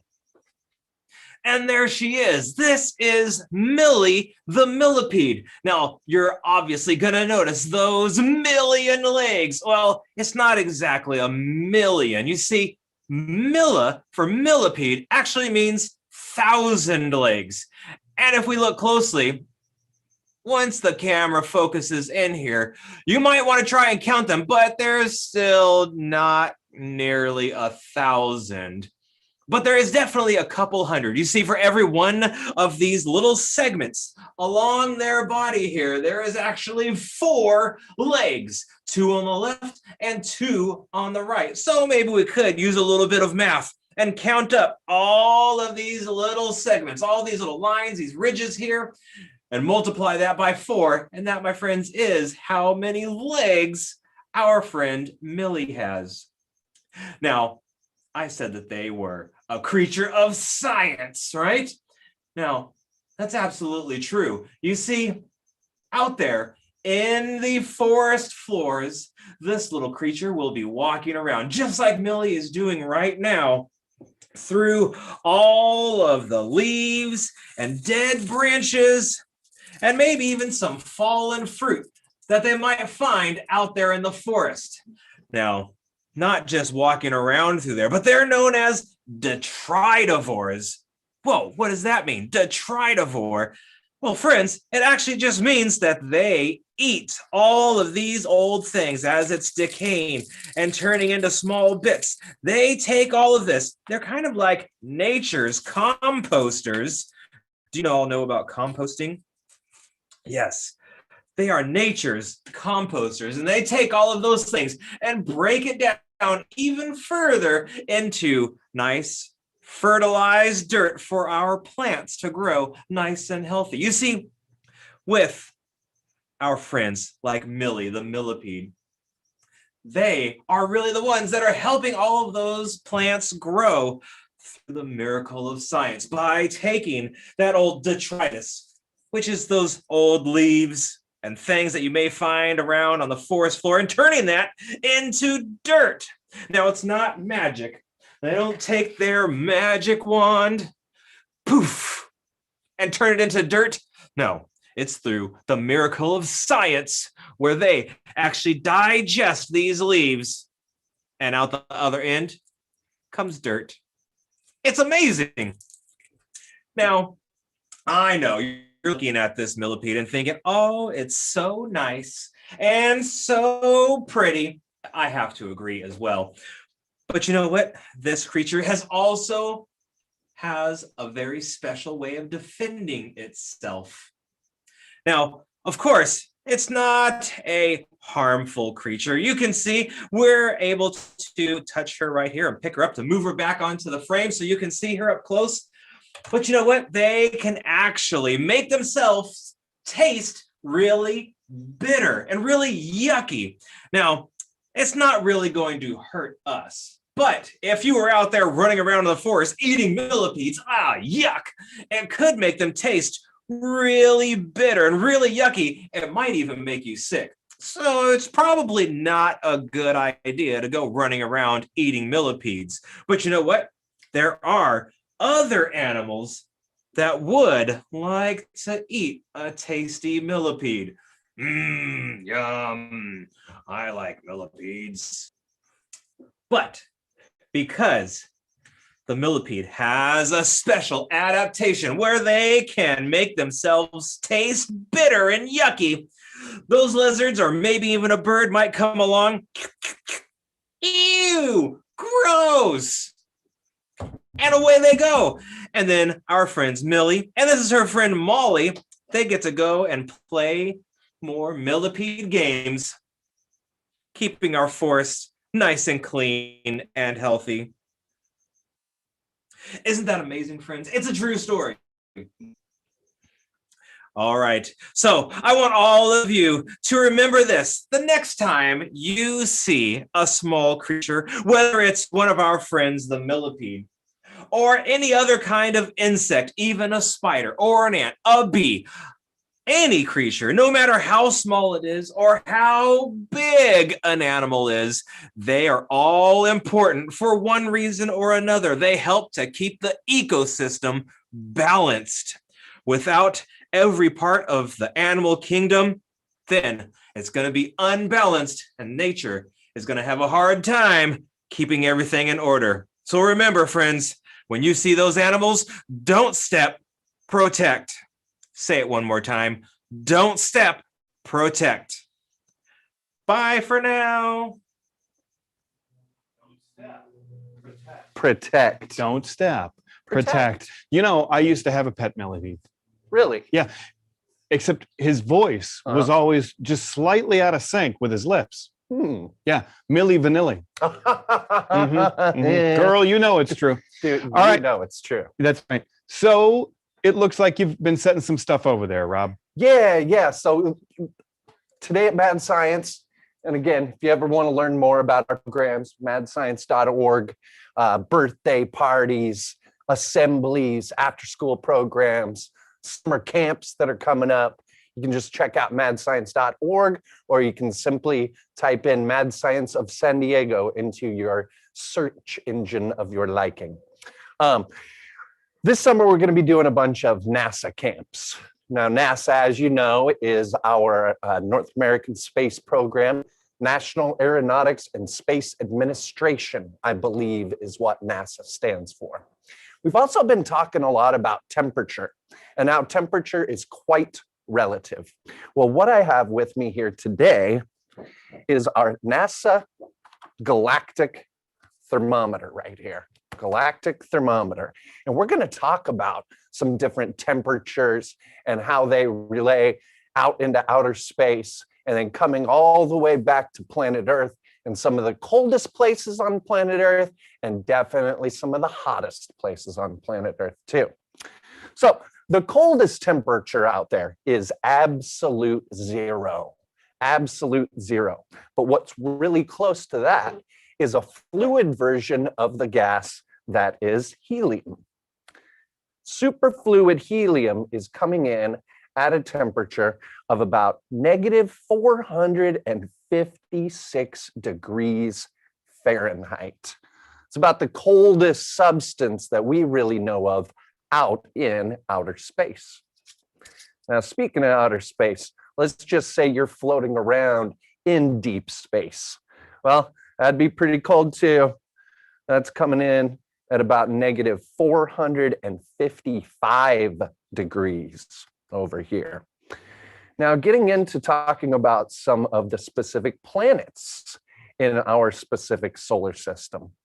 We have the wonderful ringed planet known as Saturn that comes in at about negative 229 degrees. The rings around Saturn, some people might not know, it's basically just orbital space dust that has formed its own orbit around Saturn. Now, coming in just a little warmer than Saturn is the planet that we most recently sent our Perseverance rover to, which is good old red planet of Mars.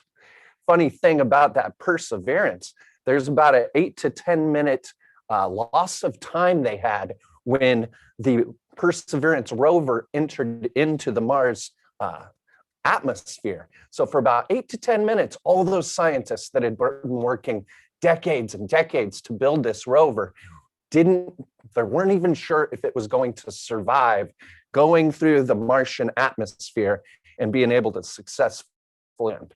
So when that 10 minutes went by and they found out that their Perseverance had landed safely, they cheered and partied like never before. All right, moving on to some other temperatures here. We got, let's see here, good old, I believe, Antarctica. Once we get into our planet Earth here, it's about negative 30 or so. It's pretty chilly. Now that's negative 30, but then that's about 1.5 times colder than your freezer.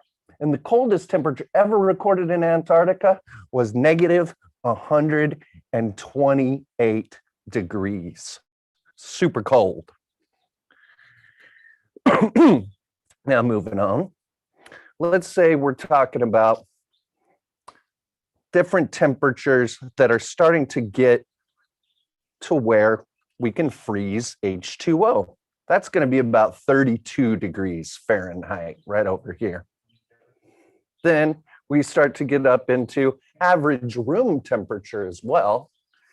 And that average room temperature is usually about 68 degrees to 70 degrees or so. Then we talk about the temperature of our good old human body. We talked about it earlier, usually averaging somewhere right in between 97 and 98 degrees, average temperature being 98.6 degrees. Then we talk about the hottest place on our planet Earth. Now we know the coldest place is Antarctica, but the hottest place is the Sahara Desert that has reached temperatures of 136 degrees before. And then let's say we're going to take H2O, good old water, and instead of freezing it, we change it into a gas and we boil it. Well, you have to get that all the way up to 212 degrees. So in this galactic thermometer right here, we're going all the way from the depths of fluid helium being negative 456 degrees to boiling water coming in at 212 degrees. Now, besides that, if you're an astronaut and you're living in outer space, there's definitely some things that you got to do differently. You don't have the gravitational pull coming down on you, right? You have to be able to.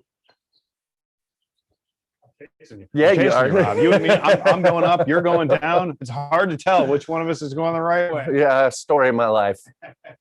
Anyways, let's say you're an astronaut, you're out in one of our space shuttles, or you're out at the International Space Station, and you're going to eat your food. Well, you can't have food that's going to crumble or anything like that. There's no cookies in outer space. You got to have food that can be strapped down. Because let's say you start to get some cookies crumbling and these crumbles go flying over into your computer and that starts to make things malfunction. That could be super duper dangerous for everybody involved. Also, obviously, outer space food has to be a little bit different too. It has to be very compact and very nourishable as well. If you look carefully, all these pieces of food are basically strapped down. Now, hygiene in outer space as well. You're in you're in close contact with your fellow astronauts. You want to make sure that you can have a good level of hygiene, but you can't have a bunch of water going around to wash your hair with. In this case, obviously, Radical Rob wouldn't have to worry about that at all. But these guys basically use a shampoo that you would just rub into your head and then you would comb out. Let's say you want to have some downtime. You're going to have quite a bit of downtime in outer space.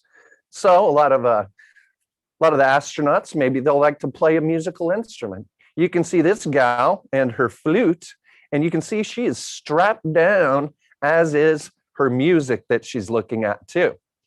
This guy over here playing chess, he's got Velcro pieces on his chess pieces so they don't go flying around. But let's say you do want to fly around like Superman. These guys are totally using anti-gravity to just cruise around like the Man of Steel himself. And then, of course, going to the bathroom.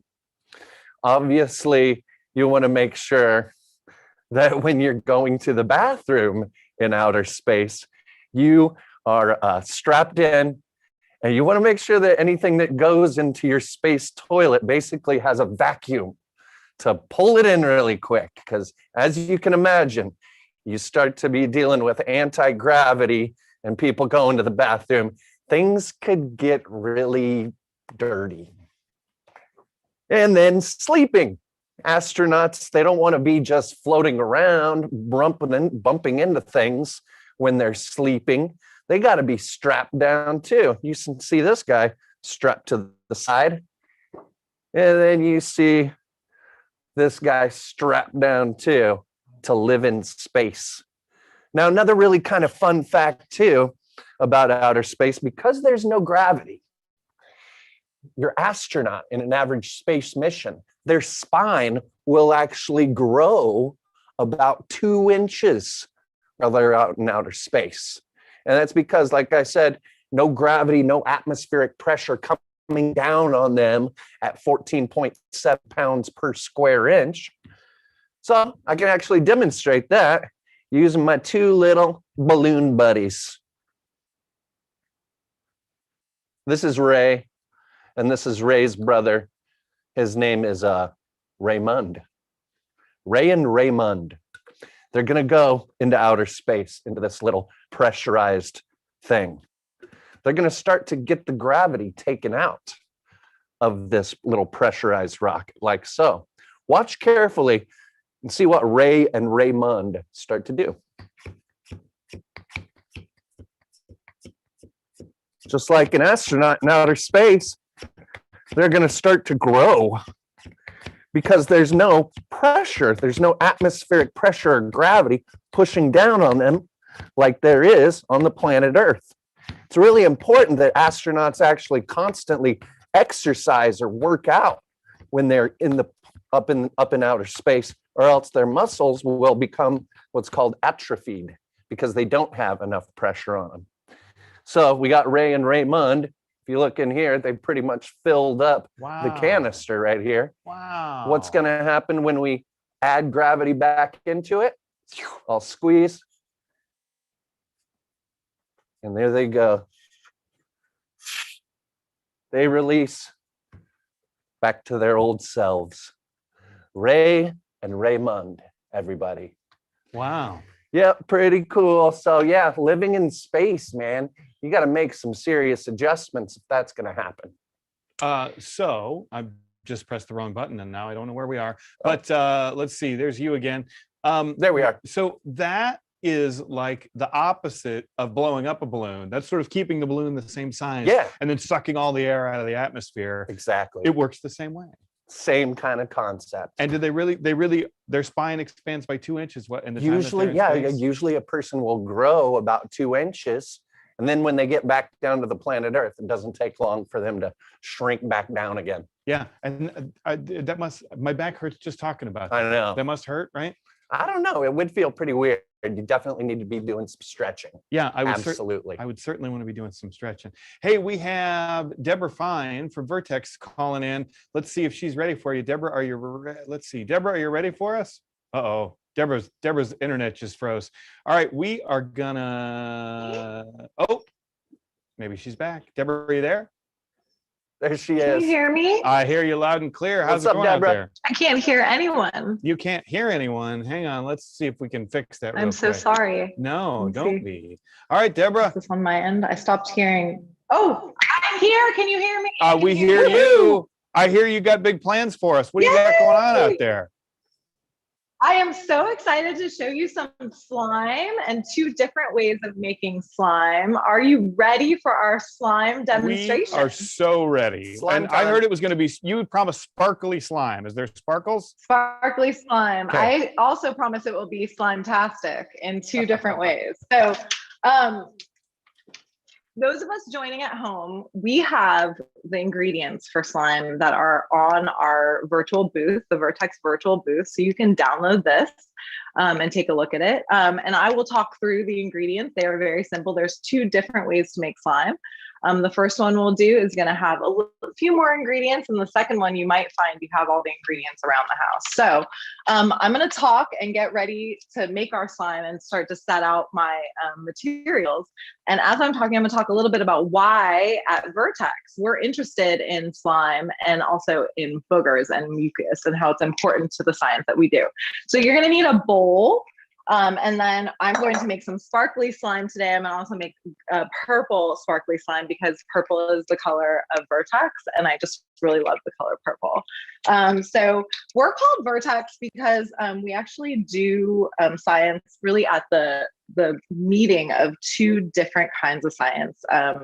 We do lots of different kinds of science, but the 2 different kinds of science that are mainly done on our research labs is chemistry and biology. So we're kind of at the vertex of those 2 disciplines. And so we have a lot of people that know a lot about chemistry and a lot of people that know a lot about biology. And we work on diseases that are really rare and really, really serious. So we're going to try and squeeze, and see I'm having a little trouble. We're going to squeeze out all of this glue. So just 1 bottle of glue. And then we're going to add half a teaspoon of baking soda. So baking soda, really great for lots of different home science experiments. If you mix this with vinegar, you get lots of cool bubbles or lemon juice that are made of carbon dioxide. We talked all about carbon dioxide yesterday. So I'm going to go ahead and put half a teaspoon into my slime. My glue, so just glue so far in slime. And then I'm going to add, I'm going to mix that. So you just kind of want to mix those 2 together. So I'm sure to really thoroughly mix in the baking soda, right? So I'm just going to make sure I've covered all my bases. So it said get a bowl, check, done. I'm really good at getting the bowl. And then I'm going to put the entire glue. So I put 6 ounces of glue in here. I chose sparkly purple glue, but you can choose any kind you like. I have alternatives are pink or just regular old white glue is also good. We're going to make our next one that has laundry detergent in it just with regular white glue because it makes a really pretty blue color. All right, so let's thoroughly mix. So add our baking soda and mix thoroughly. Check, Dunsky. And then the next is we're going to add water. So I'm going to put 1 tablespoon of water. It basically says that if you add a little bit more water, you'll have more stretchy, kind of thinner slime. And the less water you add, the thicker the slime will be. And so this is kind of getting back to the science that we do at Vertex. So one of the reasons we do this slime demonstration is because one of the diseases that we work on and that we make medicines to make people feel better for is called cystic fibrosis. And cystic fibrosis, the disease has the problem that people have when they have this disease is that they have really thick, sticky mucus in their lungs and in other organs of their body. And this really changes how their body functions. And it turns out mucus is actually really important to functioning of our body. Okay, I'm going to pause talking to you about cystic fibrosis and the importance of boogers and mucus. I'm going to make sure that I'm ready to make my slime. So this is actually where it's going to start to congeal and come together. We're going to add something called contact solution. So you can get this at just kind of any pharmacy. You can probably find it at your neighborhood grocery store. So we're just going to add a little bit. It says how much to add, which is a 1.5 tablespoons. I kind of eyeball it because I've done this a lot. So I'm just going to kind of spray it in. You know, when you kind of have cooked something a lot, I've made a lot of slime in my life. Now the fun part.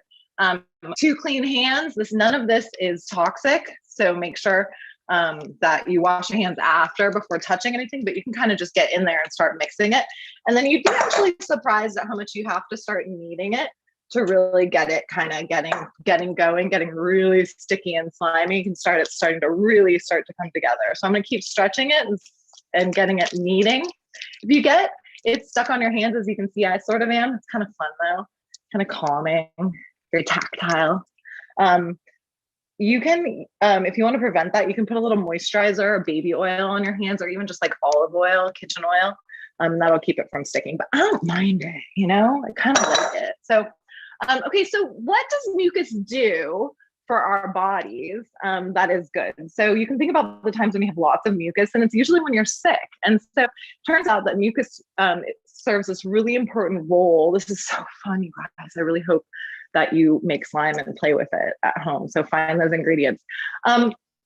So mucus has a really important role in our normal biology, keeping our body free of different kinds of debris and different kinds of germs, right? And so when you're sick, you make a little bit more of that mucus, and it helps to trap and eliminate those pathogens, those germs from our nose and our respiratory tract, like our lungs. And so people who have this disease called cystic fibrosis, before they were able to take our medicine, before we figured out this really cool type of medicine to fix the problem in their body, they were made this really thick, gloopy mucus. So think about if your mucus was like this and not thin, like mucus is supposed to be, like more slimy.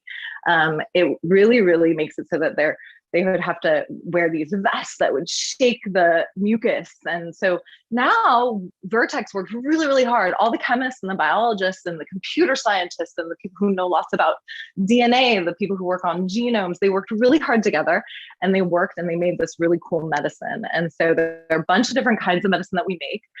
But one of the most successful and transformative medications that we make is for people with cystic fibrosis. And it makes it so that they are able to live with much more normal consistency mucus and have a much happier life. And so I'm really excited to be part of a company that really makes people's lives better using science. So super fun. I really do think that we're all about the science of possibility. So the possibility of changing people's lives with the power of science.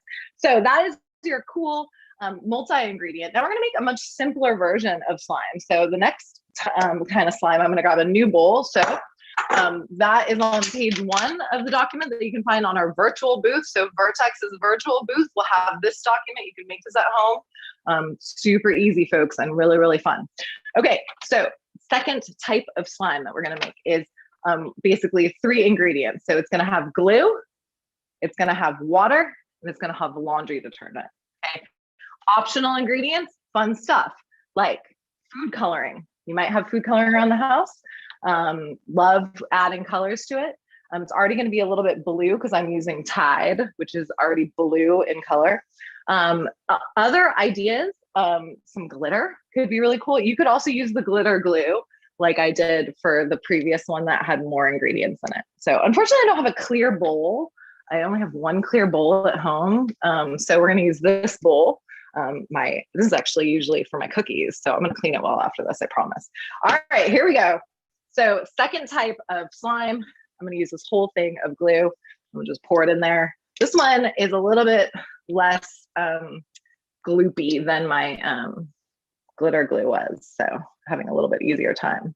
So I want to tell you a little bit about what we do in the Learning Lab. So we are super excited about inspiring the next generation of scientists. And that means a lot of you at home.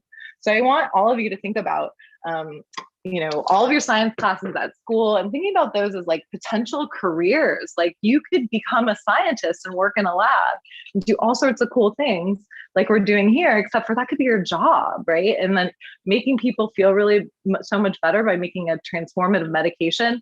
The people who work in our labs know that every day they're doing something to make people's lives better through science. So they love their jobs. They know they're helping people. So I really want you to think about a career in science. Okay, I am going to follow my directions. Sometimes I'm not very good at it. I get so excited talking about what I do, Vertex, that I forget what I'm doing. Okay, so mix together equal amounts of white glue and water. So I'm going to put some water in, and then I'm going to mix it. So a little bit of water, just eyeballing it. kind of fun thing about something like slime is like, it's just going to be a different consistency a little bit if you do it, if your proportions are a little bit off. You could do it really, really, super precisely, but I think it's kind of fun to kind of experiment a little bit. So equal amounts water and glue. See this. Kitchen science. Okay. So next I'm going to add a 1/4 cup. I actually already measured this out. There's a 1/4 cup of, this is just regular Tide. You can use any kind of laundry detergent. And so I'm going to pour that in. All right. So I'm pouring that in. You can see what it looks like. All right. And then I'm going to start to mix it. And then after I mix it a little bit with this measuring spoon, which is probably really not the best mixing spoon that I could find in my kitchen, but we're getting by here. Labs are so much better for these kinds of things. But you know what? You can do a lot of cool science in the kitchen. And in a second, I'm going to show you something that I made in my kitchen that is kind of a lot like slime, but we're going to eat it tonight. It's called pizza dough. So the other cool sciencey thing about slime is that what we're making is actually a polymer. So we're actually, as I knead it, I'm actually making a polymer, and that's going to be what's going to make it really thick and sticky. I'm going to try not to spill everything in my kitchen here. So you can see it kind of coming together. It's becoming kind of semi-solid. This is so messy and so fun, y'all. I really hope that you find some time to make a mess. The sound, hi, y'all. man. How's it going? Deborah, the sound, the squishy sound. Squishy. Yeah, it's Squishy. something. Yeah, it's pretty great. When you add that detergent, does it glop up right away? It takes a little time, and I didn't really do a great job mixing it. So it's kind of congealing at different rates in different parts of it. Yeah. I'm not doing a great job showing this on camera, am I? No, it it looks works really for us. good. Yeah, we do a I'm really dropping it everywhere. Yeah. Over at Mad Science, we do just a slightly different version. Instead of using just water and laundry detergent, we use salt water and borax. And then polyvinyl alcohol as well. That makes a really awesome slime. Oh, Deborah, We will that's have to add that to cool. our ingredient list. Well, I just wanted to finish up by telling you about some edible polymers. So this is my pizza dough that I'm going to make dinner with later. And so we talked about carbon dioxide later. So you can see some of those bubbles in there. So another kind of thing that has polymers in it is pizza dough. So there are lots of examples of science in our kitchen. And there are lots of ways that you can do science that's not edible, like slime. Don't eat the slime. You can eat pizza dough. These polymers are good. Don't eat those polymers. But I wanted to encourage you to really take this time. I know that you're away from your normal school setting in a lot of situations, but really take this time to take science into your own hands, get messy, and really explore, because it's really, really all about experimenting and having fun. So this was really fun. Thank you so much for making slime with me. Cool guy. It turned out so good. And I've made slime a number of times over the last couple of years. Rob, you're apparently a slime expert. It never gets old. Deborah will tell you. I mean, I've made thousands of batches. It's very, as kids like to say these days, it's very satisfying. Deborah's giving us the Vanna White show of slime. And this is definitely my favorite. And she's making pizza later tonight, which pizza has that same satisfying stretch. Yeah, it does. I want to encourage you all to get tactile in the kitchen. Get tactile in the kitchen. All right, Deborah, we're going to let you go. Thank you very much. Thank you so much. Good job, and we'll see you next time. Bye, Deborah. Thanks. All right, Rob, you're an old pro at slime. You've made slime a number of times. Oh yeah. At our Mad Science birthday parties, one of the really fun things is that towards the end, all the kids get to do some sort of hands-on experiment, whether it's making slime, whether it's making silly putty. We even do super bouncy balls that we construct from plastic crystals, making them into rubber. So yes, I consider myself a slime aficionado. Yes. So remember this morning, General Atomics. Yeah. We saw neon, and they shot the plasma ball, and the Tesla coil, Tesla coils, and all that fun stuff. We have the good folks at General Atomics back. Yeah. And let's see if they're ready for us. Oh yeah, I hear my echo coming back. What are you guys doing? What do you guys have at General Atomics for us? So we are here. We're going to be talking about liquid nitrogen primarily today. We do nuclear fusion research for the Department of Energy. And in that research, we have a lot of interesting science, technology, engineering things that we do. But one of the most important fundamental things is learning about states of matter, solids, liquids, gases, and plasmas. So we've discussed plasma earlier today, and now we'd like to talk about gases and liquids.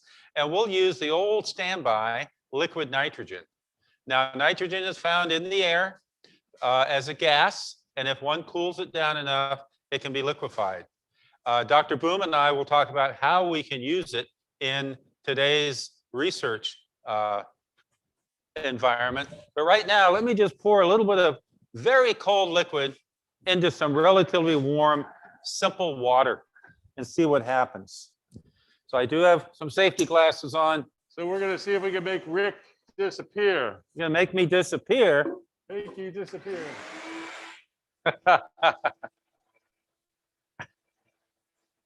There we go. Okay, Dr. Boom. Now, Dr. Boom, you know what the interesting thing is? What? We had water down here, of course, right? Yeah. We had water, and then we poured in a few liters of liquid nitrogen. And what we see here is actually water vapor.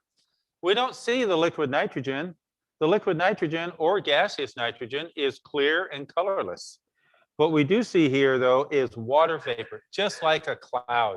So that water vapor here has cooled down enough so that we can see it. And because it's cold, it's more dense than the air around here. Because it's colder than the air around here. Right. So it's more dense. It's more dense. And And that's so- why it goes down instead of up. Yes. So this is not steam in the sense that we think of steam from a boiling water, a kettle of boiling water on the stove. But you can get water vapor from a boiling water in the stove. That's right. You do get water vapor from boiling water on a stove. Right. And that water vapor is less dense than the surrounding air. And so it tends to float. And this is more dense.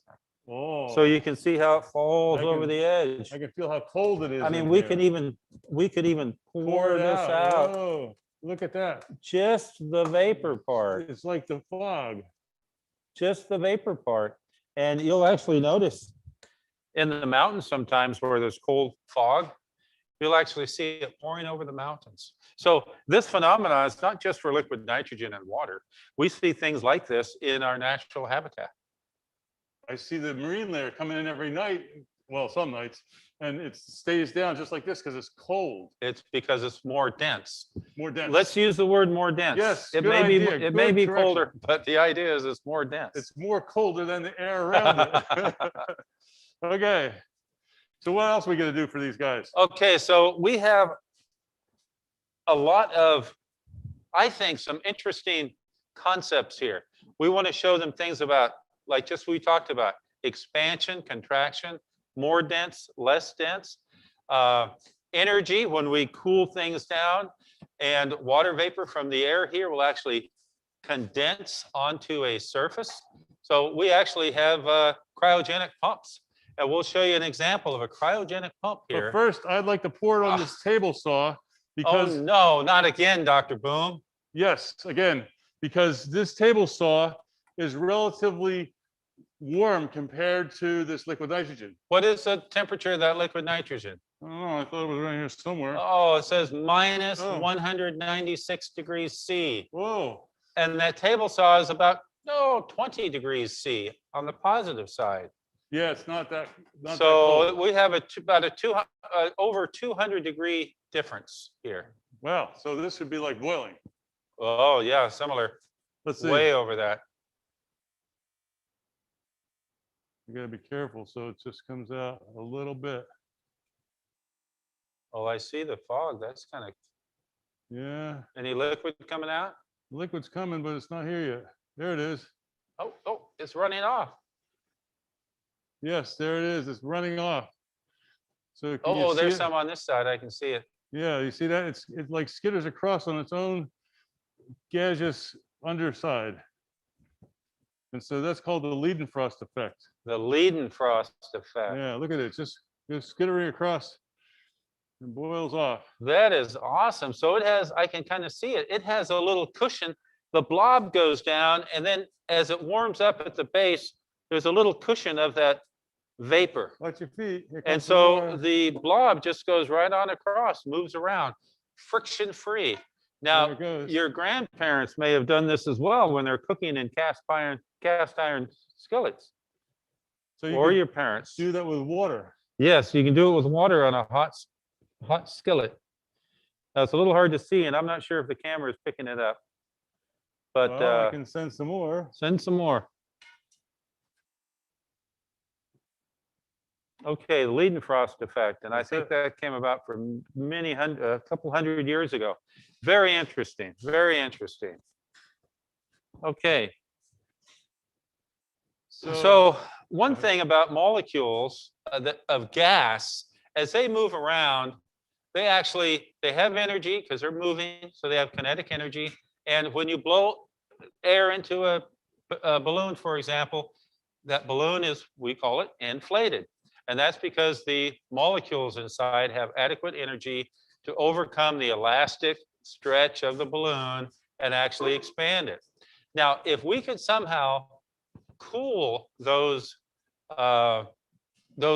particles down inside, then we could actually slow them down and have less pressure, less force, and we could allow that balloon to kind of collapse.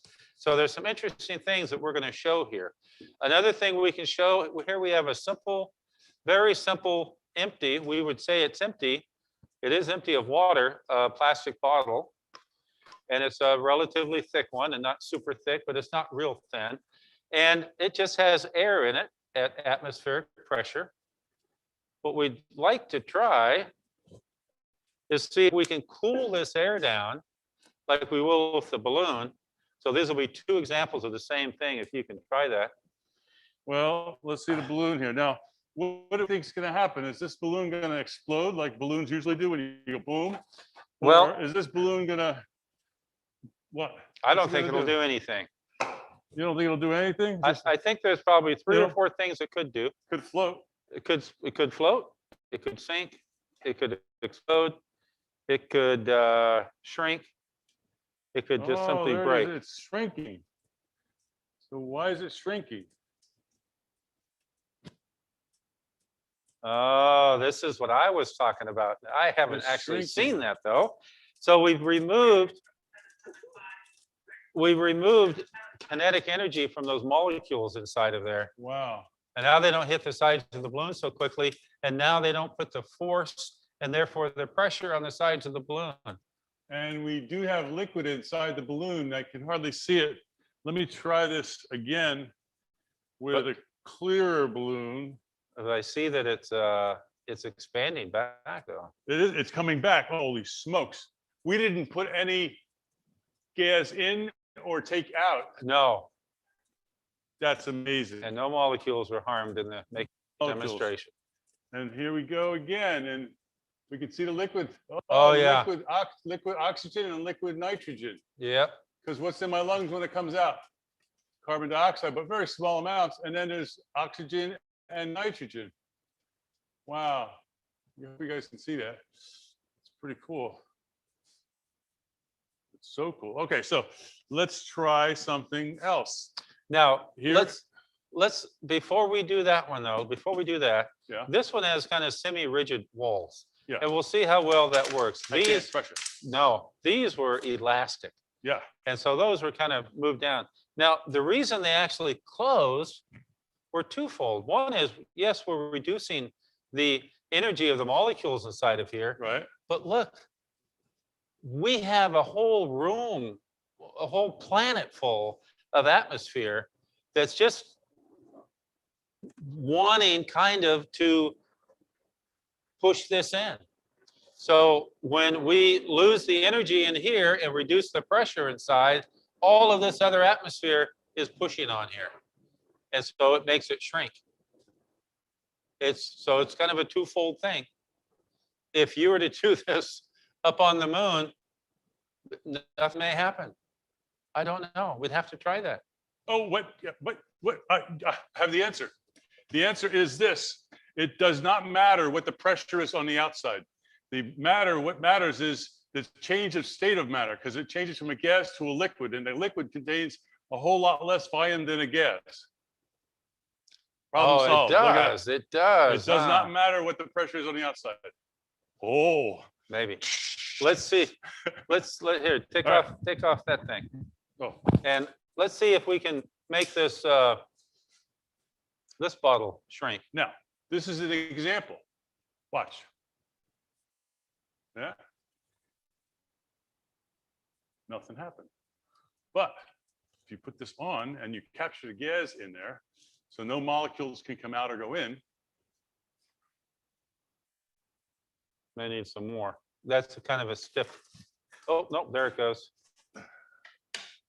There it goes.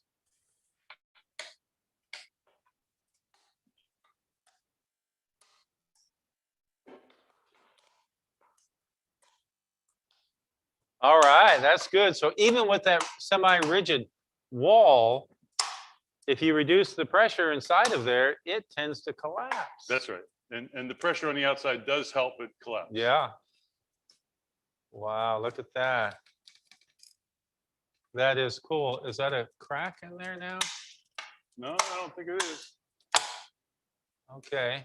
Well, so the idea here, when you're engineering things, you have to be able to engineer them properly. You have to know these fundamental ideas. The vacuum chamber, did you know the vacuum chamber on our fusion device has some of its walls are 1 inch thick of stainless, of a type of steel. Steel. So it's very, very thick. Keep it from doing that. Very awesome. All right. Okay. So we still got time? Oh yeah, we Okay. got plenty. Now that was kind of a shrinking balloon. Okay. Let's see what this actually looks like. Can you hold this up to the camera? Let me see if I have a. You can look down inside of it. You get a shot of that? So it looks to me like boiling water. It does. And it is boiling, but it's boiling at minus 195 degrees C. Way down there, huh? Yep, way down there, because it liquefies at minus 196 degrees C. Oh, I see. But it's boiling. And so what happens when things boil? They go from liquid to gas. Yes, they gain energy from the environment, go from liquid to gas. That's what happens when things boil. The vapor pressure of the surface of that of the environment right above here is the same as what's on that surface there. So that's boiling.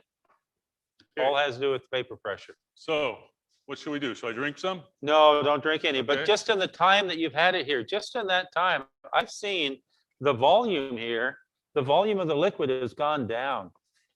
It has. So that must mean that it has evaporated. Some of it's evaporated away.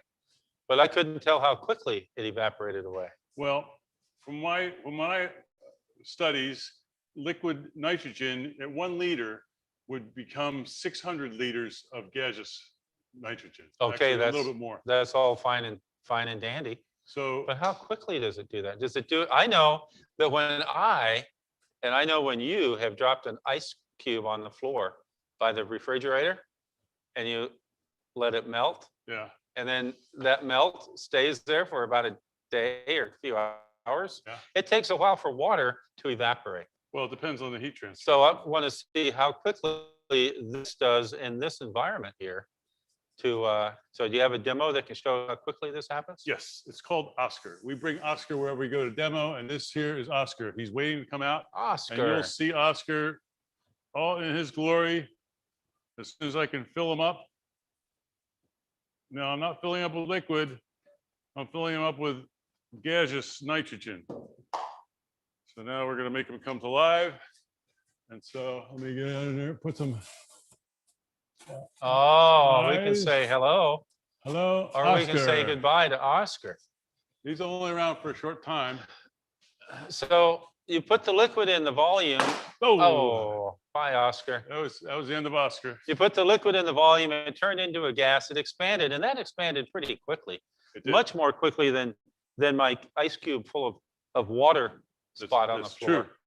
Okay, cool. And so you can see here on the outside, we have some condensation building up here. Well, it's similar to the outside of this cup. That's and, right. And this will become more condensation. How could you use that for anything? Well, it turns Condensation. out we do use this, and we use liquid nitrogen and liquid helium inside in tubes in our vacuum vessel, and it condenses the gases that are inside of our vacuum vessel, and we call it pumping them, but it takes them out of the volume of the vessel, and it condenses them on the cryo panel. We call it cryo panel. So then after we're done running for the day, what we do is we warm these up and pump all the gases off, and then we're ready to go again. Well, I don't understand it. If it's a vacuum chamber, why do you still have gases in there? Because we put gases in at very low pressures, at 10 to the -4 torr, to produce a plasma. And our benefit for having these cryo pumps in there is that we can reduce the density of the plasma with the cryo panels during a shot. And so a shot is when we make a plasma to 150 million degrees centigrade, and we do gas it, and we do change its density. It's this guy right here. This guy right here? Yeah, this is the plasma right here. And then the cryo panels are down here. There's one shown right here, and there's one here and one here. Oh, these little things. Yeah. Yeah, and so they are very instrumental in controlling the density in the plasma. Oh, that's very good, Dr. Boom. I like that. Yeah. So this is a little picture cartoon of the tokamak. Got a vacuum chamber, some magnets, and more magnets. Got those little cryo pumps. Awesome. And we're talking about liquid nitrogen, which is used in the cryo pumps, and in general, talking about states of matter, Right. gases, liquids, solids, and plasmas. Very cool. Very cool. All Now, right. I have one for you. Uh-oh. We're going to do an experiment. And so we know about the experimental method, right? Yes. And so the experimental method starts with what? A question. A question. Sometimes. A Mhm. question? How about that? Does it No, start with a question? No, it doesn't start with a An question. What's observation. Anybody out there in TV land? How about an No, no, observation? hypothesis. How about an observation? Observation. You win the prize. Okay. So we make an observation, and what's the observation? Well, the observation is we know water at room temperature has a certain density, right? And we know liquid nitrogen at minus 196 degrees is liquid. These are two liquids, and if we pour one into the other, which one is going to float? Oh, you want to compare the density between liquid nitrogen and something we're familiar with, which is water. Yes, liquid nitrogen at minus 196 How do we degrees tell centigrade. them? How do we tell the difference? So And they water. both look alike. Well, I have some water here, and it's in a cup, and it's green. Green water. Green water, and I'm going to pour this into the baggie. Food coloring. Okay. Yeah, with food coloring. Okay, looks like the green Okay. water from Okay. somewhere. This is good. Now, can we put food coloring in the liquid nitrogen? Will that work? No, that we can't do. Oh, it doesn't dissolve in there, huh? Right. So what I'm going to do here, I need some more liquid nitrogen. Okay, I'm happy to assist. Yes, please. I'm happy to assist. We want to be Please. safe with this. Please give me some liquid nitrogen in that container.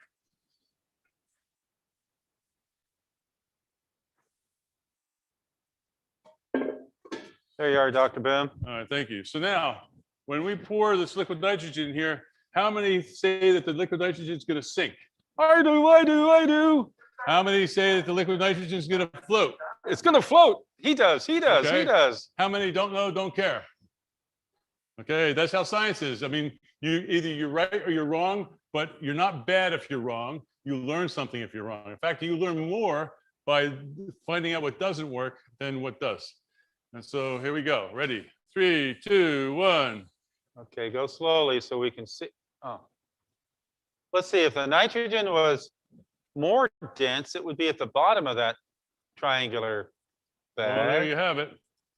So the water Oh. looked like it didn't go very far. It just sat on the bottom, and the liquid nitrogen sits on the top. And so the water sinks. So the water is more dense at room temperature than liquid nitrogen is at minus 196 degrees centigrade. Oh, that's a good little comparison. That's a good little comparison. That's interesting. So if you went to a planet that had liquid nitrogen on top boiling, there may actually be water down beneath it. That's right. I mean, maybe. The water will be frozen, maybe. Oh, now you can't see it so much. No, not in there. Very cool. That was a good little demo there. You like that? Yeah, now this stuff looks pretty cold. This looks like I could damage myself if I'm not careful with it. Yeah, you know, I know we've got glasses, we've got gloves when we're using the bigger stuff. I've spoken to a lot of kids and they all were like, what would happen if you put your finger in it? Oh, they always ask that, and, don't they? And we can't really demonstrate that because we need our fingers. And the kids that want to put their finger in it, they need their fingers too. But I have a friend. I have a workaround. And the workaround is I have a friend at the UCSD Medical Center. Oh, that's just close by. Just down the road. Yep. His name is George. And he's a good friend of mine. And they get cadavers in for medical science, for dissecting and stuff like that. Cadavers, yeah. And they don't use the fingers. Because there's a lot of fingers and they, not many doctors doing the fingers. So they must have fingers galore. I borrowed a demo finger, and for the viewers' pleasure, whatever you call it, I put it in here and I froze it. Oh. And we thought we would show you what it would look like. Oh. So this one is, we know this guy's name. I won't tell you until we bring out his finger. He's been out there for about 22 days. And so, here we go. Aha, here we go. This guy's name is Oscar Meyer. Okay, and so my friend is at Vaughn's. Of course, this is a joke, but it's just like, look at that. It's a hot dog and it's a chicken dog, and it's frozen. And so this would be just like your finger if it was frozen. And so let's see what would happen here if we just slammed it on the. Oh, look at that. Oh, look at that. Now we have Oscar Mayer chips. We have enough for everybody. So that broke into probably 50 different little pieces. So it's not like it just broke once or twice. That truly shattered. It's shattered. That really shattered. It's not quite as if it was as cold. Oh, I know. So students, I suggest the students then should go ahead and take a frozen hot dog out of the freezer at home, which is nowhere near as cold as this is, and I don't know, drop it on the floor.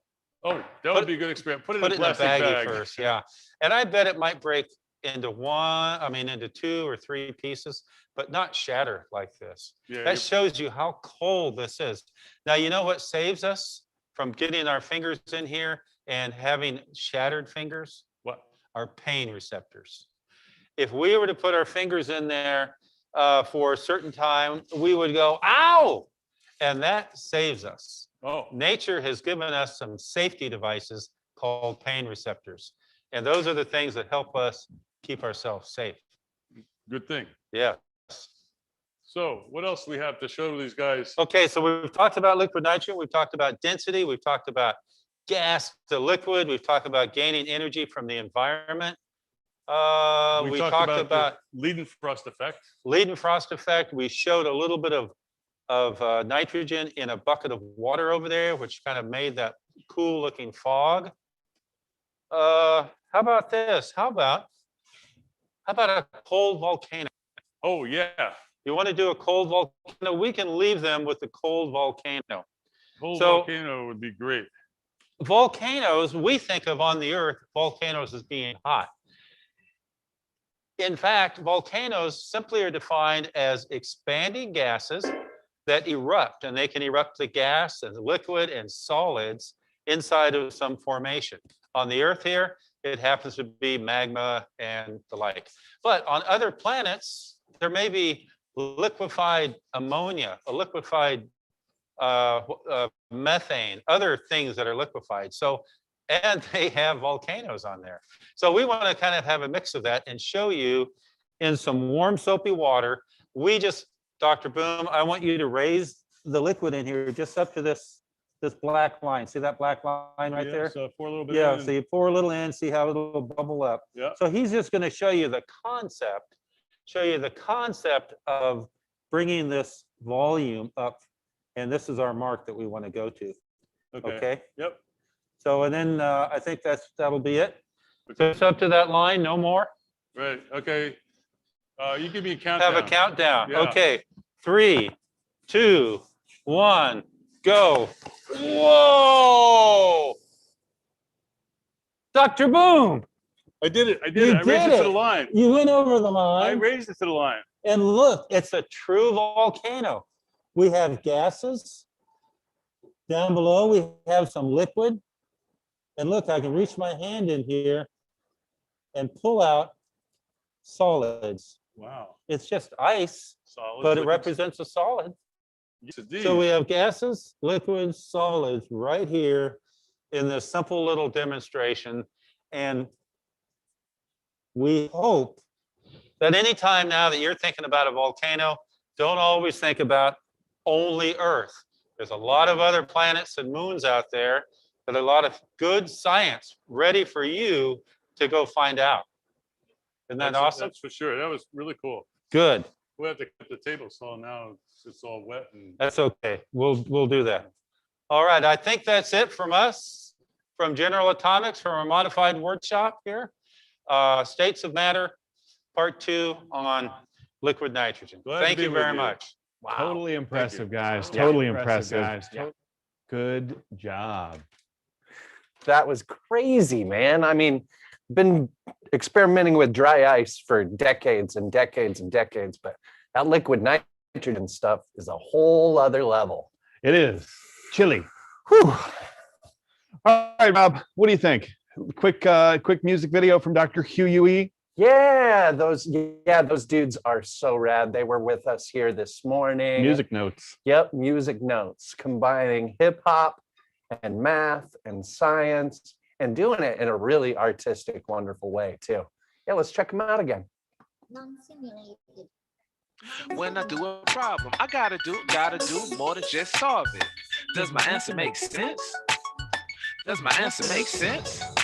I said when I do a problem, I gotta do more than just solve it. Does my answer make sense?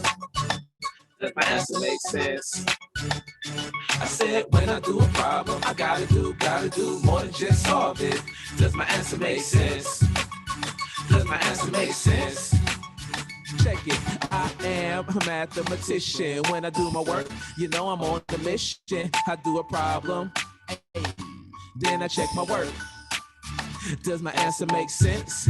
Is it reasonable? That's the question that I ask every time I do math. I never do a problem and move to the next without asking myself, does it make sense? I can explain to a partner too. When you finish your work, that's what you're supposed to do. Yep, I cannot quit. When it comes to math, I'll never be content. Yes, I am it, and I always make sure my answers make sense. When you work with numbers that are compatible, that's how you know your answer is reasonable. Said when I do a problem, I gotta do more than just solve it. Does my answer make sense? Does my answer make sense? I said when I do a problem, I gotta do more than just solve it. Does my answer make sense?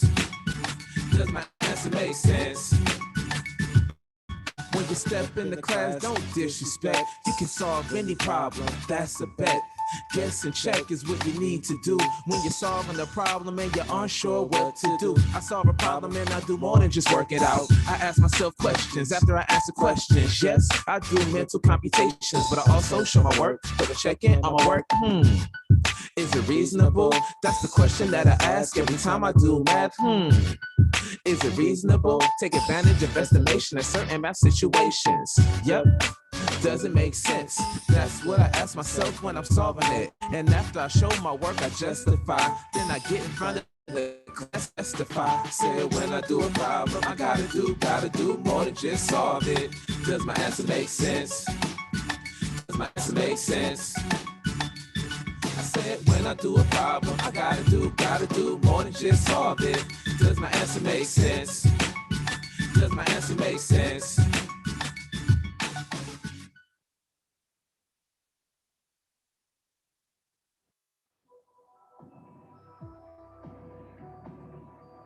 Hi, I'm Cameron Forbes. I'm an engineer at TaylorMade, and today I'm going to show you a little bit about material selection and energy transfer and how we pick some different materials to get the best performance out of our golf balls and golf clubs. If you take a look at a cross section of one of our golf balls, you can see all the different layers inside there. with all different kinds of materials. This is to deliver the best performance, and all the engineering that goes into this is selecting that correct material and picking out the right one to give the best possible bounce on your golf ball. So we're going to try to run through a couple of experiments here on some different materials and see which ones transfer the energy better from the golf club to the golf ball. And we're going to be looking at different materials of golf clubs that we have here. I have this core of a golf ball that's a little bouncy ball. It's the inside of one of these that'll bounce on the material. And then we'll just drop it on there and see how high it bounces. That's kind of the best performance. We want the biggest, fastest bounce off each material. So first I take this tube, I'll drop the ball through it, but I'm going to drop it on foam. Now we don't make our golf clubs out of foam, but I think it's a good thing to show you what foam does when we do drop a golf ball on it. So take this golf ball core here, drop it in the tube.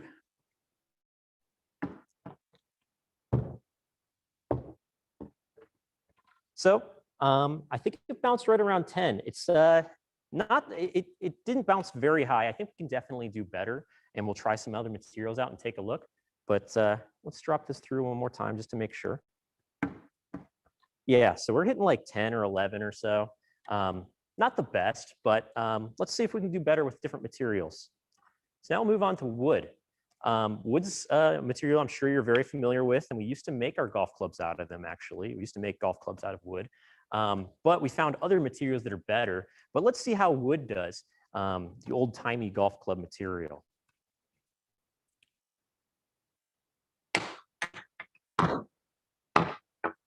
So it bounced a little bit higher than the foam. I think it bounced to right around 12. Right around there, and you heard how loud it was when it dropped it. That means that you're losing a lot of energy to sound and vibrations rather than just transferring all that sound to the golf ball from the golf club. There's a lot of, in energy transfer, the energy has to go somewhere. So you hit the golf ball and then it moves into the golf ball to transfer it, to shoot it out from the golf club head, or you can lose a lot in inefficiencies such as sound, vibration, noise, all that. So I'm going to drop this on the wood one more time so you can hear it and see how high it bounces. Yeah, so we hit about 11 or 12. I think with the foam, we hit 10 or 11. So the wood bounces a little bit better than the foam, but I think we can do a little bit better. So let's move on to a different material. I'm going to try out aluminum here. It's a lightweight metal. We're going to try and see what this does when we bounce our golf ball onto it.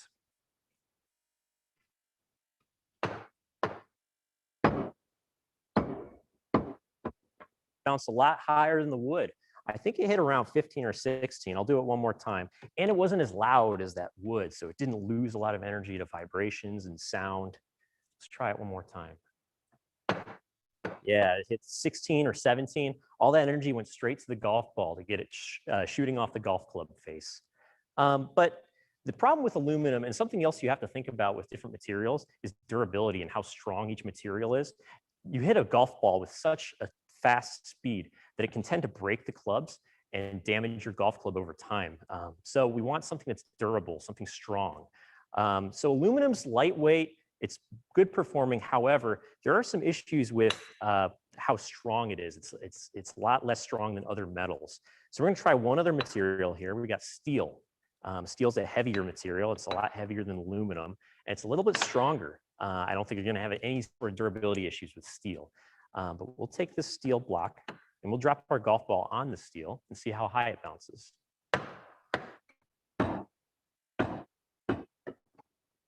So it bounced pretty high, right around 18.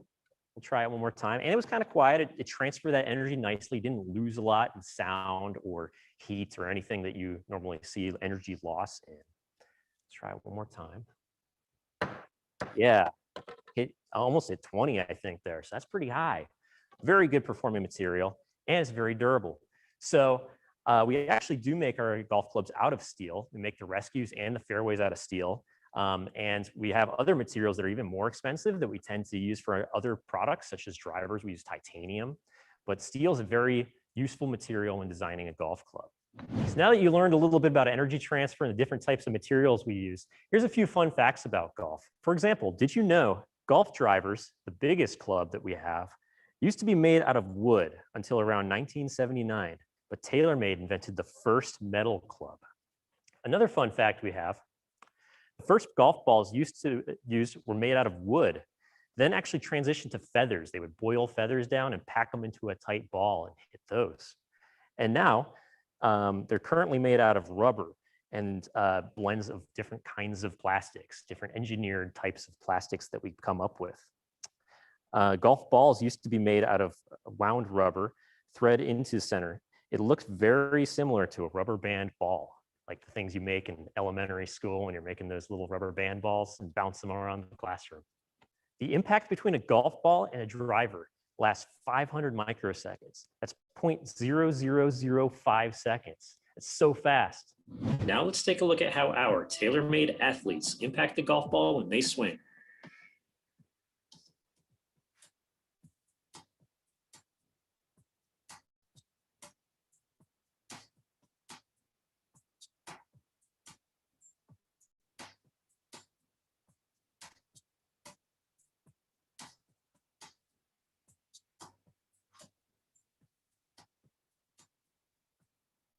So in conclusion, I hope you guys learned something a little bit about material selection and how bouncy you can get different materials and how that performs in golf clubs and golf balls. I hope you think of that when you look at our products and see what kind of thought and engineering goes into them. Thanks, guys.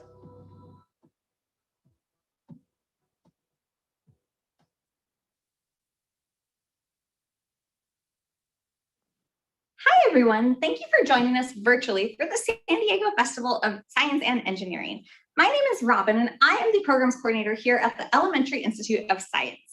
EIS is a nonprofit organization based in San Diego that serves children in grades 2nd through 8th, focusing on hands-on STEM activities in all sorts of different STEM fields. EIS offers programs ranging from Saturday and after school classes to school partnerships, to summer camps. This summer, 2021, we are super excited to bring back our in-person summer camps. After taking a year off with the COVID-19 pandemic, we can't wait to have students back in our halls. We will be offering 10 fun-filled weeks with all sorts of different themes and classes for your students to enjoy. Now, here's the video from one of our instructors teaching you an amazing STEM lesson.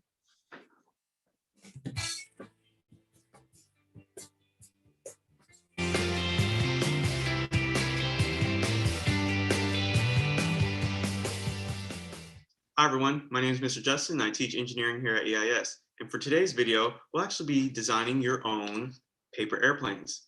But first, before we do that, we have to understand a very important concept called aerodynamics. Aerodynamics is the study of moving air. Specifically, for today's video, it's the study of moving air and its interaction with solid bodies. So let's actually take a look at how that works. So I actually have a very cool friend here. His name is Speedy, and we're gonna actually see aerodynamics in work. So aerodynamics relies on 4 and very important forces. Now this allows for our airplanes to stay in the air, okay? So first one is lift. So this allows for our planes, one, to be able to take off and actually stay in the air, okay, via our wings. And then we have the opposite force, which is the weight. So the weight is the force of gravity acting on an object. Then we have our drag. So drag is actually the opposite of our thrust.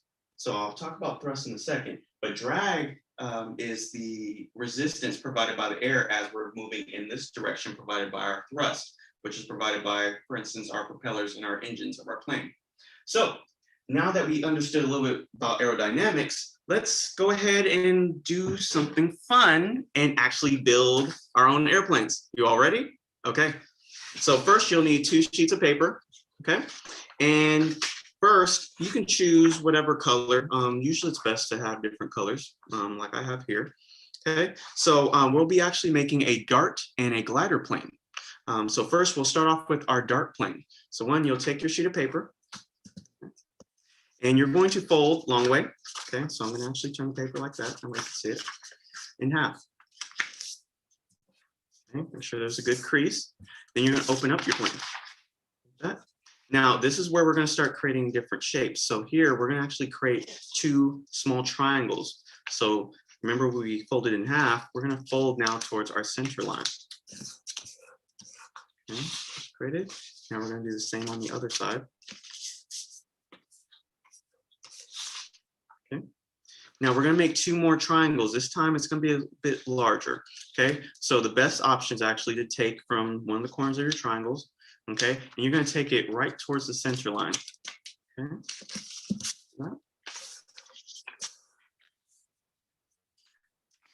Same on the other side.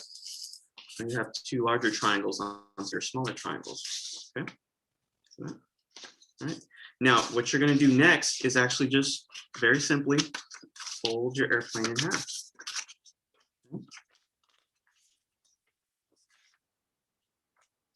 And then after that, the most important part, and I briefly discussed this, is the wings. So what you're gonna do is that you're just going to fold, see, just along your edge here, gonna fold down, create your wings, and you're gonna do the same on the opposite side. So I'm just gonna flip that, and I'm folding along this edge. Create our dart. Maybe wondering why they call it a dart. Well, as you can see here, very pointed edge there. Okay, so now we have our first plane, which is our dart. So go ahead and set that aside, because now we're going to start on our next plane, which is our glider. So similar to our dart, okay, we're gonna start by folding this in half, long way. Okay, nice crease. Open it up. Now, what's going to be different with the dart plane in terms of our folding process is now we're going to fold down, not all the way down or not halfway down, approximately 2 inches. Okay, approximate that there. Okay, and then we're going to fold on top of that. Okay, so it's going to be like a thick rectangle.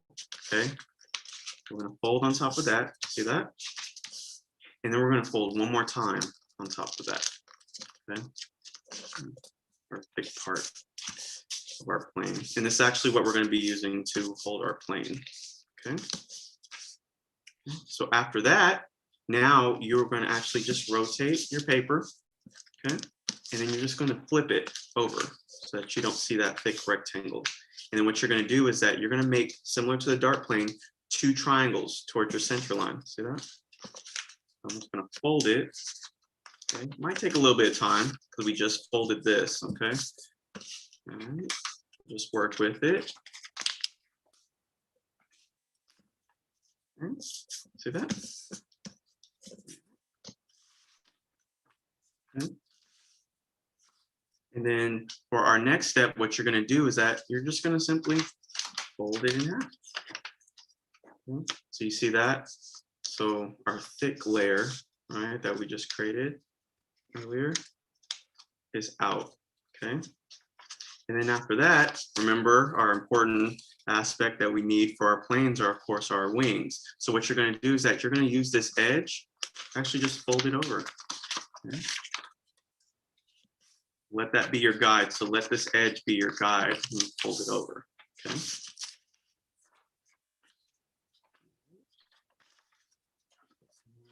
Other side. Okay.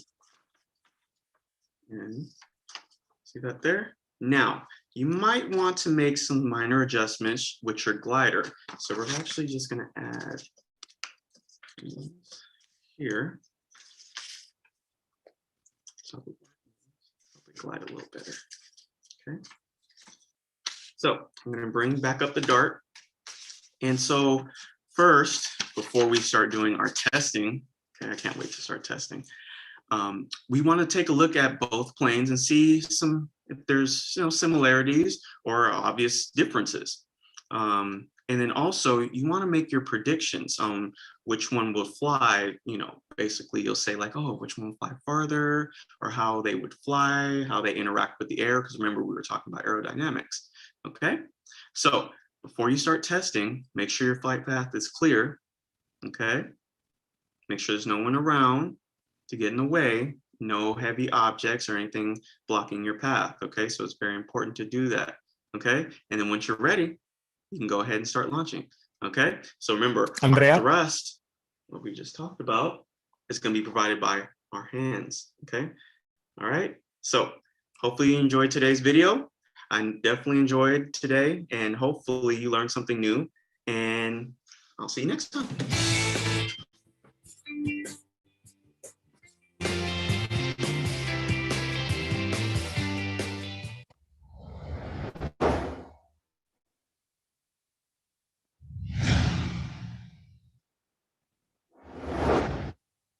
We all love science, it's crazy and fun. We're about to have fun. Yep, sorry about that. We all love math science. We all love science, Doing great, it's thank you. crazy and fun. We're about to have fun. We all love math science. Oh, it's so cool. All these molecules, all chemical. Follow the science rules. Spaceships and airplanes, robots and fast trains. This is so crazy in the name of math science. And we all have fun in the name of science. Jump around for science, and we all have fun in the name of science. Shout math science. We all love science, it's crazy and fun. We're about to have fun. We all love math science. We all love science, it's crazy and fun. We're about to have fun. Take a go with math science.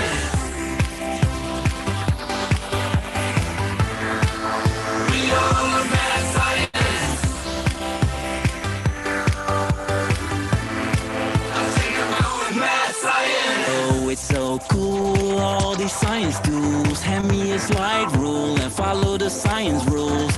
Particles and formula, levitate or heavyweight. This is so crazy in the name of math science. And we all have fun in the name of science. Jump around for science, and we all have fun in the name of science. Shout math science. We all love science, it's crazy and fun. We're about to have fun. We all love math science. We all love science, it's crazy and fun. We're about to have fun. Take a go with math science. We all love math science. I'll take a go with math science. To the beat now, bounce with me. Move like an electron carefully. We shock minds, can't believe what you see. Not everything about what it seems to be. That's why we love science, crazy fun. Got a lot of professors, a lot of crazy ones. The all love knowledge and it never done. Time to discover cover, cause it might go. And we all have fun in the name of science. Jump around for science, and we all have fun in the name of science. Shout math science. We all love science, it's crazy and fun. We're about to have fun. We all love math science. We all love science, it's crazy and fun. We're about to have fun. Take a go with math science. We all love math science. I'll take a go with math science. All right, that was a pretty fly, funky mad science music video. Nice, guys. And yeah, all those activities are part of our different programs. Like I was saying before, the birthday parties, we do rocket launches, make some slime, some super balls, some super bouncy balls. We do a lot of cool stuff with dry ice, which maybe you've seen some already today. So thanks again. That music video was super rad. Hey, in the last segment, I started talking a little more in detail about our partnership with Mad Science and NASA, the National Aeronautics and Space Administration. And basically, we've teamed up with NASA, writing a curriculum of a bunch of different really cool workshops and after-school programs. We've also programmed with the NASA Langley Center for distance learning during these times. Let me tell you a little bit more about it. So, as you guys know, Mad Science Group's world-leading provider of educational science enrichment to elementary school-aged children, reaching millions of children every year. Well, the NASA Langley Center for Distance Learning uses NASA research to develop educational activities and programs to increase awareness of how science, technology, engineering, and math, aka STEM, relate to the real world. So working together, Mad Science and NASA, we're going to integrate age-appropriate NASA content within Mad Science enrichment programs so that millions of children around the world can experience the awe-inspiring wonderment of NASA's activities. So why are we doing this?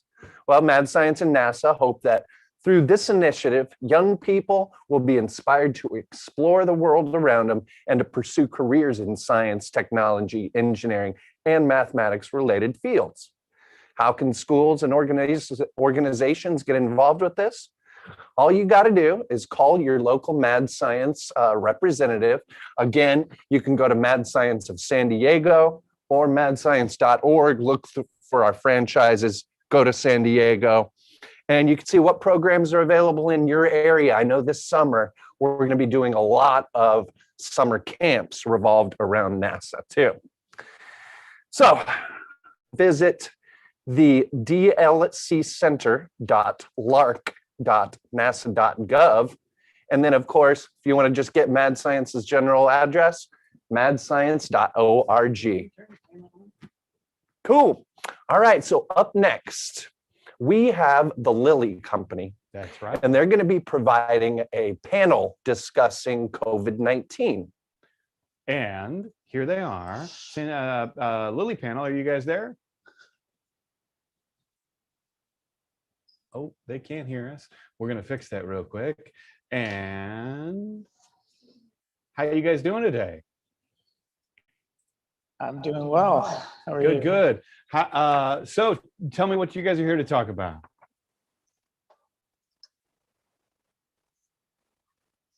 I think we're here to talk about COVID and the SARS and coronavirus, if I'm not mistaken. Yeah. Well, this is your time to shine. Go ahead, guys.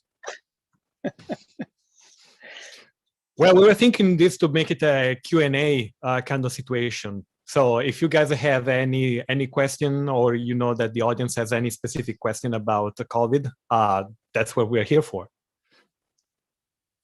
We are going to be right back.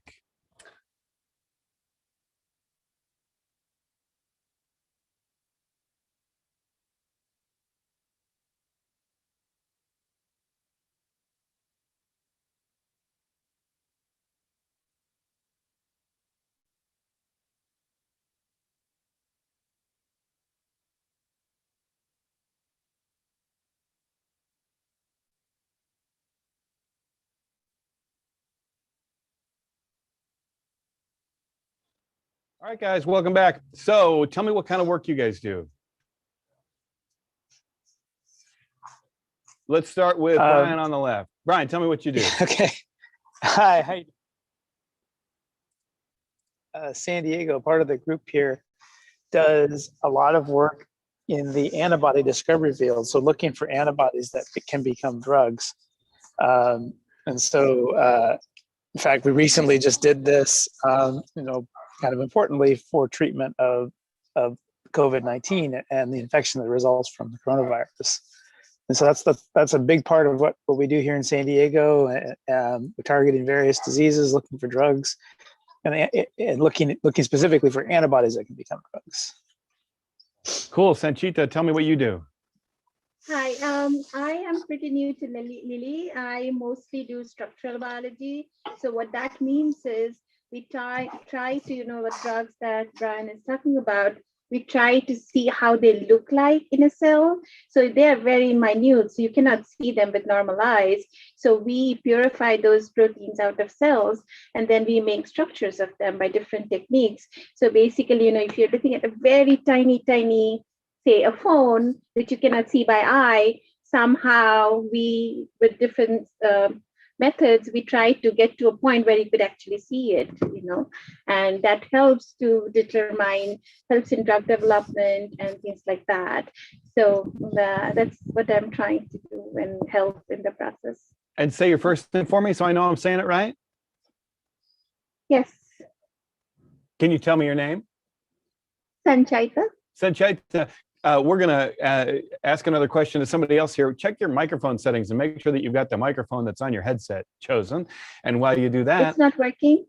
Tell me, Andrea, what do you do? Yeah, hi, Andrea here, and I joined Lilly about 4 years ago.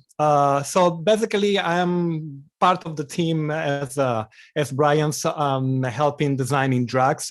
In particular, what I do, the drugs that you are making are fundamentally proteins, such as antibody. And one of the problems is that if you use that as a drug to a patient, the immune system that is not really able to recognize between protein as a drug and the protein from a bug, for instance, will react to those. And so my job is to help making the drug as, to fly under the radar, so to speak. So it becomes not visible to the immune system. And therefore, the immune system is not going to attack the drug, and that will keep working over time.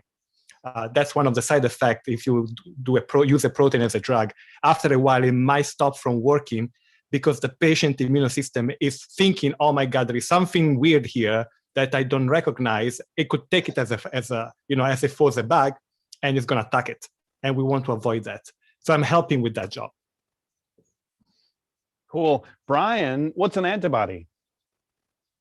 So an antibody is part of your own immune system, and it's a molecule that gets generated to, as Andrea just referred to, a bug.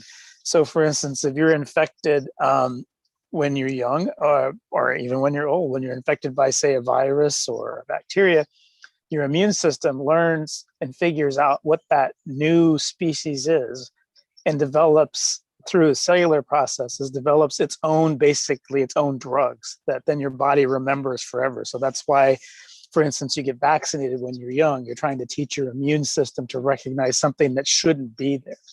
And antibodies are molecules that are made by a specific type of white blood cells to help basically become your own internal store of drugs to specific diseases, like, for instance, COVID-19 or polio. People get vaccinated for measles and mumps. All these things elicit antibodies to help protect you. And so that's just sort of the body's molecule of choice for making drugs to foreign species or foreign invasions and infections. Hey, Radical Rob has a question for Sanchita. Rob, what's your question? Yeah, Sanchita. I know I'm pretty curious about it, and I've talked to a lot of other people too. Of the, I think, 3 vaccines that are out right now, what are the main differences between these 3 vaccines? I guess the company is the main difference. You have 3 different companies, but I think, as I know, I'm not a virologist, with my knowledge of a little bit of structural biology, they target the spike protein. So the virus has proteins on its surface, which basically identifies your cell, and that causes the immune response that Brian and Andrea was talking about. So this vaccine is based on the vaccines are prepping the protein in your body so that you mimic as if you are infected, but not to the stage that you can have a very serious reaction. And what happens is it's like a trailer show to the body. And then, your body makes these antibodies so you fight against the disease. So they're all based on the same principle, but they have probably differences in the amount and dosage. So, that's what I can tell you about. Does that answer your question? Yeah. And perhaps, Brian and Andre. Yep, definitely more information than I knew going in. Thank you, Sanchita. There are, as Sanchita was saying, basically you are trying to show a trailer of the infection movie, right? But you don't want to watch the full movie because that's going to be a horror show. The trailer is enough. And so the thing is that the trailers, there are 3 different versions of the trailer, let's say, right? And so you can have one version is where basically you encapsulate a piece of information inside basically a little drop of fat, and that is going into cells. And that piece of information is similar to what your own cells would use to make protein. The spike protein of the coronavirus is just another protein. We just need to give the cell of our body the right information to synthesize the protein that looks like the spike from coronavirus. And that's what is encapsulating this little droplet of fat. So that's one, and that's basically the Pfizer or the Moderna as the same principle. Then there's the AstraZeneca and the Johnson & Johnson. These are actually comparable. Instead of having the straight short information as an RNA, as we call it, it's a little bit longer. It's called DNA. And that is instead of using a droplet of fat, is using basically an empty box that looks like a virus. It's a funny thing, right? I mean, we want to complicate stuff. And so we are using an empty shell of a different virus as a delivery system, like a little mini truck that brings the DNA, the gene that encodes for the protein. And that mini truck that is basically a completely different virus is bringing the information to make the spike of the coronavirus. But it's just a matter of what really is convenient for us to work with. And then the other system that has been used is basically to make the protein outside and then inject that into into the people. And that's a little bit older version of making vaccine. And for some reason, it looks like this is not really the best based on the data that we have for the coronavirus. For other vaccine, it works just great. I mean, HBV, hepatitis B, perfect. We make a protein that's from the surface protein of the hepatitis B. We make that into a vaccine and works just great. Coronavirus, maybe not that much. But basically, these are the 3 different trailers that we're using to show the immune system how the real movie would look like. Cool. What a succinct description. Brian, tell me, when do you think we'll have vaccines available for kids, and what do we need to get there? When do you think that'll happen? Well, we have vaccines available, right? I just read like today that San Diego's roughly a third vaccinated. For kids, right? Our audience is mostly school kids. When do you think kids up to 18 or up to 16 will get it? That's a good question. I think it's up to the companies and the FDA. I believe they're testing the available vaccines that our adults are getting now and have been getting in people younger than 16. So as soon as that's proven to be safe and just as efficacious as it has been for adults, then it'll be allowed. But that's pretty much, you got to test it, you got to be safe and make sure that there's nothing unusual happening in younger people. And that's what's ongoing now. And it's the same process that was used for adults. It's just the adults were done first. Yeah. Sanchita, I know messenger RNA has been a big topic. Can you tell us what messenger mRNA is? Oh yeah, messenger mRNA. So you can see the name messenger in there, right? So just to give you an analogy, I used to teach kids. So, we have our DNA, which is the information to make these proteins, say antibody, right, that we are talking about. So, but the path from DNA to making this protein is not direct. So there is somebody needed in between. Like say you want to write a letter and send it to a friend, you need a messenger, right?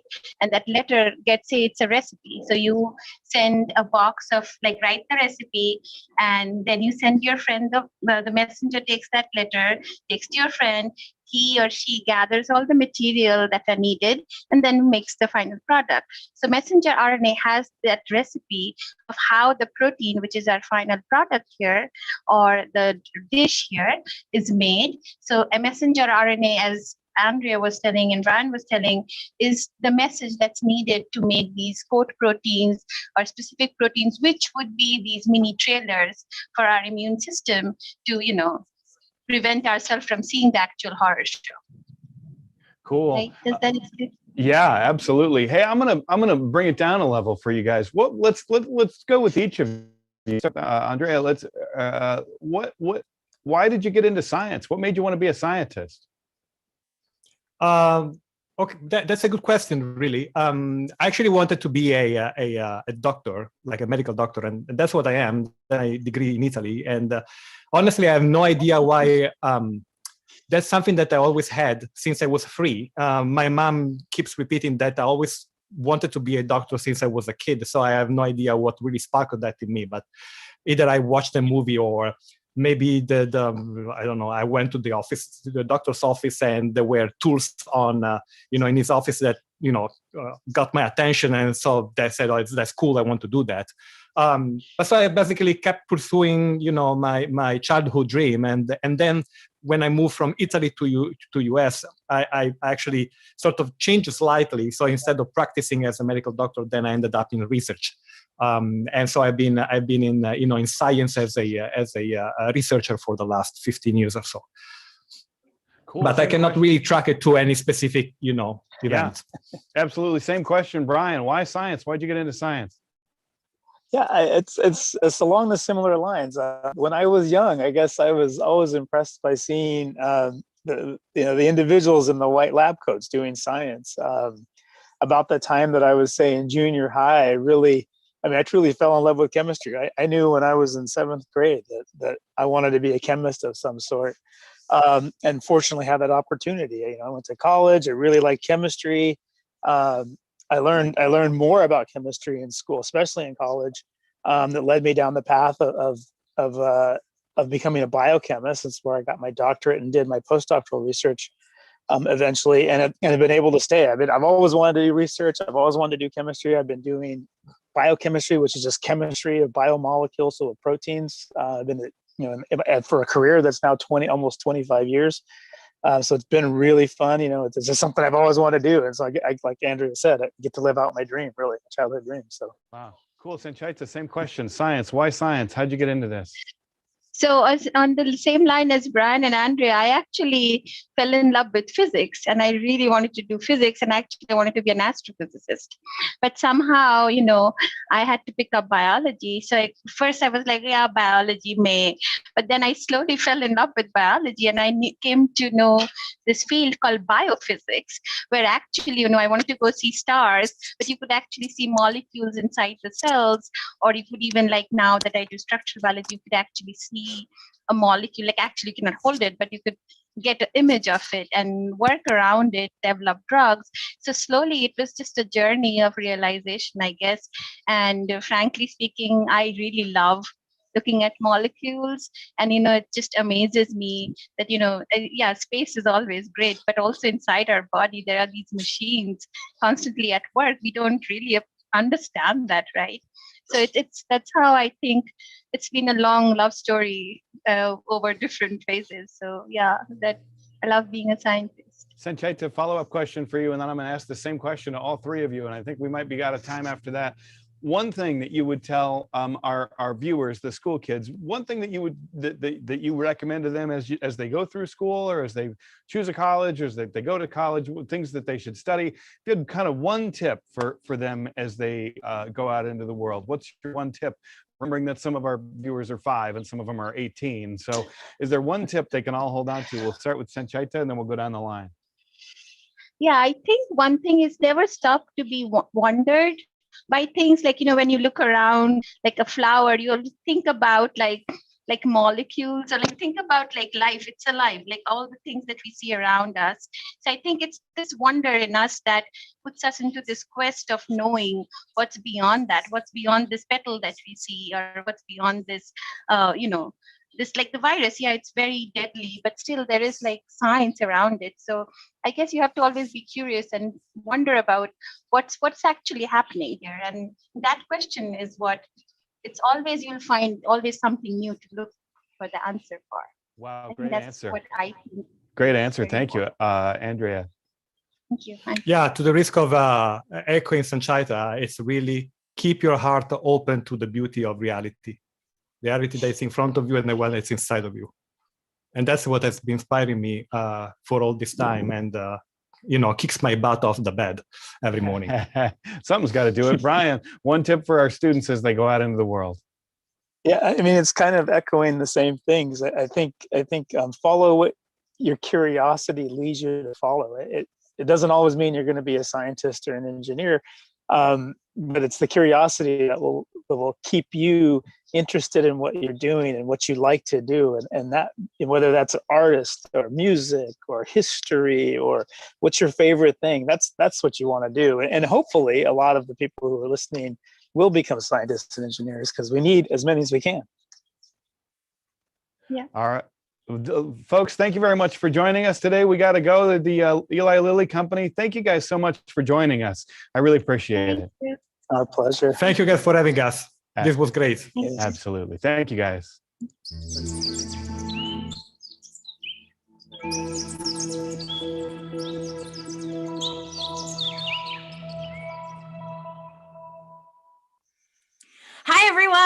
My name is Amanda, and I'm from Suvargo. And you know what? This is my friend Albert, and we're going to be learning about some amazing scientific features of the great horned owl. But first, let me tell you a little bit about Suvargo. Well, guess what? We are a zoo located in San Diego County, and we love to teach everyone about animals. We can do virtual programs or in-person programs for schools, scouts, civic groups, and even, guess what? Your birthday parties. So we would love to share our animals with you. And today we are going to be talking about Alberto. And you know what? Owls and all birds of prey are super duper special and absolutely amazing hunters. Everything about their whole body is made for hunting. So we're going to talk about some of those features today. The first one is the owl's eyes. Have a look at those eyes. If you imagine his eyes compared to the size of our eyes and the size of his head, his eyes are much bigger. It's actually as if we were to take our whole fist, and if that would be as big as our eye, go ahead, try it. That would be a big eye inside of our head. That's super big. And so his eyes are that big because he needs to be able to see far and wide away to be able to find his food. For him, no, he relies on all of his senses to hunt and to find his food. Now, another amazing sense is his ability to hear. Everybody hold out your ear like this. Great job. And we have great big ears. Some of us small, some of us big, but you know what? That helps. This whole device here helps us to funnel the sound into our ears. Owls, they have their own way of doing that, and that is by those feathers that shape the sides of his face. They help the sound to funnel in directly to where their ears are, and they can hear so much better than us, a lot better. So you know how sometimes maybe your parents may say, "I hear you over there," and you're walking as quietly as you can. That's basically an owl for you. They can hear super well and hear even the slightest little twig break, and that alerts them to where maybe a tasty dinner option might be. Now, one last thing we'll talk about here is their flying ability. Now, they have very, very special feathers. Particularly Albert's feathers here, they are extra soft and extra light. And they also have very special serrations on the edge of those feathers that allow them to fly silently. So we'll have that feather go in nice and close to the camera so you can see those edges. Notice how those edges look torn or ripped. But that is the secret of an owl's feather and how they're able to fly silently. So those edges look that way so that wind can just pass right over it. Now, there's one more element of the feather, and that is it's super soft and flexible. So all of the feathers of the owl are flexible, bendable, and super duper soft. Now, I know it's not exactly touch-o-vision, but you can imagine the softest feather here in front of you. So that scientific design of its feathers and the way that owl can see so much better than us and how they hear so much better than us all make it an amazing animal and an amazing hunter. So friends, the next time you're out exploring in nature on a little hike, you may not see Albert flying around or any other owl out there, but it's important to sometimes listen. You may be able to hear the sound of this type of owl going, whoo, whoo. And that is how you know there may be a great horned owl nearby. because oftentimes they will be very quiet and want to blend in and sleep and just be left alone. So friends, use your owl ears and your owl eyes to spot these amazing animals out in nature. And one thing you can do to help all wildlife is always remember to recycle. Recycling helps save habitats across the world, and Albert here couldn't thank you more for that. From all of us here at Zoo Vargo, we thank you for tuning in. And if you would like to learn more about us, have us for your school programs, you can check us out online, zoovargo.org, and we'd be happy to meet you. Bye. Those Zuvargo people, you know what they have? What they got? Energy. A lot of energy. They really do. They man. come off. I tell people, come off the screen, come through the lens. Those Zuvargo people. They are excited about talking about some crazy, crazy animals. That's cool. Rob, have you seen anything good today? Oh man, dude, I've seen so many cool things. I've seen so a ton many of rad cool things. That liquid nitrogen thing was crazy. That was nuts. That I had no idea. Thank you, Ranger Kyle. I had no idea that that tree that he showcased is actually at a park in Lakeside. Yeah. I'm totally going to go visit that thing. Absolutely. Yeah. What about you? The Tesla coil, the neon, the electrical fields that when they shot that that I keep wanting to call it a tennis ball. Yeah, but the it ping pong was ball. A ping pong ball. Yep. 600 pounds of vacuum, and then they popped the thing, Tore it up. And then also the liquid nitrogen volcano was. I really love not only the music notes guys videos, those things are rad, but their Q&A that we had with them and just getting to learn about their background, their mathematic influences, their hip hop influences.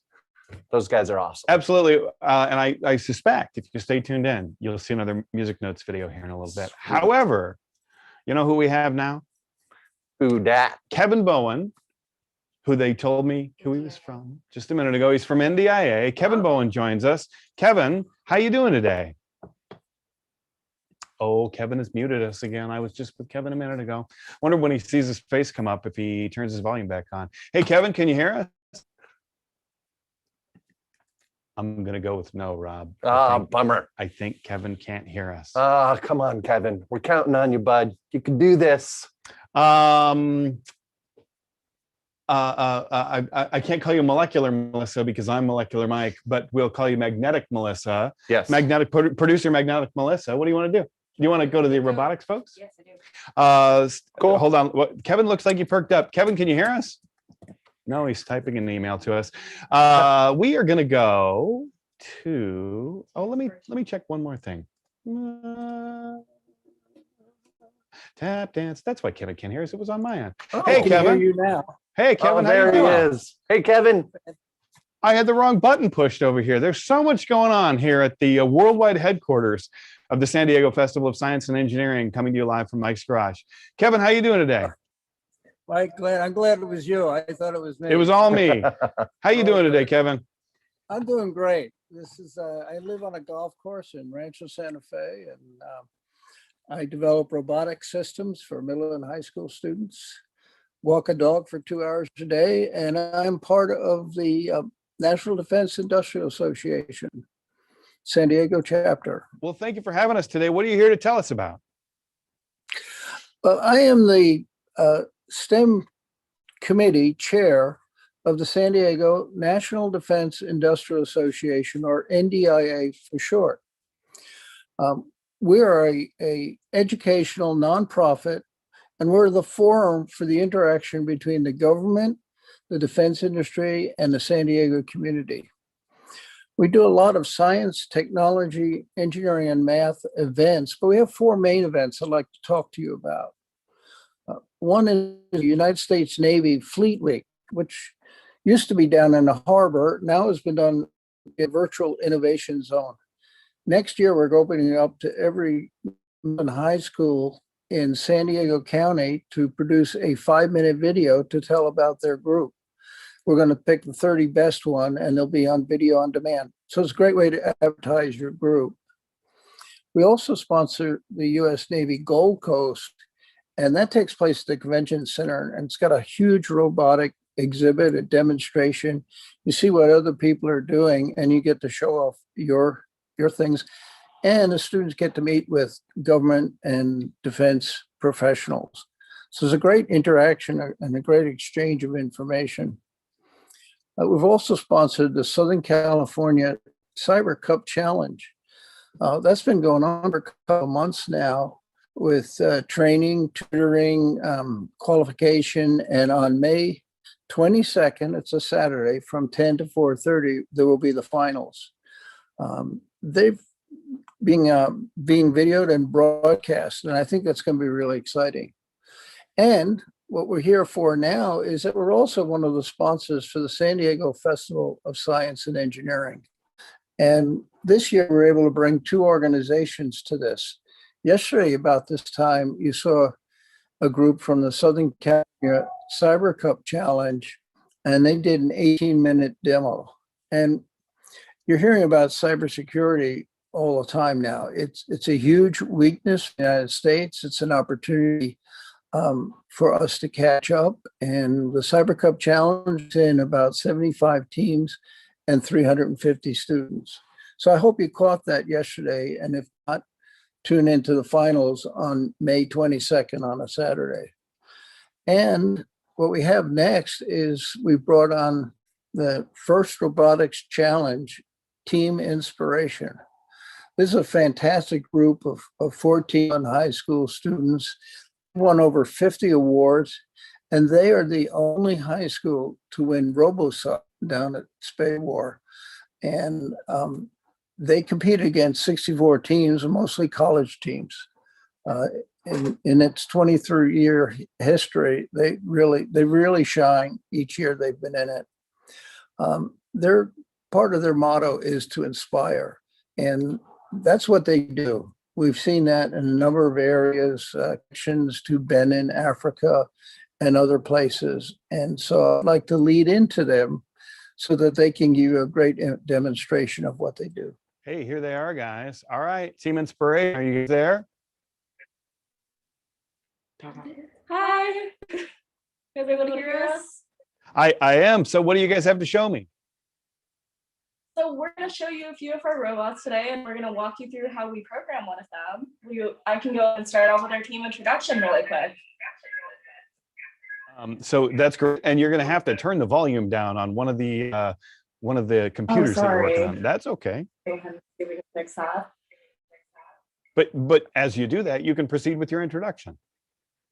Great. So we're Team Inspiration. Our motto is to learn, to share, to innovate, and to inspire. Are you guys able to hear me well? We can hear you loud and clear. Great. Okay.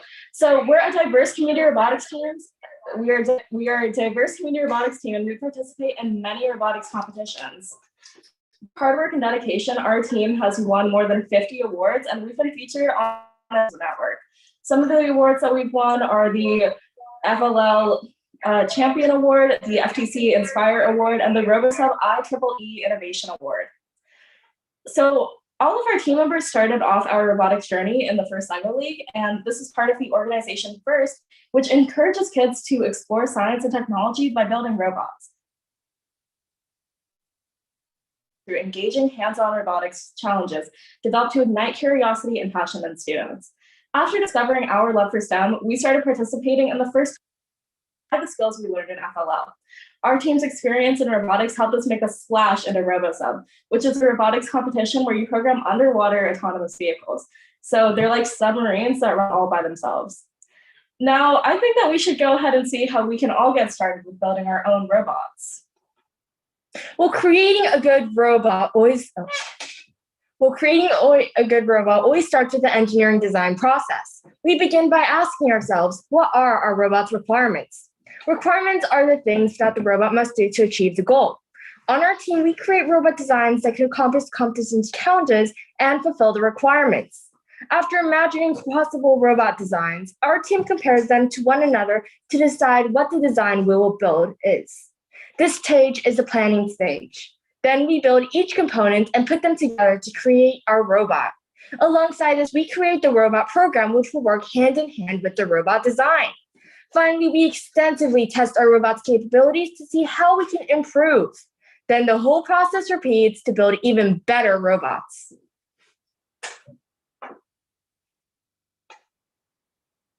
Cool. Yep. And do you guys have, is there more, or do you guys have robots to show us? Oh, we have some robots to show you. So actually we wanted to build a robot with you guys. As you can see here, we have this Lego robot, and this robot's actually used in a competition called the First Lego League. And as you can see, it's made of Legos. So just like any regular Lego set, you can build it and then take it apart. So for those of you watching, if you have a Lego set, you're probably already an engineer. Yeah. This robot actually also has 3 main parts. First, it has a brick. We call this the brick, and this serves as the robot's brain. And on it, it has a screen, some buttons, and what's called a CPU, which is a central processing unit. This little brick here, it's not that small, but it powers the whole entire robot. So without it, our robot would not function. Now, these are the motors, and as you can see, they're pretty spinny. So they love to spin around. And much like how we use our legs to get around, right? So I might walk from one place to the other. These motors work very similarly. They have, when I put a spinning axle through the middle and connect a tire, how we did on this robot, then we'll actually be able to have it move around kind of like a car, but much smarter. The robot also needs to interact with its environment. So in order to do that, the robot has some sensors. And as you can see here, it's an example of a sensor. Just like how humans have eyes, mouths, ears, the robot also has parts that it uses to interact with its environment. Oh, we suddenly lost your audio. Hold on one second. Let's see what's going on out there. Did I lose your audio? Hold on. As the robot's eyes. And the way it works is similar to how an owl does echolocation, as you saw with Alberto. What this does is it sends out a high frequency wave, and it will reflect onto different objects.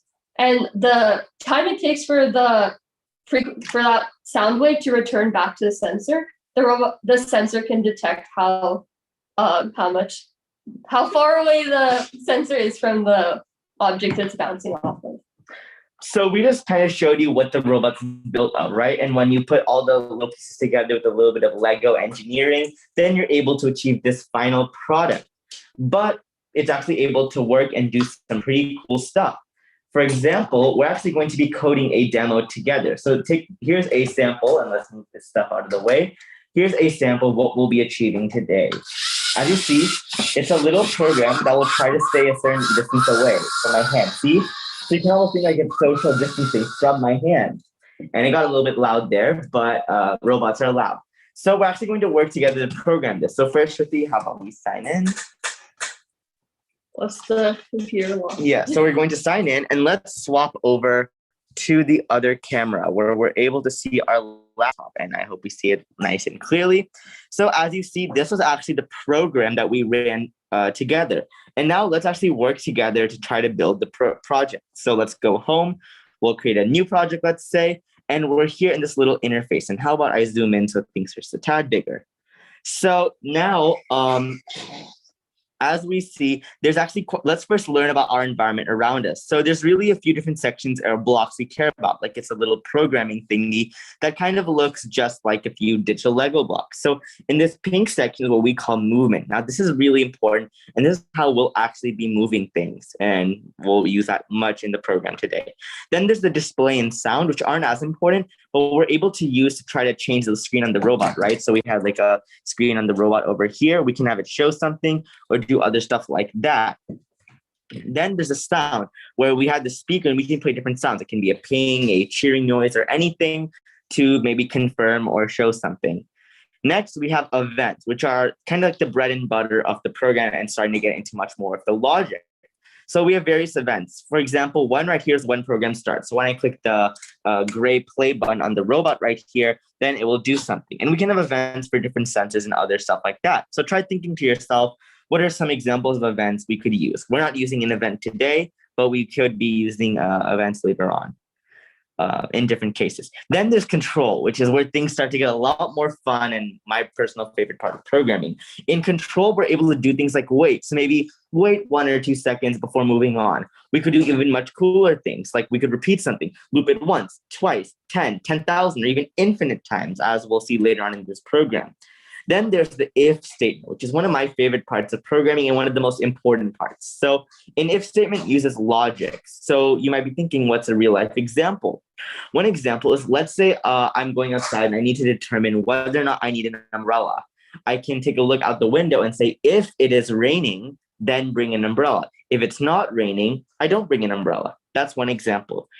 And we'll be running through if statements quite a lot in today's program. Then there's sensors, the blue section, where we're able to get a feed from the sensors or even use some logic, like, is this little touch sensor button, is it pressed? Is my hand 10 inches away from the sensor, which is something you might want to keep in mind.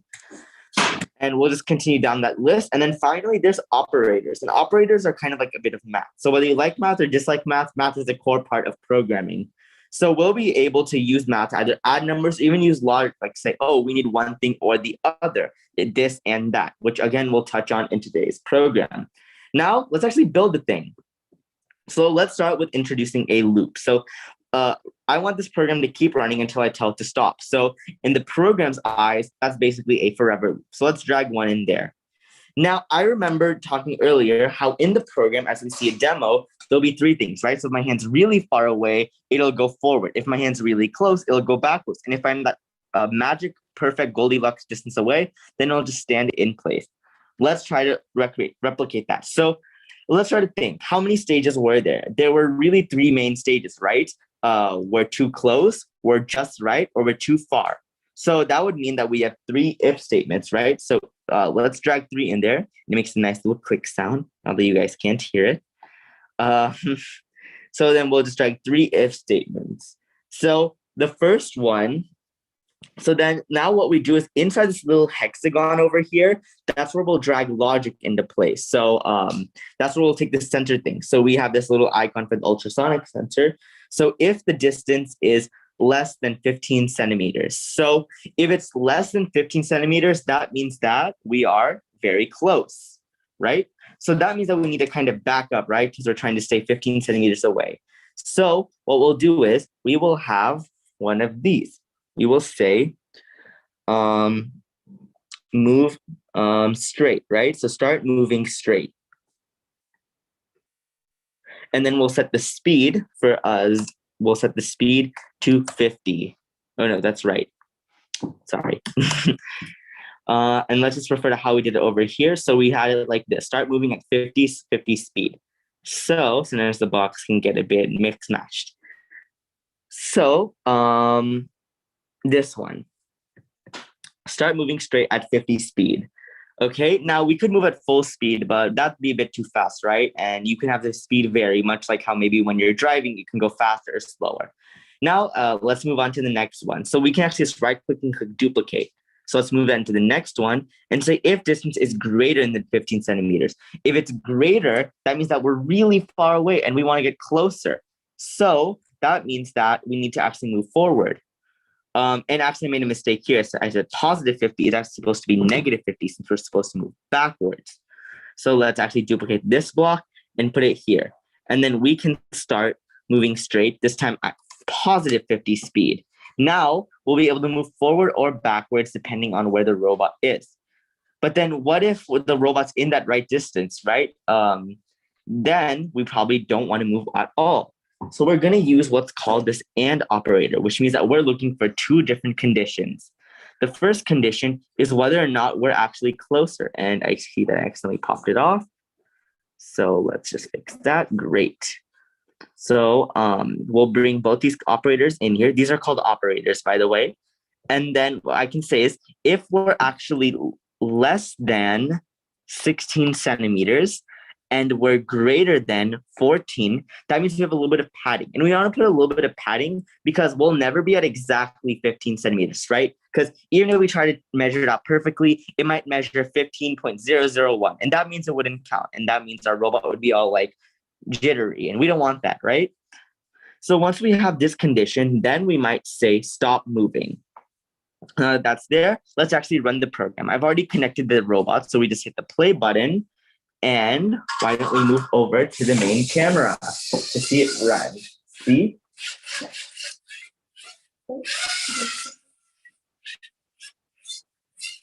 And you guys are able to see this robot, correct?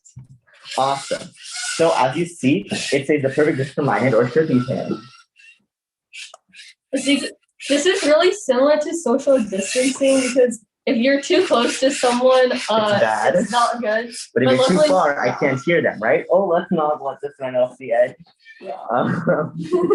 Yeah, mistakes always happen in robotics, right? That's the fun part. And that's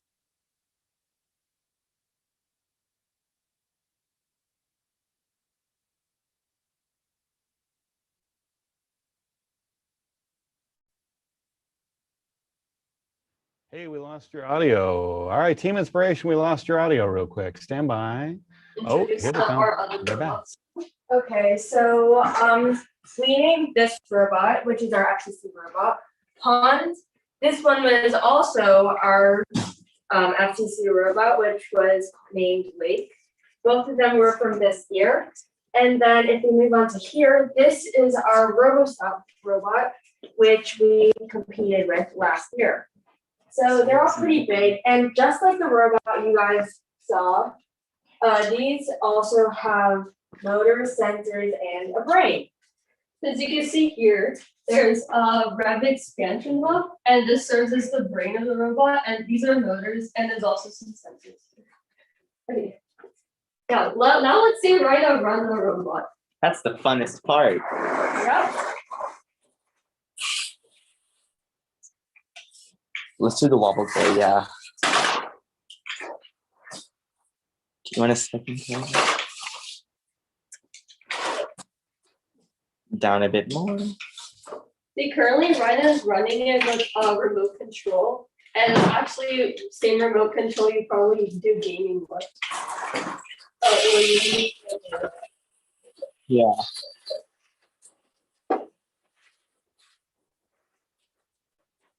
And right over here, the robot is collecting all of the rings on the field. And it's very loud.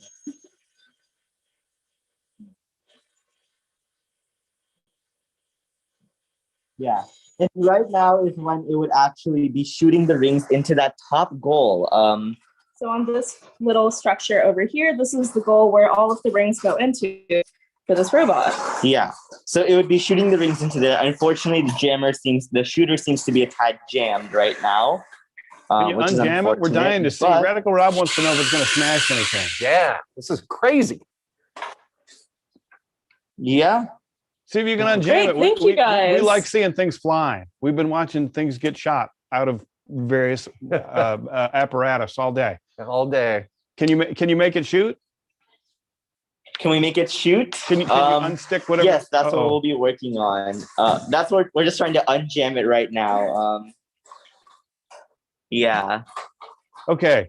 Well, my boy over here, Rojo the Red Robot, has been quite entertained. Yes. By this. What do you think, Rojo? What do you think about things? Whoa. Feeling a little gassy. It's pretty He's cool. making your dance. Pretty feisty. Yeah. Yeah, he's feisty.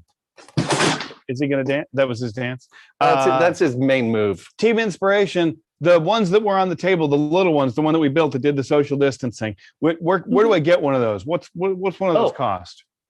So these robots are actually part of an education kit. So Ashka, why don't you show the robots themselves?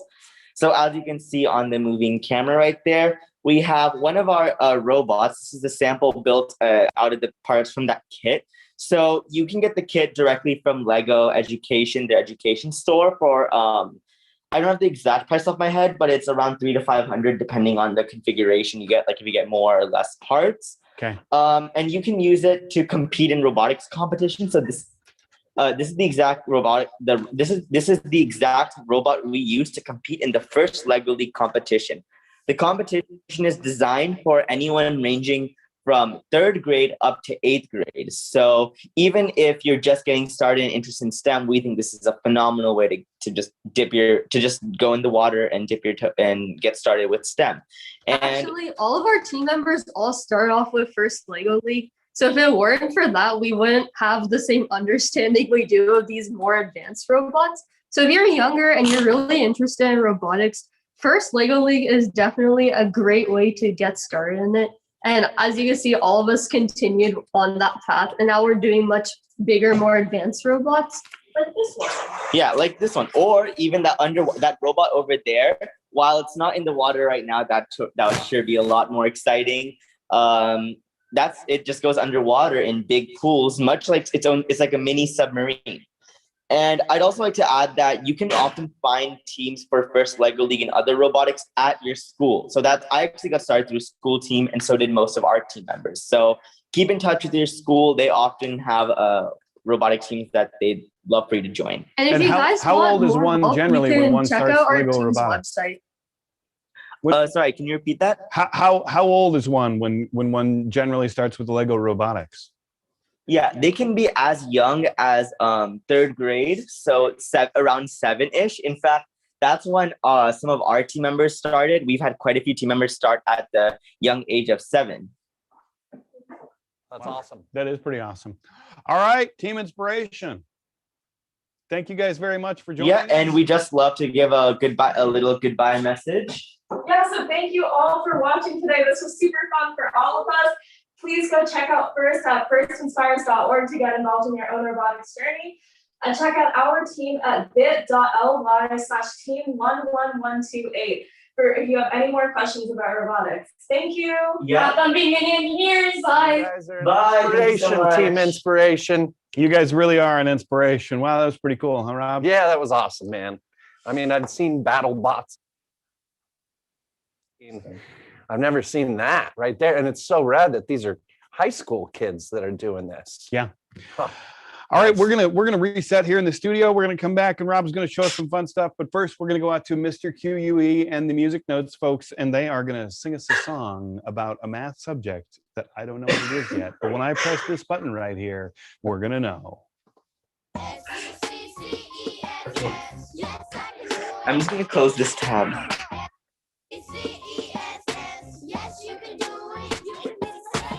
Stay on your grind, give it all you got. You can find success if you try your best. Gotta put in work, never be afraid to go the extra mile. Hit the books hard, it will lead to success. Gotta put in work every day. I'ma go hard now so I can find success.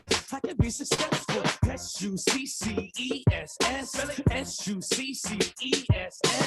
Yes, I can do it. I can be successful. Yes, I can do it. I can be successful. Yes, you can do it. You can be successful. Yes, you can do it. You can be successful.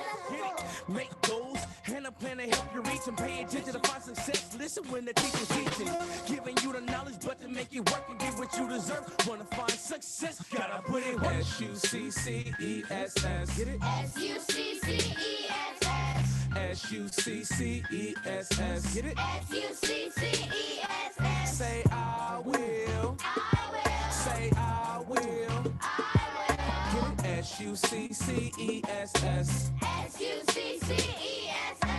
I will see success. Yep. I work hard. Yep. I just flex on a test on a Monday or on a Friday. It really doesn't matter. Success is my way to a better life. That's right. Follow these steps, you'll be alright. Work hard, never doubt. Dream big, plan it out. I will be SUCCESSFUL. And if I fail, I'll learn from that and I'll excel. Success is not a fantasy, it's my reality. SUCCESS. I work hard so I don't stress. My work is organized, my behavior is the best. I will succeed and live out my dreams. Dedication, preparation, education leads to SUCCESS.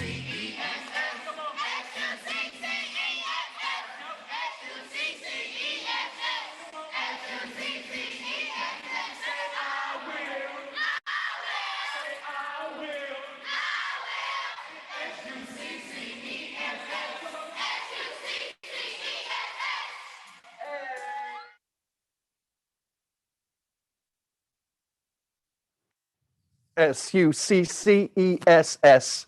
Yeah, music notes. You guys are awesome. Well, I hope you guys have been having a great time today. I sure have. The fun's not over yet, though, folks. San Diego Festival of Science and Engineering and Mad Science is here to talk about another one of our NASA topics. As I had mentioned before, we're doing NASA after-school programs, NASA summer camps, NASA workshops. And if you ever want to check those out and get involved, please, you can check out madscience.org, or you can simply search engine Mad Science of San Diego to see where those programs are going. So, phenomena. Kids are always asking about different things in space that they don't really understand, and they'd like an explanation. Like, what are the northern lights? The aurora borealis, what is that? Those are actually solar explosions. Explosions on the sun that when they come through our atmosphere breaks up the lights from the explosion into kind of what looks like a shimmering rainbow in the sky. A lot of the times kids are like, Radical Rob, what's going on with the difference between an asteroid or a meteor or a comet or any of these things that they see in the sky? Well, that's what I'm here to talk about today. First, let's touch on a comet. Now, a comet orbits the sun. That's what it does. It goes around the sun. Sometimes it takes a really long time, 200 plus years. Sometimes it's less than that. Halley's Comet, about 87 years or something like that.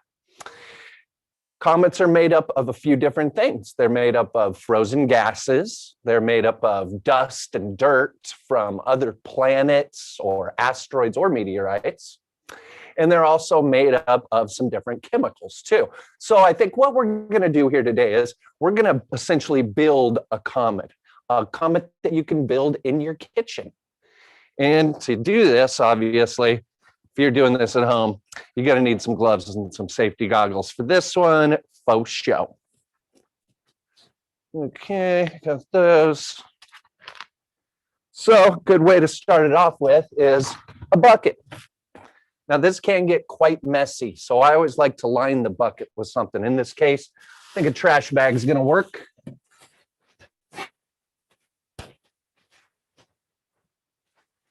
Okay, so some frozen gases. Bet you guys can only imagine what kind of stuff I might be using for that. A good old frozen carbon dioxide, also known as dry ice. So we'll add some dry ice first. 109 degrees below zero, if you remember from earlier today. I'm going to crush up some of the dry ice first before I put it into said comet. There's that.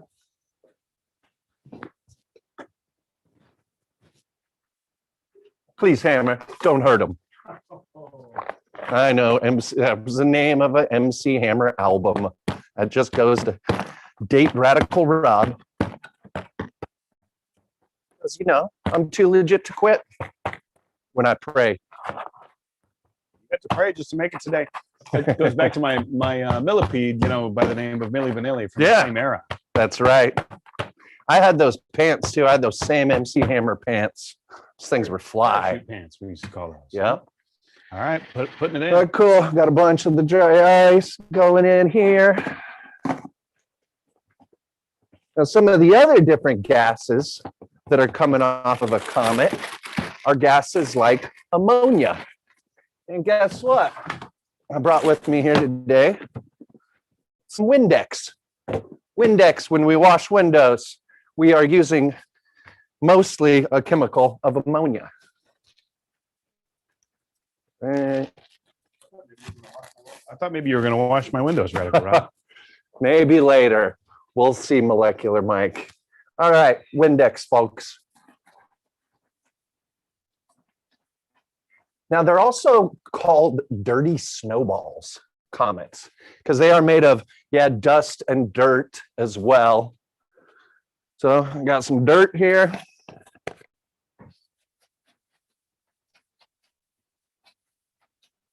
Got some dust. In this instance, some cornstarch.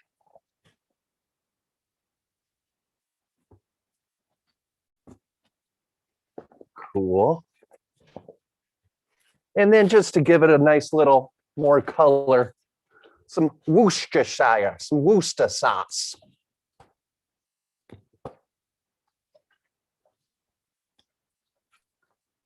Yeah, that looks pretty good. I'm thinking maybe a little more dirt.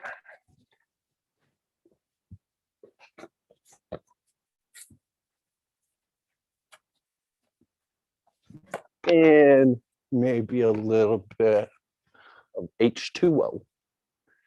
Cool. So these are basically the main ingredients in a comet. We're going to let these kind of marinate here for a second. See if it can get it to form up. Now, when we're talking about the difference between the comets and the asteroids and the meteorites, again, all of these things are basically space debris flying around in space.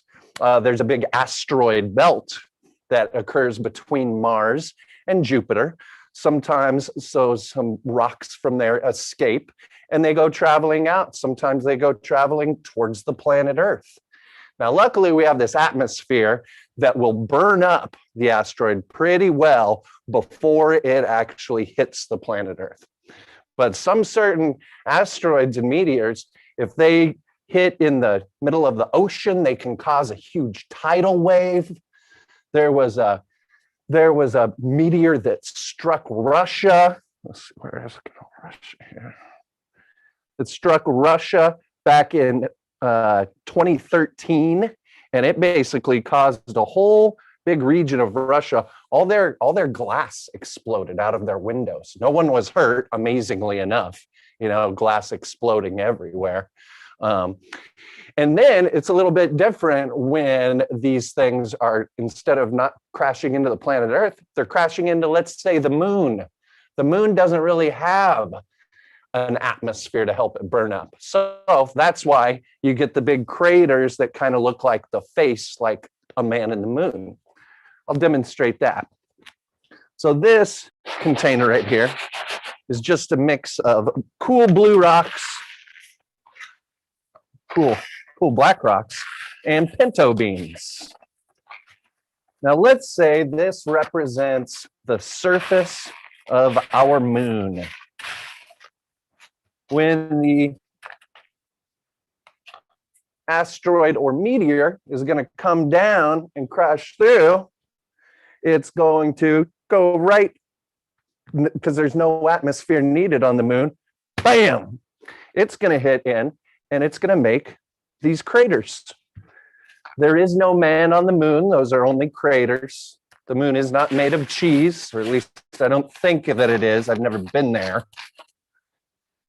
So, crater down. All right. Now, comets, you'll know them because they have a big tail too, right? And to demonstrate the tail aspect, I'll use this tube and some dry ice and some warm water. Again, if you're ever experimenting with dry ice at home, kids, don't ever touch it with your bare skin. It's not going to freeze you as fast as, let's say, liquid nitrogen, but after just a few seconds, you will get frostbite. And frostbite can be very, very dangerous and very deadly as well.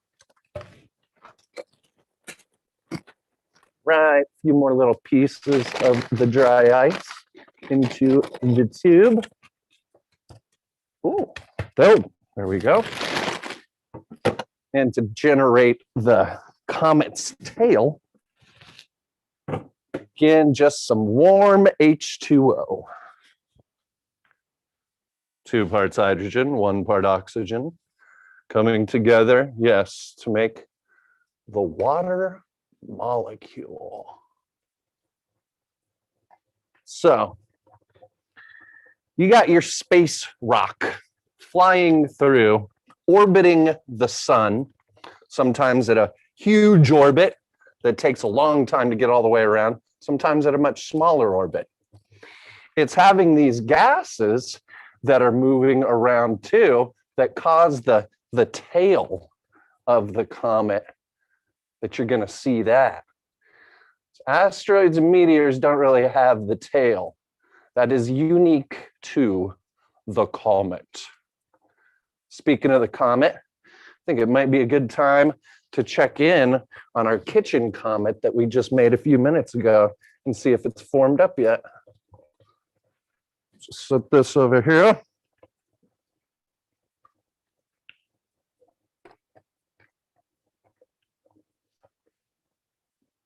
All right. Ooh, space rock. Cool. Again, what we had put in here, dry ice, we had put some ammonia, we had put some cornstarch, some dirt, some H2O, and some Worcester sauce. Really the world's worst restaurant, Rob. Really bad Yelp reviews. Yeah, that's what I heard. Worcester sauce. Wicked Worcester. All right, turn it around. Oh, yeah. Nice chunk. Check this thing out, y'all. Basically, we have made our very own gooey, smelly kitchen comet that still will sublimate quite a bit. Yeah, it's pretty gross, but it's pretty fun. That's yeah. Nice. And so that's what comets are made out of. Huh? Yeah, essentially space dust and dirt and gases and water. Nice. So that's just a little bit difference between those different types of what we call it space phenomena. In our NASA classes, we do have classes that deal with how astronauts live in space, classes on the planets and the moons. We have a really cool class about the sun and the stars and how our sun is essentially a star and how stars go through different life cycles, starting from babies, going up to supernovas, and finally turning into black holes. If you'd really like to learn more about it, we would really like to teach you. Again, our NASA classes are going to be live around San Diego all this summer. And to learn more about it, all you got to do is check out madscience.org, or you can search engine Mad Science of San Diego. We also do the birthday parties. We do the workshops. Hopefully, we're going to be back to doing library shows this summer as well. Keep a lookout for that.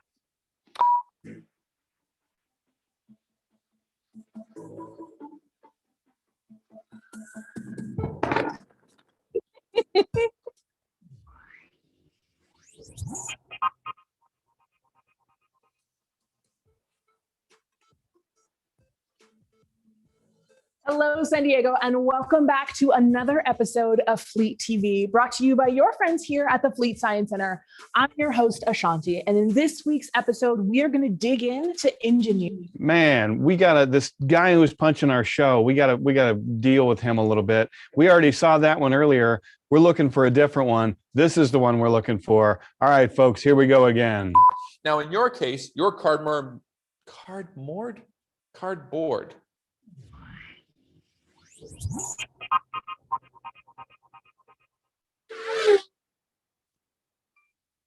Hello, everyone. I'm Jackie Valentine, and I'm an exhibits experience lead here at the Fleet Science Center. And check it out. I'm actually back in the Science Center again. It's so great to be back at Not Home. All right, so today's project is what's called tabula scalata, and that is actually Latin for ladder picture. That's a project that we do here at Studio X, which is right behind me. That's our maker space here at the Science Center. Now, tabula scalata is an art form that's actually been around since the 1500s. It is a way to have two images on the same surface, but in a way that you can only see one image at a time. Now, you only need a few materials to do this project. You need a thin type of cardboard. I have a cereal box here. That's a really great way to get some thin cardboard. You can also find thin cardboard at the back of a notepad once you finish it. There's some good cardboard back there. You'll also need some pictures. I like to use pictures from a magazine. They're really easy to find some cool pictures there. You also need a pair of scissors. You'll need a glue stick. And you'll need a pencil and a ruler. All right. Now, always remember, when you do our projects, make sure you have adult supervision and that you follow all directions very closely. Now, to start this project, you first have to cut out a very straight rectangle. You want to have all the edges be nice and straight. And if you have a cereal box, it's really easy to cut that out because you already have all of these creases around the edges that make the rectangular shape of the box. But if you're using the cardboard off the back of a notepad, that's even better because it's probably already perfectly rectangular shaped in the first place. But since I'm working with a cereal box, all that I have to do is just cut it along these creases. And watch, I'm going to use a little bit of movie magic to make that happen. Ready? And there you go. Now, the next thing you need to do is you need to measure the width and the height of your cardboard because that will tell you how wide you need to make your pictures later. So I'm going to measure my cardboard here. It is just about 10 3/4 by, looks like 6 3/8. Now, we need to be able to split this cardboard into 2 equal halves, and it's going to be kind of hard to do that with 10 3/4. So I'm actually just going to cut off the extra 3/4 inches off the end, so I have 10 inches total. So now we know that my cardboard is 10 inches wide because I made sure to measure it there and cut it to 10 inches long. That's going to help me know how wide to make my pictures because, of course, those pictures have to be half the width of my cardboard so that 2 can fit on there. So, of course, my total length of the cardboard is 10 inches. My pictures need to be 5 inches wide. Now, the next thing we're going to do is actually mark our panels, how wide we want our panels to be on our cardboard. I want my panels to be full inch panels. So I'm going to actually mark at every single inch, all the inch marks here. Now, usually you would use a pencil at home so that you can erase any mistakes you have. It's going to be hard to see that on camera, so I'm actually going to use a pen and just hope that I don't make any mistakes. Once you have marked out your guide marks here, you're going to measure on the other end as well and do the same thing. And in a moment, we're going to actually connect these dots.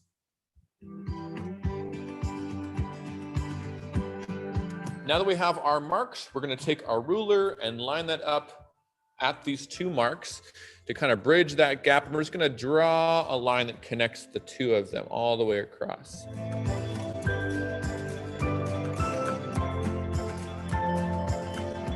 All right, now that we have all of our marks, we can start to actually fold them. You want all of these panels to alternate the direction that they're folding in kind of a zigzag pattern. So I like to take the ruler and I'm going to actually line it up with the first mark, and I'm just going to pull that cardboard over against the edge. And then I'll actually take the ruler and put it under where these marks go and try to hold it straight, and then do the opposite, fold it the other direction like that. And you just keep zigzagging it back and forth, hold it on the top, pull it over, then hold it under the bottom, do the same thing.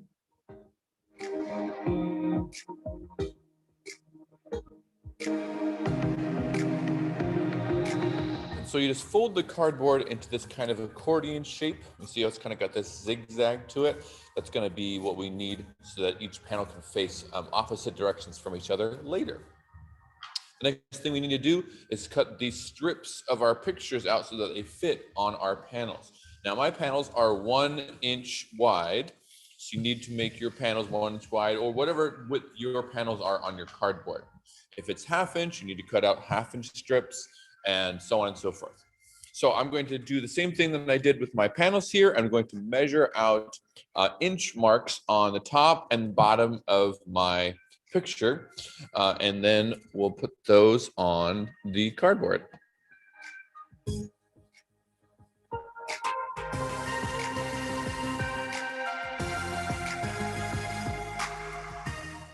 And all you gotta do now is just cut them out.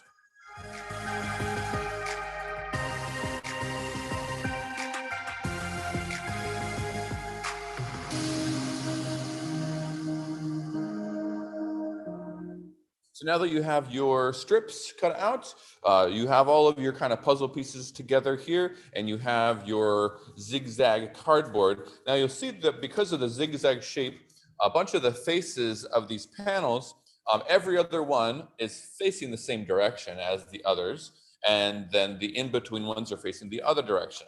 Like these ones here are facing that way, and these ones in between are facing that direction. So you want all of these strips, all these strips of your picture to be on panels that are facing the same direction. And then you want the in-between ones of the other picture to be facing the other direction. So we're going to start by taking the first panel of our first picture and putting it on the first panel of the cardboard. Now, when I paste these on here, the first one I'm going to try to line up to be wherever I want the picture to start. You'll see that this picture is too tall for the cardboard. It's just going to have a lot of extra. That's okay, because you want the picture to go further than the cardboard. If you cut the picture too short, it's going to look kind of strange that the picture doesn't fill the whole thing. So what I like to do is I like to just leave a little bit of excess over the edge, and then I can cut that off later, rather than accidentally cutting it too short and then not being able to undo that. So I just leave it like that until I cut it off later. Then you'll just have to line up the pictures kind of like a puzzle, which is not too difficult.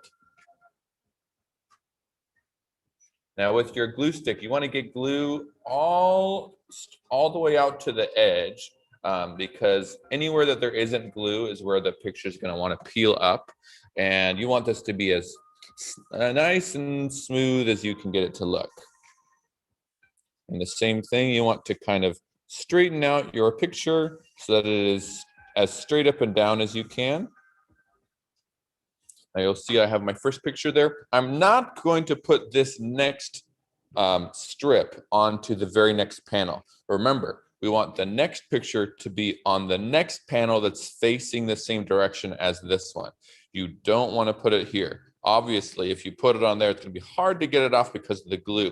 So make sure that you go slow and you pay attention to which panel you should be on.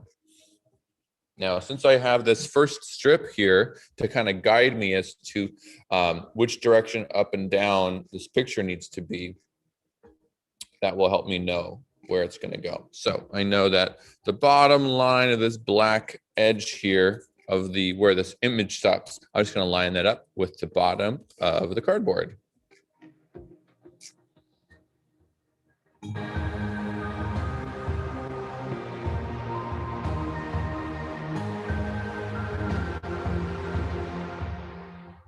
All right, so now we have the pictures of this first image. These strips are going to alternate like we were just talking about. And now we're ready to put the next image in between there. I haven't cut these strips out yet because I didn't want them to get all jumbled up while I put these ones on here. So I'm going to cut those out now. All right, now I'm just going to do the same thing as before with these remaining cardboard strips. Those panels that I haven't put any images in, those are going to be the ones that I'm going to put the pictures in now.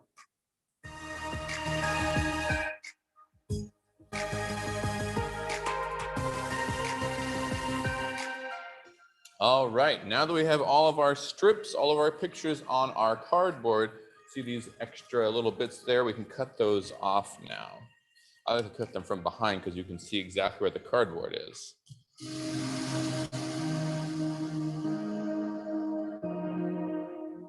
So now you can see that all of these panels for each image are facing the same direction. You can see both images right now because you're straight on, but over here, I see you there. You're actually looking from this direction, so you would see the image from this side. You can see something a little bit more clearly there. And then if I turned it like that, if you were standing over there, then you would see this image.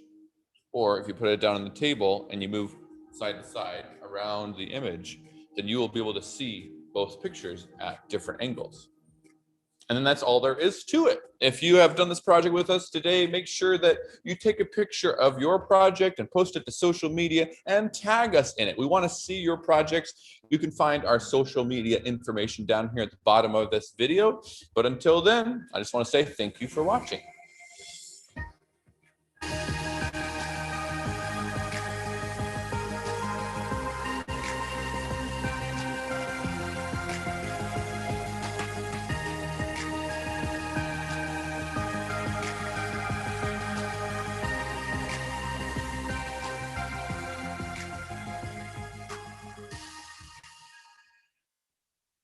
So there's going to be 20.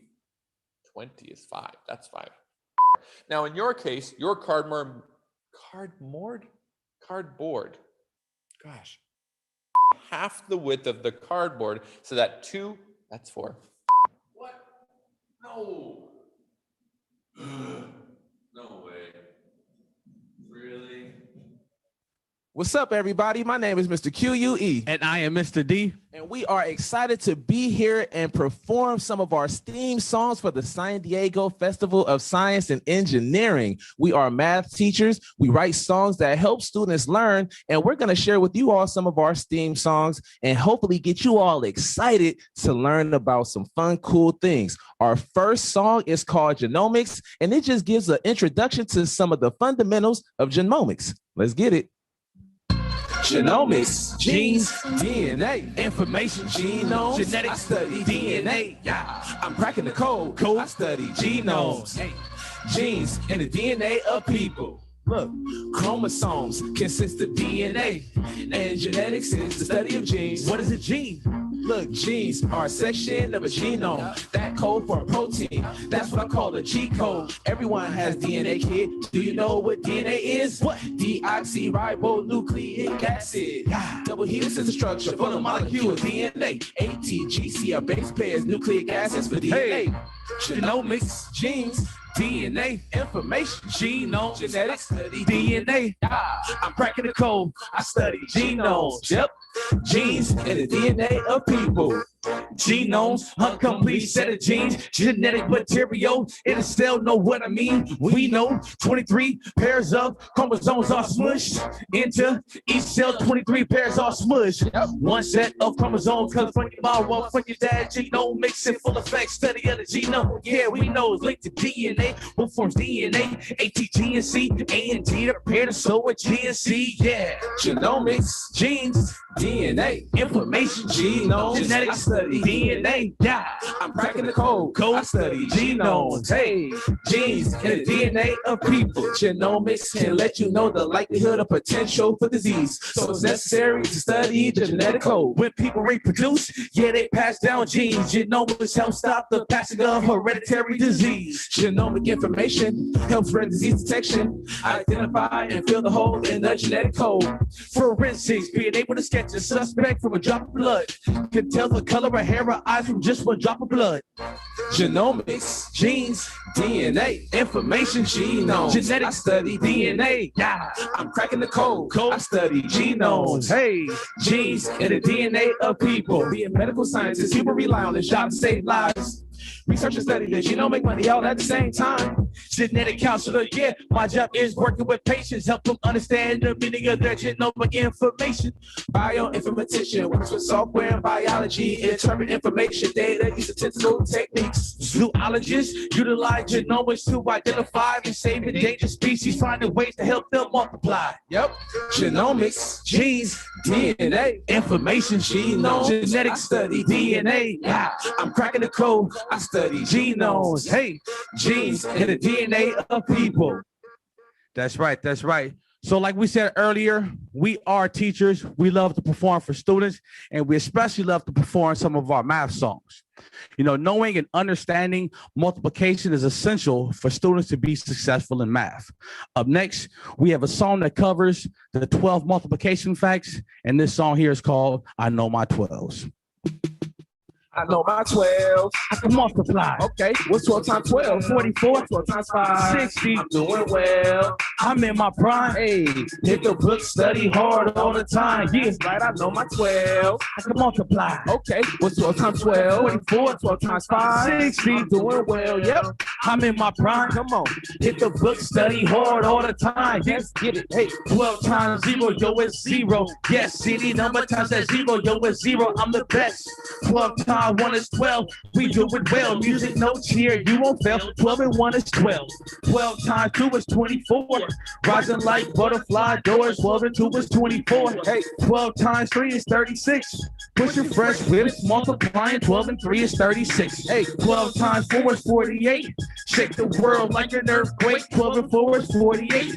12 times 5 is 60. I stay crispy, so fresh, so clean. Yo, 12 and 5 is 6. That's right. 12 times 6, that's 72. The best at what I do. 12 and 6 is 72. Hey, 12 times 7, yep, that's just 84. Off the ball, I'm going to score. 12 and 7, that's 84. Right. Hey, 12.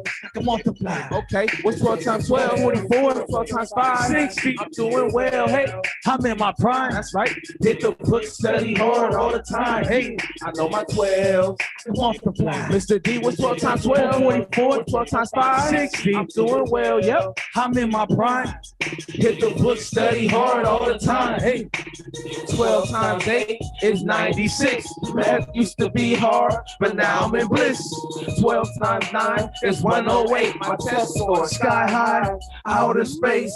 12 times 10, that's 120. If I learn to multiply, I could buy a Beamer, Benz, and Bentley. 12 times 11, that's 132. Now that I can multiply, I'ma teach the whole school. 12 times 12, that's 144. I use math at school, at home, and at the store. 12 times 13, that's 156. I'ma multiply all the time. Tick tock tick. 12 times 14, that's 168. We're almost done, so can't procrastinate.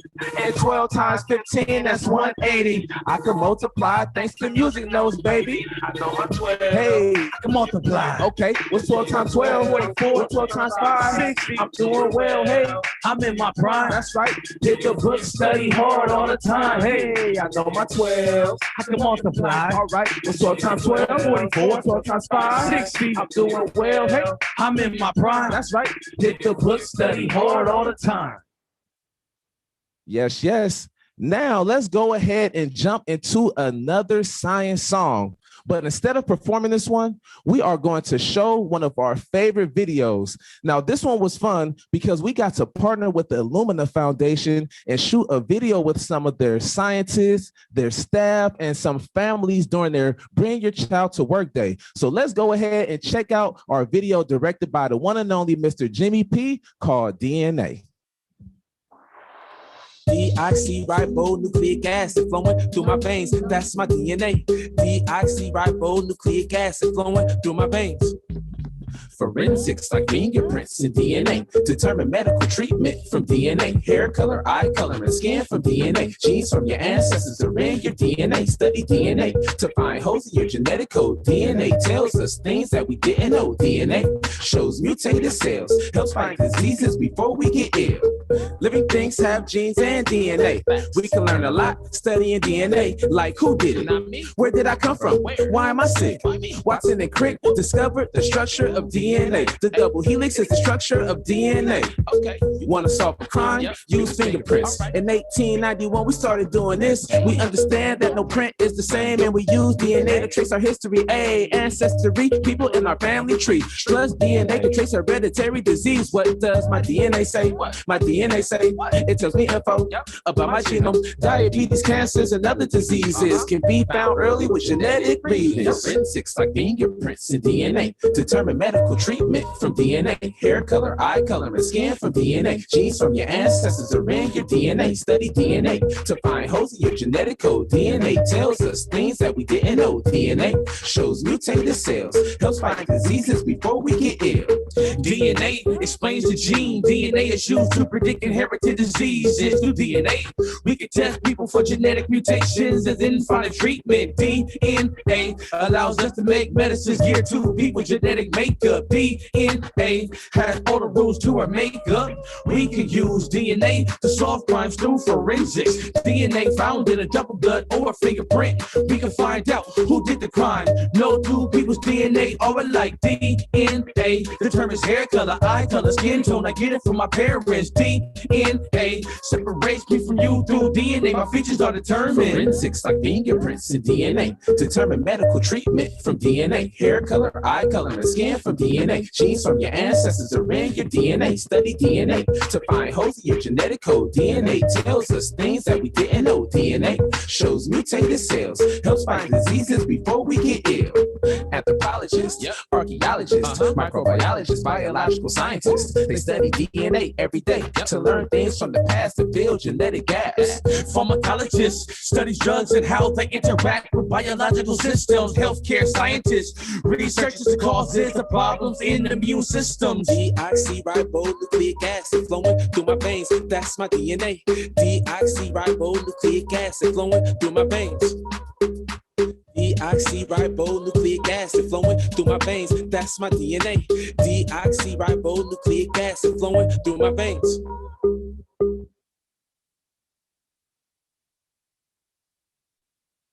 We had a lot of fun shooting that video with students. And as teachers, we always encourage our students to try their best and to work hard.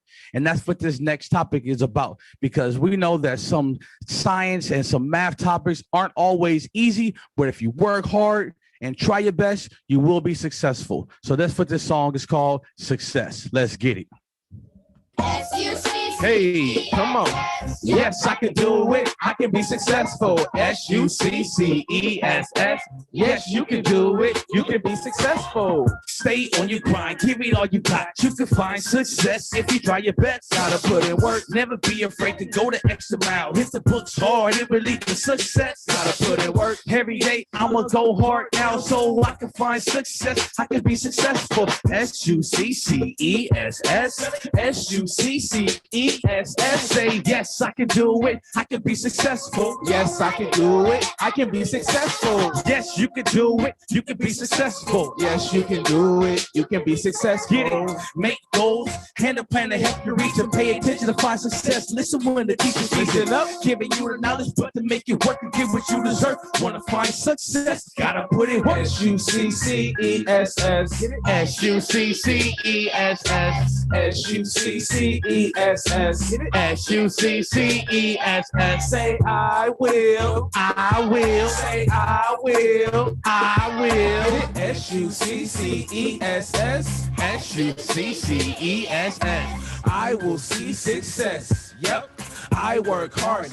I just flex on the test on a Monday or on a Friday. It really doesn't matter. Success is my way to a better life. That's right. Follow these steps, you'll be all right. Work hard, never doubt, dream big, plan it out. I will be SUCCESSFUL. And if I fail, I'll learn from that and I'll excel. Success is not a fantasy, it's my reality. Yep. SUCCESS. I work hard so I don't stress. My work is organized, my behavior is the best. I will succeed and live out my dreams. Dedication, preparation, education leads to SUCCESS. SUCCESS. SUCCESS.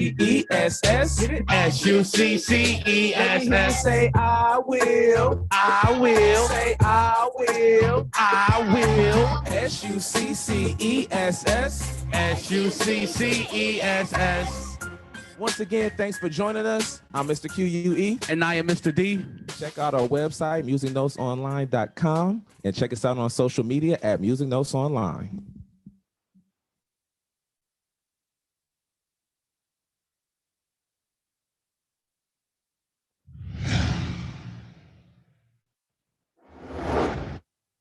We all love science, it's crazy and fun. We're about to have fun. We all love math science. We all love science, it's crazy and fun. We're about to have fun. We love math science. Oh, it's so cool. All these molecules, all these chemicals, follow the science rules. Spaceships and airplanes, robots and fast trains. This is so crazy in the name of math science. We all have fun in the name of science. Jump around for science, and we all have fun in the name of science. Shout math science. We all love science. It's crazy and fun. We're about to have fun. We all love math science. We all love science. It's crazy and fun. We're about to have fun. Take a while with math science. We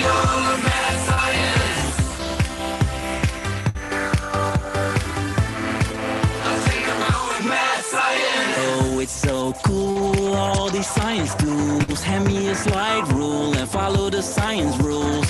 Particles and formula, levitate or heavyweight. This is so crazy in the name of math science. And we all have fun in the name of science. Jump around for science. And we all have fun in the name of science.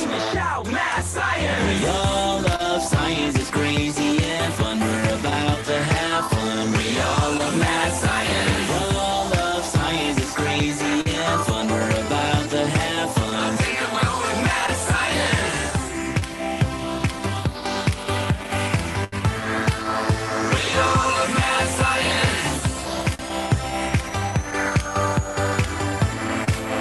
Think about with math science. To the beat now, bounce with me. Move like an electron carefully. We shock minds, can't believe what you see. Not everything about it, what it seems to be. This why we love science, crazy fun. Got a lot of professors, a lot of crazy ones. The all love knowledge and it never done. Time to discover cover, cause it might go And we all have fun in the name of science. Jump around for science. And we all have fun in the name of science. Shout math science. We all love science. It's crazy and fun. We're about to have fun. We all love math science. We all love science. It's crazy and fun. We're about to have fun. Think about with math science.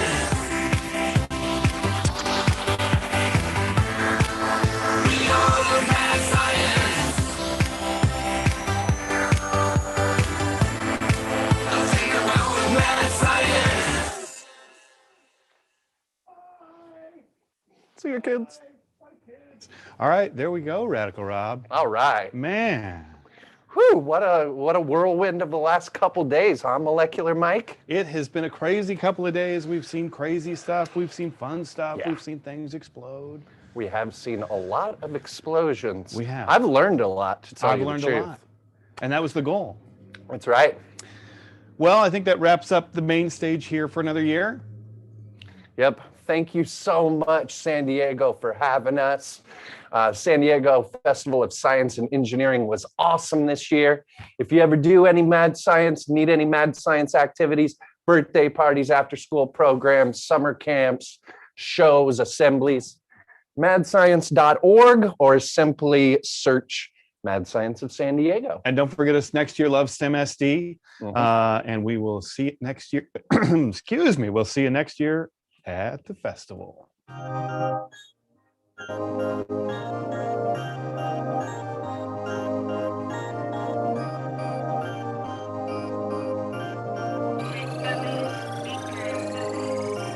Melanated, educated, you motivated generations to love mathematics. Melanated, educated, you motivated generations to love mathematics. Benjamin Banneker, what did he do? He taught himself astronomy and mathematics, and he also wrote almanacs. Mary Jackson, what did she do? She was a teacher for years, then became NASA's first black woman engineer. Katherine Johnson, what did she do? Calculated how to get a person into outer space and how to get them back safe. Albert Koch, what did he do? He was a professor at Howard University, the first black man to get a math PhD. Melanated, educated, you motivated generations to love mathematics. Melanated, educated, you motivated generations to love mathematics. Melanated, educated, you motivated generations to love mathematics. Melanated, educated, you motivated generations to love mathematics. David Blackwell, what did he do? Got his PhD at 22, first black man in the National Academy of Sciences. Annie Easley, what did she do? She created the software for the Centaur project that propels rockets. Evelyn Granville, what did she do? Program computers for IBM, taught at universities, helped black women get degrees. Emory Brown, what did he do? He's a statistician, the first black to get elected to all 3 national academies. These mathematicians led the way, role models for kids today and teachers, so let's follow in the footsteps of great examples. They made history doing math. It's your time to be great. Put your mind to it, give it your all. I know you got what it takes. Melanated, educated, you motivated generations to love mathematics. Melanated, educated, you motivated generations to love mathematics. Melanated, educated, you motivated generations to love mathematics. Melanated, educated, you motivated generations to love mathematics. You can be just like them. As a matter of fact, be better. Weather the storm when school gets hard. Follow the leaders that set the bar. They had a dream, never gave up. Worked hard until it came true. To make a change, it's on you. They change the world, you can too. Melanated, educated, you motivated generations to love mathematics. Melanated, educated, you motivated generations to love mathematics. Melanated, educated, you motivated generations to love mathematics. Melanated, educated, you motivated generations to love mathematics.